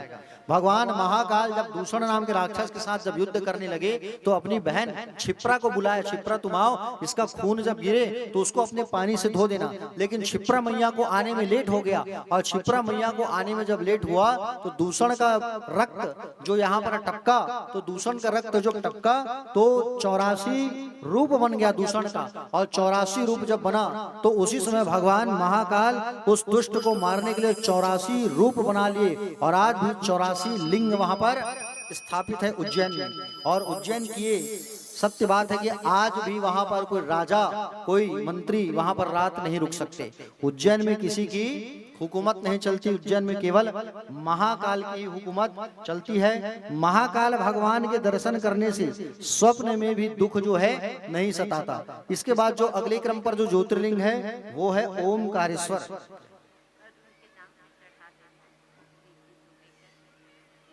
अरुण दुबे और ऋषि दुबे के नाम से 201 रुपया प्राप्त हुए। बोले उनकी श्रद्धा भक्ति की जय। चौथे क्रम पर है प्यारे भक्तगण ओमकारेश्वर। देखो विंध्य नाम के पर्वत ने, कौन से पर्वत ने? विंध्य नाम के पर्वत ने भगवान शंकर की आराधना की, तपस्या की।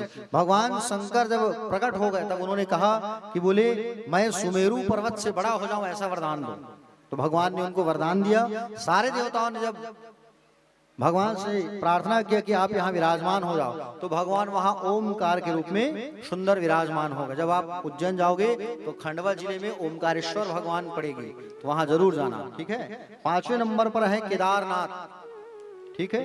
भगवान विष्णु के अवतार नर और नारायण में सुंदर नर और नारायण ने बद्री आश्रम में खूब पूजा किया था, खूब पूजा किया भगवान शंकर का। तो भगवान वहां पर केदारनाथ के रूप में विराजमान हो गए। और आज भी केदारनाथ जब जाओगे तो जटिल यात्रा रहती है। 6 महीना कपाट बंद रहता है और 6 महीना उनका कपाट खुला रहता है। अक्षय तृतीया में अक्ति में उनका दरवाजा खुलता है और 6 महीने के लिए फिर बंद हो जाता है। अगले क्रम पर है भीमा शंकर, ठीक है। ये कहाँ है? पुणे में स्थित है भीमा शंकर। भगवान ने महाबलशाली कुंभकर्ण से उत्पन्न करकटी पुत्र भीम नाम का राक्षस जो था उसका संहार करने के लिए भगवान अवतार धारण किए। वहां पर भीमा शंकर के रूप में भगवान आज भी विराजमान है। कौन से नाम से? जोर से बोलो। भीमा शंकर। और भीमा शंकर जी जो हैं, इनका दर्शन करने से कभी हमारे पास दुख का आगमन नहीं होता है। किनका आगमन नहीं होता? दुख का आगमन जो है नहीं होता है प्यारे, ठीक है। भीमा शंकर जी का दर्शन करने से प्यारे भक्तगण। इसके पश्चात आता है काशी विश्वेश्वर ज्योतिर्लिंग।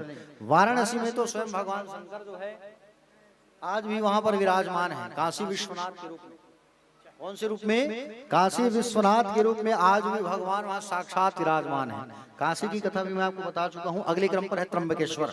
देखो महर्षि गौतम ने प्रार्थना किया भगवान से, उनकी आराधना की वहां पर शिवलिंग बना करके, तो भगवान वहां पर स्थापित हुए त्र्यंबकेश्वर के रूप में। और आज भी वहां कहा जाता है ब्रह्मा विष्णु महेश तीनों ज्योतिर्लिंग के रूप में विराजमान है। त्र्यंबकेश्वर का दर्शन करने से सारा कष्ट दूर हो जाता है, सारा दुख दूर हो जाता है, ठीक है। त्र्यंबकेश्वर भगवान जहाँ विराजमान है वहां पर गंगा मैया गौतमी के रूप में बह रही और वही आगे चल करके गोदावरी के नाम से प्रसिद्ध हुई। आज भी वहां पर भगवान त्र्यंबकेश्वर विराजमान है। और इनका दर्शन करने से त्र्यंबकेश्वर का पाप हमारे सारे नष्ट हो जाते हैं। इसके बाद अगले क्रम पर है बाबा वैद्यनाथ। वैद्यनाथ जी कैसे विराजमान हुए? देखो रावण जो है प्यारे भक्तगण रोज कैलाश जाता था भगवान शंकर की पूजा करने के लिए। एक दिन भगवान शंकर ने कहा कि मैं आपको एक बहुत बड़ा ज्योतिर्लिंग दे रहा हूँ, एक लिंग दे रहा हूँ, उस लिंग की आप रोज पूजा करना, लेकिन इसको कहीं छोड़ना मत, जहां छोड़ोगे तो वहीं स्थापित हो जाएगा। रावण जो है उस लिंग को लेकर के आ रहा था, मार्ग में इसको लघु शंका लगा जोर से, तो इसने एक गाय चराने वाले ग्वाले को पकड़ाया और लघु शंका करने गया। वो ग्वाला जो है वजन को सह नहीं पाया, वहीं छोड़ दिया। तो आज भी वहां पर वैद्यनाथ जी विराजमान हो गए, जिसको बाबा धाम के नाम से जाना जाता है, ठीक है। इनका दर्शन करने से सारे पाप हमारे नष्ट हो जाते हैं। इसके बाद आता है नागेश्वर। ये भी गुजरात में ही है। नागेश्वर ज्योतिर्लिंग जो है भगवान शिव अपने परम भक्त सुप्रिय वैश्य के लिए कारागृह में प्रकट हुए थे नागेश्वर ज्योतिर्लिंग के रूप में। अगले क्रम पर है रामेश्वरम। रामेश्वरम की कथा भी कल बताया हूँ, जो भगवान राम ने स्थापना किया। अगले क्रम पर है 12वें ज्योतिर्लिंग के रूप में घुसमेश्वर महादेव। सुधर्मा नाम के ब्राह्मण थे, इसकी पत्नी का नाम था सुदेहा। बहुत दिन तक इनका संतान नहीं हो रहा था। घुष्मा बोले किसका? सुदेहा का। सुदेहा की छोटी बहन थी जिसका नाम था घुष्मा। घुष्मा के साथ शादी कर लो, ऐसा इसने अपने पति से कहा सुधर्मा से। शादी जब हुआ तो इनका सुंदर एक बेटा हुआ घुष्मा का। घुष्मा रोज शिवलिंग बनाती थी रोज, और लिंग बना करके पूजा करती थी, उसे विसर्जित करती थी। आगे चल करके सुदेहा को बड़ा ईर्ष्या हुआ, द्वेष हुआ, और रात में घुष्मा के बेटे को काट काट करके इसने मार डाला। ठीक, सुबह जैसे ही जब उठे तो घुष्मा रोज की तरह लिंग बना करके पूजा करके ठंडा करने गई थी। ठंडा करके जब वापस आ रही थी तो उसी समय भगवान शंकर ने इसके बेटे को जिंदा कर दिया। जहां पर लिंग को विसर्जन करती थी ये, वहीं से उसका बच्चा जीवित खड़ा हो गया, और माँ ऐसा कह करके चिल्लाया और पुत्र को सुंदर वापस लेकर के जब आई तो वहां पर महाकाल भगवान प्रकट हो गए घुश्मेश्वर लिंग के रूप में, और वरदान दिया कि आज से जो लिंग बना करके पूजा करेगा और मेरा नाम जो लेगा घुश्मेश, मैं उनकी सभी मनोकामनाओं को पूर्ण करूंगा। और जो लिंग बना करके घुश्मेश्वर का नाम लेकर के पूजा करेंगे, मैं उसके बच्चों की आयु को आज भी लंबा करूंगा। ऐसा सुंदर भगवान ने आशीर्वाद दिया और 12वें लिंग के रूप में घुश्मेश्वर महादेव जी विराजमान है। आगे कथा में नरकों का वर्णन किया गया है। किसका वर्णन किया गया है? जोर से बोलो। नरकों का वर्णन किया गया है। प्यारे भक्तगण देखो, जो व्यक्ति झूठे शास्त्र बनाता है वो द्विजीह नाम के नरक में जाकर के गिरता है। जो माता पिता एवं गुरु को डांटता है, ऊंचे आवाज में उनसे बात करता है, तो उनके मुख में यम के दूत जो हैं विष्ठा भर करके उसको खूब मारते हैं। शिव मंदिर बगीचा को जो नष्ट करता है, शिवलिंग, शिव मंदिर, बगीचा, कूप यानी कुआ, सरोवर, यहाँ जो गंदगी फैलाते हैं, नष्ट करते हैं, उनको भी यम के दूत जो है खूब मारते हैं। इसलिए शिव का मंदिर है आसपास, तो उसको हमेशा साफ सुथरा रखना, गंदा मत करना। ये चीज भी मैं आपको आज कथा में बताया हूँ कि पूजा करने वाले से ज्यादा मंदिर को साफ करने वाले को पुण्य बहुत मिलता है। ठीक है प्यारे भक्तगण, आगे बताया गया है पर स्त्री गमन जो करते हैं उनको भी यम के दूत जो है रौरव नाम के नरक में ले जाकर के पटकते हैं। तपती हुई लोहे की स्त्री का आलिंगन कराया जाता है। आगे बताया गया है कि सज्जनों की जो निंदा करता है उनके कान में बड़ा सा खिल जो है ठोका जाता है, यम के दूत उन्हें ठोकते हैं। इस प्रकार नरक की वर्णन सुनने के बाद नारद जी ने पूछा, बोले प्रभु नरक में जाने से हमें बचना है तो क्या किया जाए? तो कहा नरक में जाने से अगर बचना है तो केवल भगवान शिव की भक्ति करो, भगवान शिव का नाम उच्चारण करो। नरक में जाने से बचना है, यम मार्ग में अगर आप कष्ट पाने से बचना चाहते हो तो दान करना चाहिए। समझ रहे हो ना? दान करने से हमें यम मार्ग में कष्ट नहीं मिलता। सैया का दान करने से क्या होता है? आयु की प्राप्ति होती है ना? और पंखे का दान करने से 7 कुल तक धर्म परायणता का फल प्राप्त होता है। ठीक है। छत्ता का दान करने से यम लोक में जब हम जाते हैं तो छत्ता लगा करके जाते हैं। शिविका का दान करते हैं तो रथ बैठ करके ले जाते हैं यम के दूत हमें। सैया दान करते हैं तो विश्राम कराते कराते आपको यम के दूत यम लोक लेके जाएंगे। ठीक है। फूल के बगीचे अगर आप लगाते हैं तो पुष्पक विमान में बैठा के ले जाते हैं। गौ माता का दान अगर आप करते हो तो आपको आपकी सभी कामनाएं पूर्ण होती है गौ माता दान करने से। ठीक है। स्वर्ण दान करने से सारे कष्टों से हमको निवृत्ति मिलती है प्यारे भक्तगण। ठीक है। आगे बताया गया है चटाई का दान। चटाई का दान करने से हम निरोगी रहते हैं। ठीक। कंबल का दान करने से अकाल मृत्यु का भय नहीं रहता। और माघ महीने में तो कंबल का दान और विशेष पुण्यदायी कहा गया है। ठीक है। कपूर का दान होता है, कपूर का भी दान होता है, सुने हो आप लोग? कपूर का दान करने से दुख समाप्त होता है और मोक्ष की प्राप्ति होती है। चंदन का दान करने से भोग और मोक्ष की प्राप्ति होती है। तांबुल के दान से सारे सुख की प्राप्ति होती है। जल से भरे घड़े का दान जब हम करते हैं तो 100 बार गया जी में श्राद्ध का फल प्राप्त होता है। घी का दान जब हम करते हैं तो सभी यज्ञ का फल हमको प्राप्त होता है। ठीक है। और सबसे श्रेष्ठ दान अगर कोई है तो वो है अन्न का दान। अन्न का दान करते हैं तो सभी दानों में श्रेष्ठ अन्न दान कहा गया है। प्यारे, जो भी मनुष्य शिव महापुराण का आयोजन करता है वो ब्रह्मलोक का अधिकारी हो जाता है। और जय मां शीतला जस शाकंभरी के भक्तगण और आप सभी लोगों ने मिल करके इस दिव्य शिव महापुराण का आयोजन करवाया, तो कहीं न कहीं आप सब भी ब्रह्मलोक के अधिकारी जरूर बनोगे। एक बार अपने लिए ताली बजाओ। प्यारे भक्तगण, शिव महापुराण की कथा को जो सुनता है वो मनुष्य निष्पाप हो जाता है, उनके सारे पाप धुल जाते हैं। जो शिव पंडाल में बैठ करके शिव का गुणगान करते हैं उनके सारे पाप नष्ट हो जाते हैं। समझ रहे हो ना? और शिव पंडाल में बैठकर शिव कथा सुनते हैं, शिव की भजन को गाते हैं, वो इस श्लोक में संपूर्ण भोग को भोग कर अंत में परम पद को प्राप्त होते हैं। प्यारे भक्तगण देखिए, आइए हम सब जो है भगवान शंकर से क्षमा याचना मांगते हैं। तो आप लोग जितने हो ध्यान से मैं जैसा कहूंगा वैसे आप लोग कहोगे मेरे साथ। ठीक है। चलो हाथ जोड़ो और आंख बंद करो और मेरे साथ उच्चारण करो।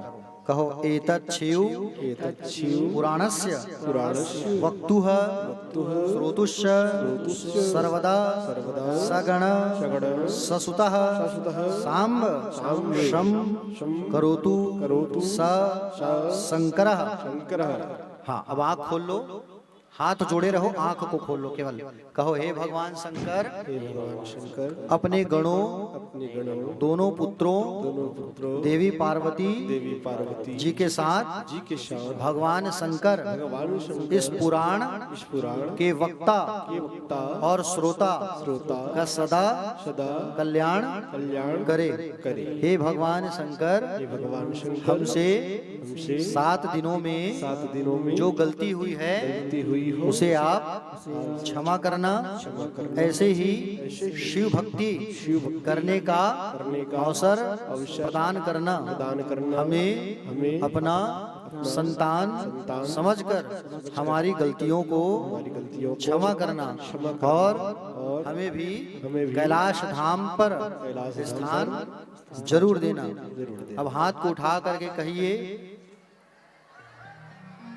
हर हर महादेव, और कहिए ओम नमः शिवाय, ओम नमः शिवाय, ओम नमः शिवाय, ओम नमः शिवाय, ओम नमः शिवाय, ओम नमः शिवाय। श्री हरे नमः, श्री हरे नमः, श्री हरे नमः, श्री हरे नमः, श्री हरे नमः, श्री हरे नमः। बोलिए श्री शिव महापुराण की जय। अब मेरी बात ध्यान से सुनो।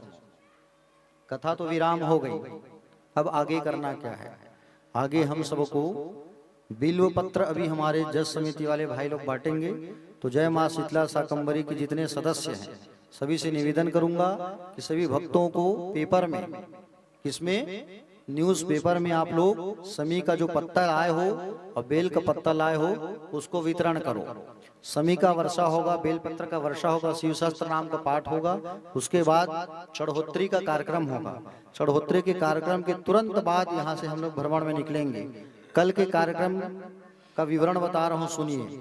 कल 11 बजे का समय रहेगा, ठीक है। यज्ञ के बाद में गीता दान, गीता प्रवचन और सतधारा करना चाहिए, ठीक है। तो गीता प्रवचन होगा, गीता दान होगा, सतधारा होगा जिसमें सबको नहाना है, ठीक है। यज्ञ होगा जिसमें सबको बैठना है और जोड़े से बैठोगे यज्ञ में तो और अति पुण्यदायी, ठीक। और मजे की बात, कल जो है प्रातः काल हमारे आचार्यगण अभिषेक कराते हैं।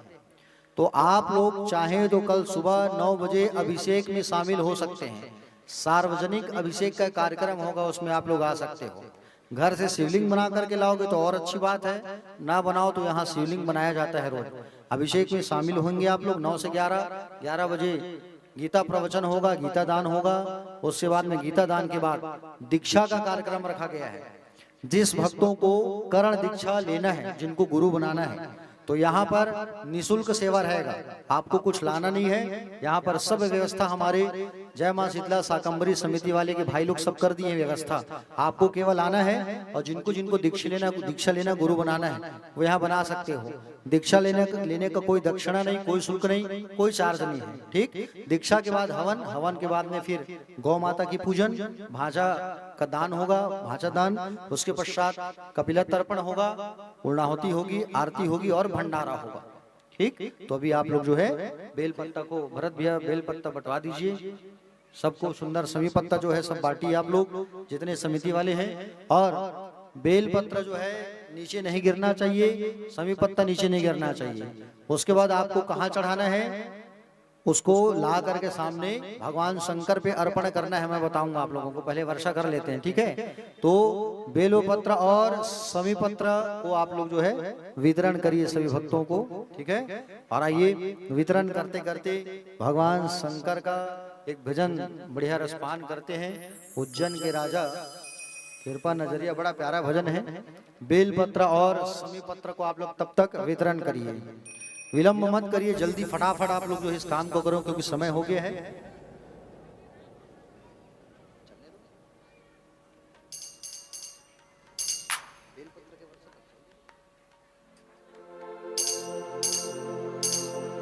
राधे, जय श्री कृष्ण, राधे। जय मां शीतला शाकंभरी जस झांकी के सभी भाइयों से निवेदन है कि आप लोग आइए और सभी भक्तों को बेलपत्र सभी पत्र बांटिए। पेपर ले आइए, न्यूज़पेपर आइए।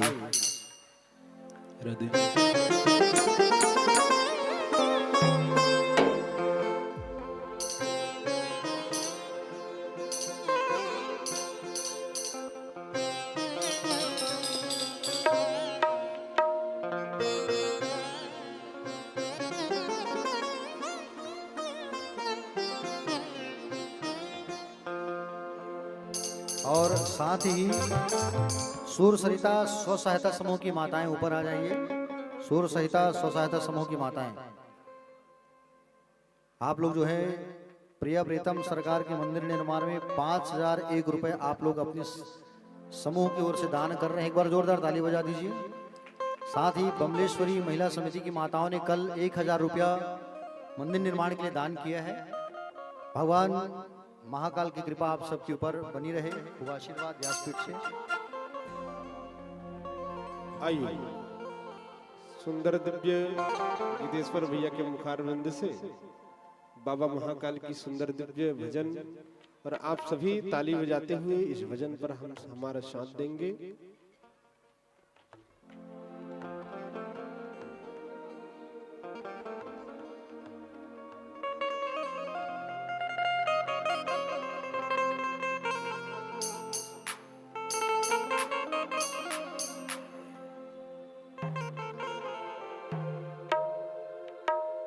आइए सभी जयकार लगाएंगे।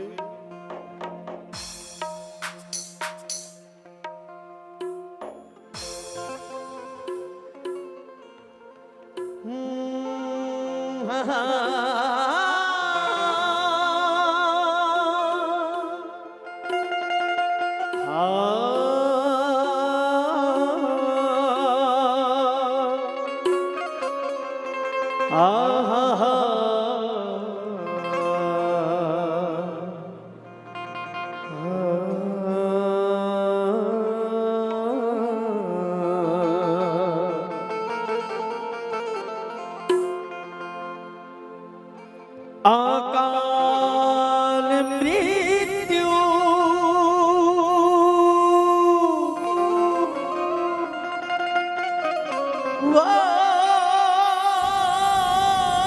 मरे, जो काम करे चंडाल का और काल उसका क्या बिगाड़े,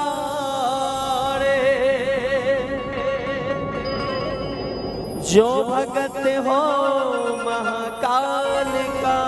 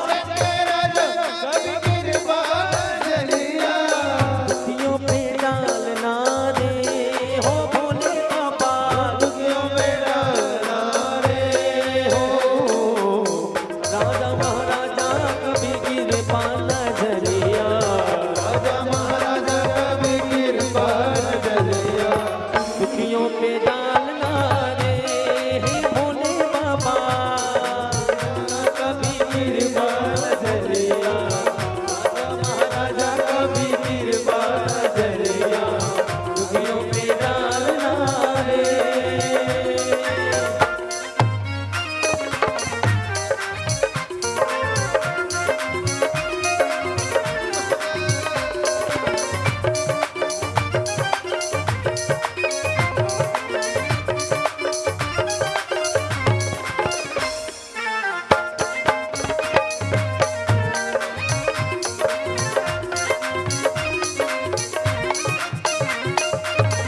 पार्वती पति शिव जी है प्यारे कैलाश पर मेरे भोले बिराजे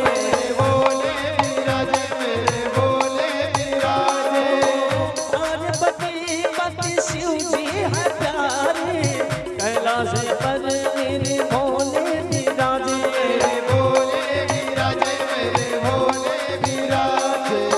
मन कामनेश्वर बाबा मन की मुरादे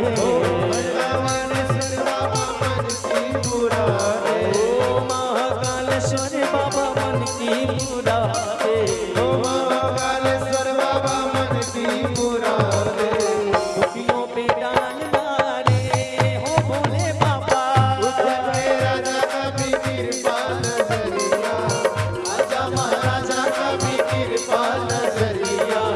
दुखियों पे डालना रे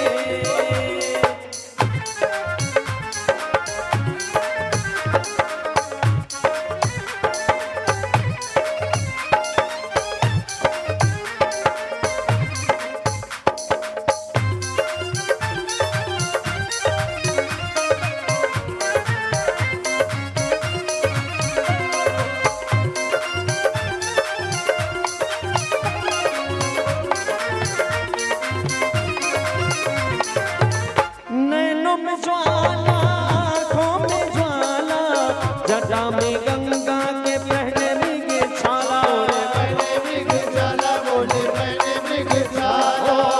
नैनों में ज्वाला आँखों में ज्वाला जटा में गंगा के पहने मृग छाला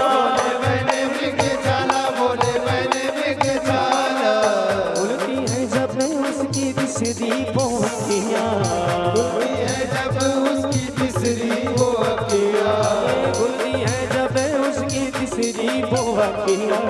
खुलती है जब उसकी तीसरी वो अखिया तांडव कर डालता रे हो भोले बाबा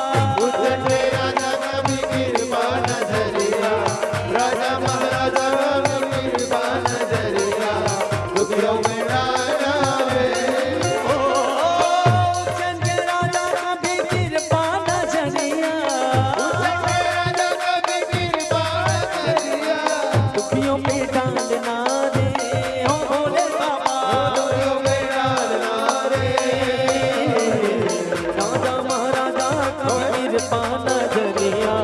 राजा महाराजा कभी कृपा नजरिया दुखियों पे डालना रे हो भोले बाबा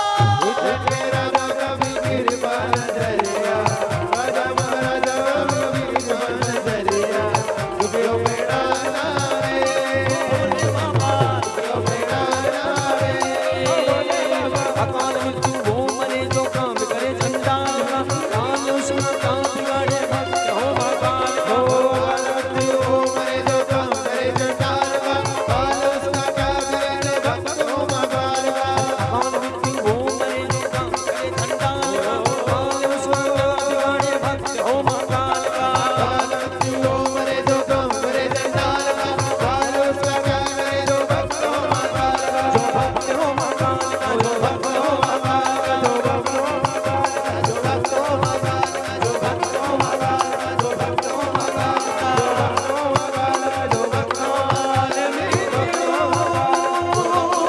जो भक्त हो महाकाल का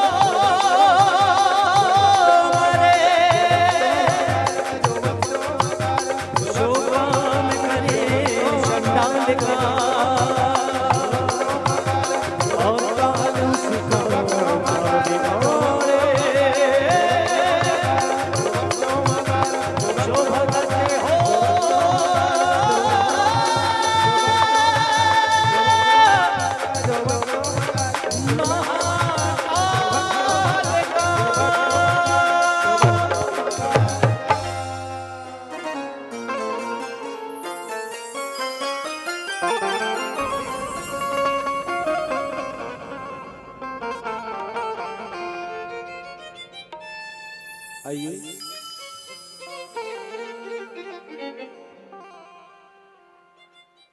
बिल्व पत्र बढ़ गई है, नहीं बटी?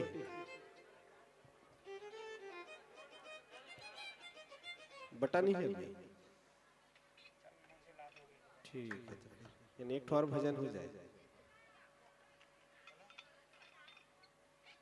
पीछे कहाँ तक बचा है बांटने के लिए? थोड़ा बहुत अगर बचा हो तो फिर प्रारंभ करेंगे। क्यों भरत भैया,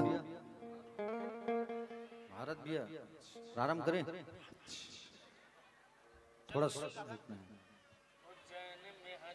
चलिए फिर बिल्व पत्र के चलते हुए दिव्य एक और भजन हो जाए।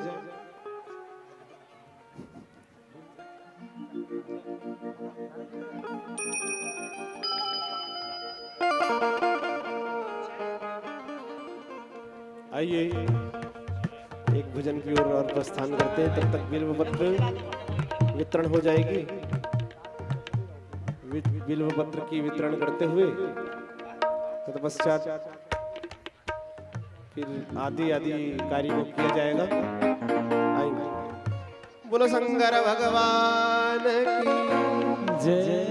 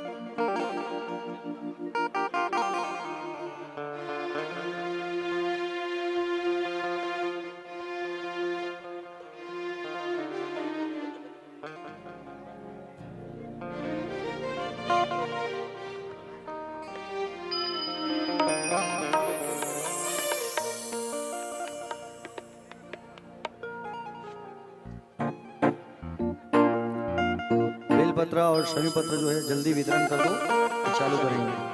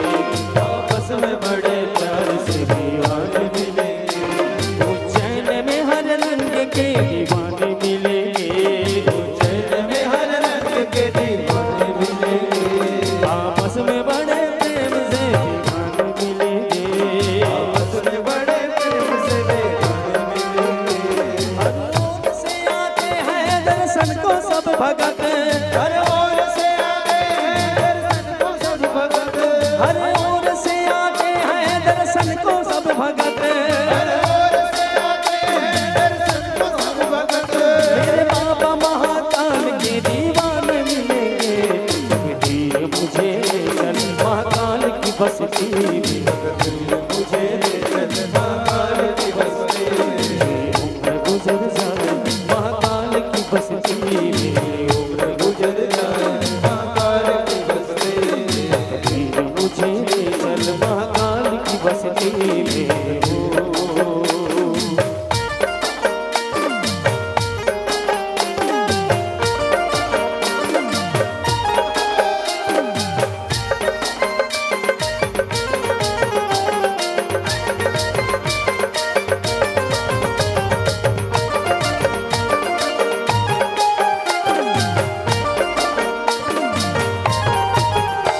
क्या जाने कोई क्या है महाकाल का दरबारा, जाने कोई क्या है महाकाल का दरबारा, सबसे बड़ा है जग में महाकाल का दरबारा, सबसे बड़ा है जग में महाकाल का दरबारा। क्या जाने कोई क्या है महाकाल का दरबारा, जाने कोई क्या है महाकाल का दरबारा,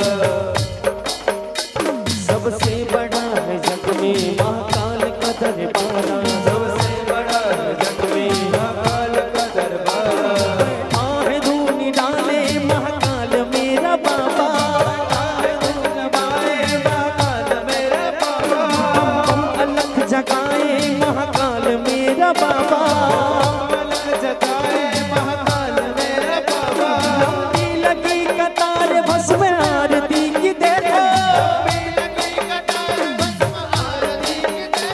लंबी लगी कतार भस्म आरती की देखो, दूल्हा बना है महाकाल मेरा बाबा, मुझे महाकाल की बस्ती में।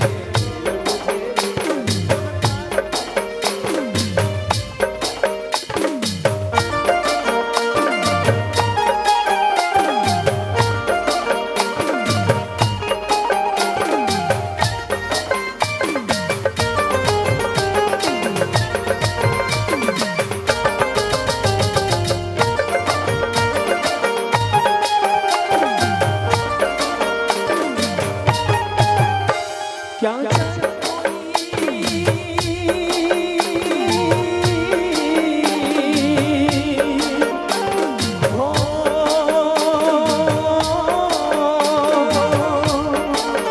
क्या जाने कोई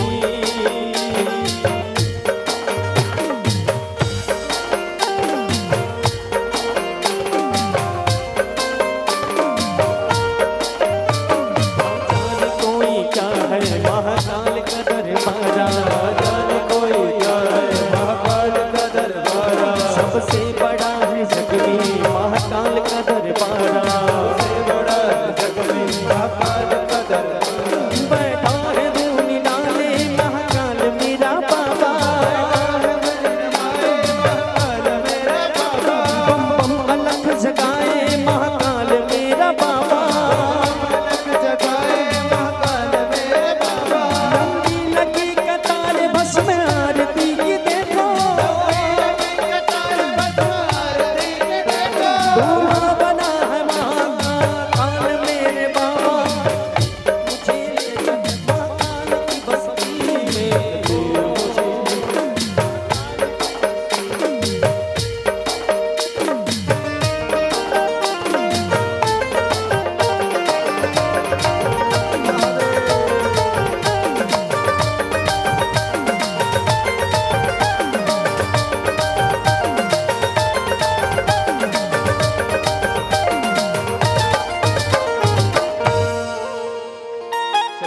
आइए तो प्रारंभ करते हैं हम लोग।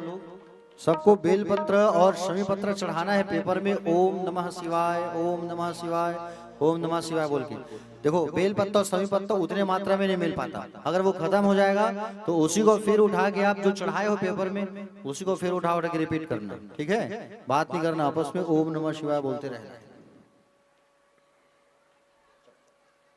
और बड़ी सुंदर दिव्य हमारे बीच श्री सुनील पसारी जी, जो कि 7 दिवस की इस भंडारे पर एक बोरी चावल दान हुई है, एक बोरी आलू दान हुई उनकी तरफ से। उनकी श्रद्धा भक्ति की जय, उनके कुटुंब परिवार की जय। ऐसे ही इस 7 दिनों पर जो भी भक्तगण इस अन्न की दान करना चाहते हो, ये किसी भी प्रकार की दान करना चाहते हो, क्योंकि अंतिम दिवस है आज, चढ़ोतरी की कार्यक्रम है, बिल्व पत्र की वर्षा होगी, तत्पश्चात पूजन होगी, पूजन के तत्पश्चात दिव्य शोभा यात्रा निकलेगी, भगवान श्री भोलेनाथ की बारात निकलेगी। तो निवेदन करूं सभी भक्तों से ऐसे ही दान करते रहें, क्योंकि इस दान से किसी एक की पेट नहीं भर रहे।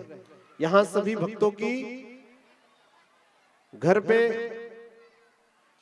दिव्य अग्नि प्रज्वलित नहीं हो रही। निवेदन करूं सभी भक्तों के लिए दिव्य, हमारे भैया श्री सुनील पसारी जी ने 1 बोरी चावल दान की और 1 बोरी आलू दान की। बोले उनकी श्रद्धा भक्ति की, उनके कुटुंब परिवार की। नमः पार्वती पतये हर हर हर महादेव।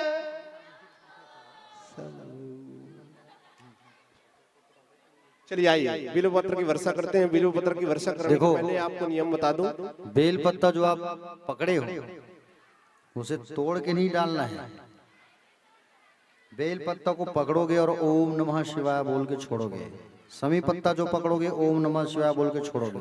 बेल पत्ता के एक पत्ता को तोड़ तोड़ के नहीं चढ़ाना है, ठीक है। बेल पत्ता पकड़ोगे, 3 पत्तियां जो है उसमें 3 पत्ते, उसको पकड़ के ओम नमः शिवाय बोल के चढ़ाना है। खत्म हो गया तो उसी बेल पत्ता फिर रिपीट करना, वही तो बताया ना। खत्म हो गया तो उसी को उठा के फिर आप चढ़ा सकते हो, ठीक है। आइए,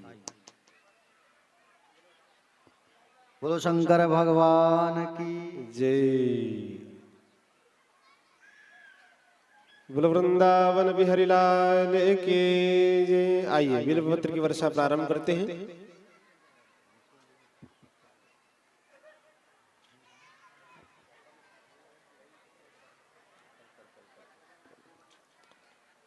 बोलो वृंदावन बिहारी लाल की, श्री शिव महापुराण भगवान की जय। चलिए प्रारंभ करते हैं। आप लोग मन में ओम नमः शिवाय का उच्चारण करते रहिएगा। आई ध्याये नित्यं महीसं रजतकिरणिभं चारुचन्द्रं रत्नाकल्पोज्ज्वलांगं परसमृगवराभेति हस्तं प्रसन्नं पद्मासीनं समन्तास्तुतं गणैर्व्याघ्रकृतिं वशानं विश्ववन्द्यं विश्ववन्द्यं निखिलभयहरं पंचवक्त्रां त्रिनेत्रं श्रीविष्णु प्रोक्त शिवसहस्रनाम स्तोत्रमन्त्रस्य रणगात्र प्रारम्भयेतः। सूत उवाच श्रूयितं गौरिशी कृष्टा दुष्टयोध महेश्वर ततहं कथयं ज्ञातं शैवं नाम सहस्रकं विष्णुर्वाच शिवो हरो मृडो रुद्रावस्करं च वृषलोचना अतिव्याजव्याचारं शम्भूदाब्धभोजनं प्रणवीरावितद्वानं युद्धेनां दिवस्वरा वेदान्ता च वितत्कालं नीलादानलोहिता ध्यानधरोदिवद्भोनं गौरी प्रातगणेश्वर अष्टमूर्तिर्विश्वमूर्तिर्दिग्धामूर्तिर्साधना ज्ञानगम्याग्रभेदं महादेव त्रिलोचना वामदेव महादेव बुधपृष्ठो निशोदितां विश्वरूप विस्फराग्योतिवद्विन्दुत्तमा प्राणाप्रणोद्वानं योऽध्ययनं वाहनम् ईशानाभिनवद्वादिं कण्डावेदिनिरुच्यतां तमोहरोधिपाद्योतिं महायोगिपुरुषतां कालकालकलद्वानं योधिजैवद्रुपुष्पितां दिव्यायुधदूरद्गुरु परमेष्टिपरत्परा विद्याकुविरद्वानं कृन्दे वेदिनुमुग्धो विशालाक्षोब्दौरिज्यं योधिना सूर्योतापसा धर्मधरदाजिपत्पुण्यं महेद्याजिपुरोद्भनां विश्वादवदत्पुण्यं वादिजाविद्वद्भनं दायादरोद्भत्मानं कामस्याविद्बोधिनं च विश्वादाजिपुर्वानं योऽध्येजगदत्तां लोकर्ता महाप्रता में होती जरणिदाम तबोजा वितरकुर्तावान गम्या पुरातनानि दिव्या शून्यानिति संवेदाज विरोधनाम मोदावृतबामि वादिच विलोचनाम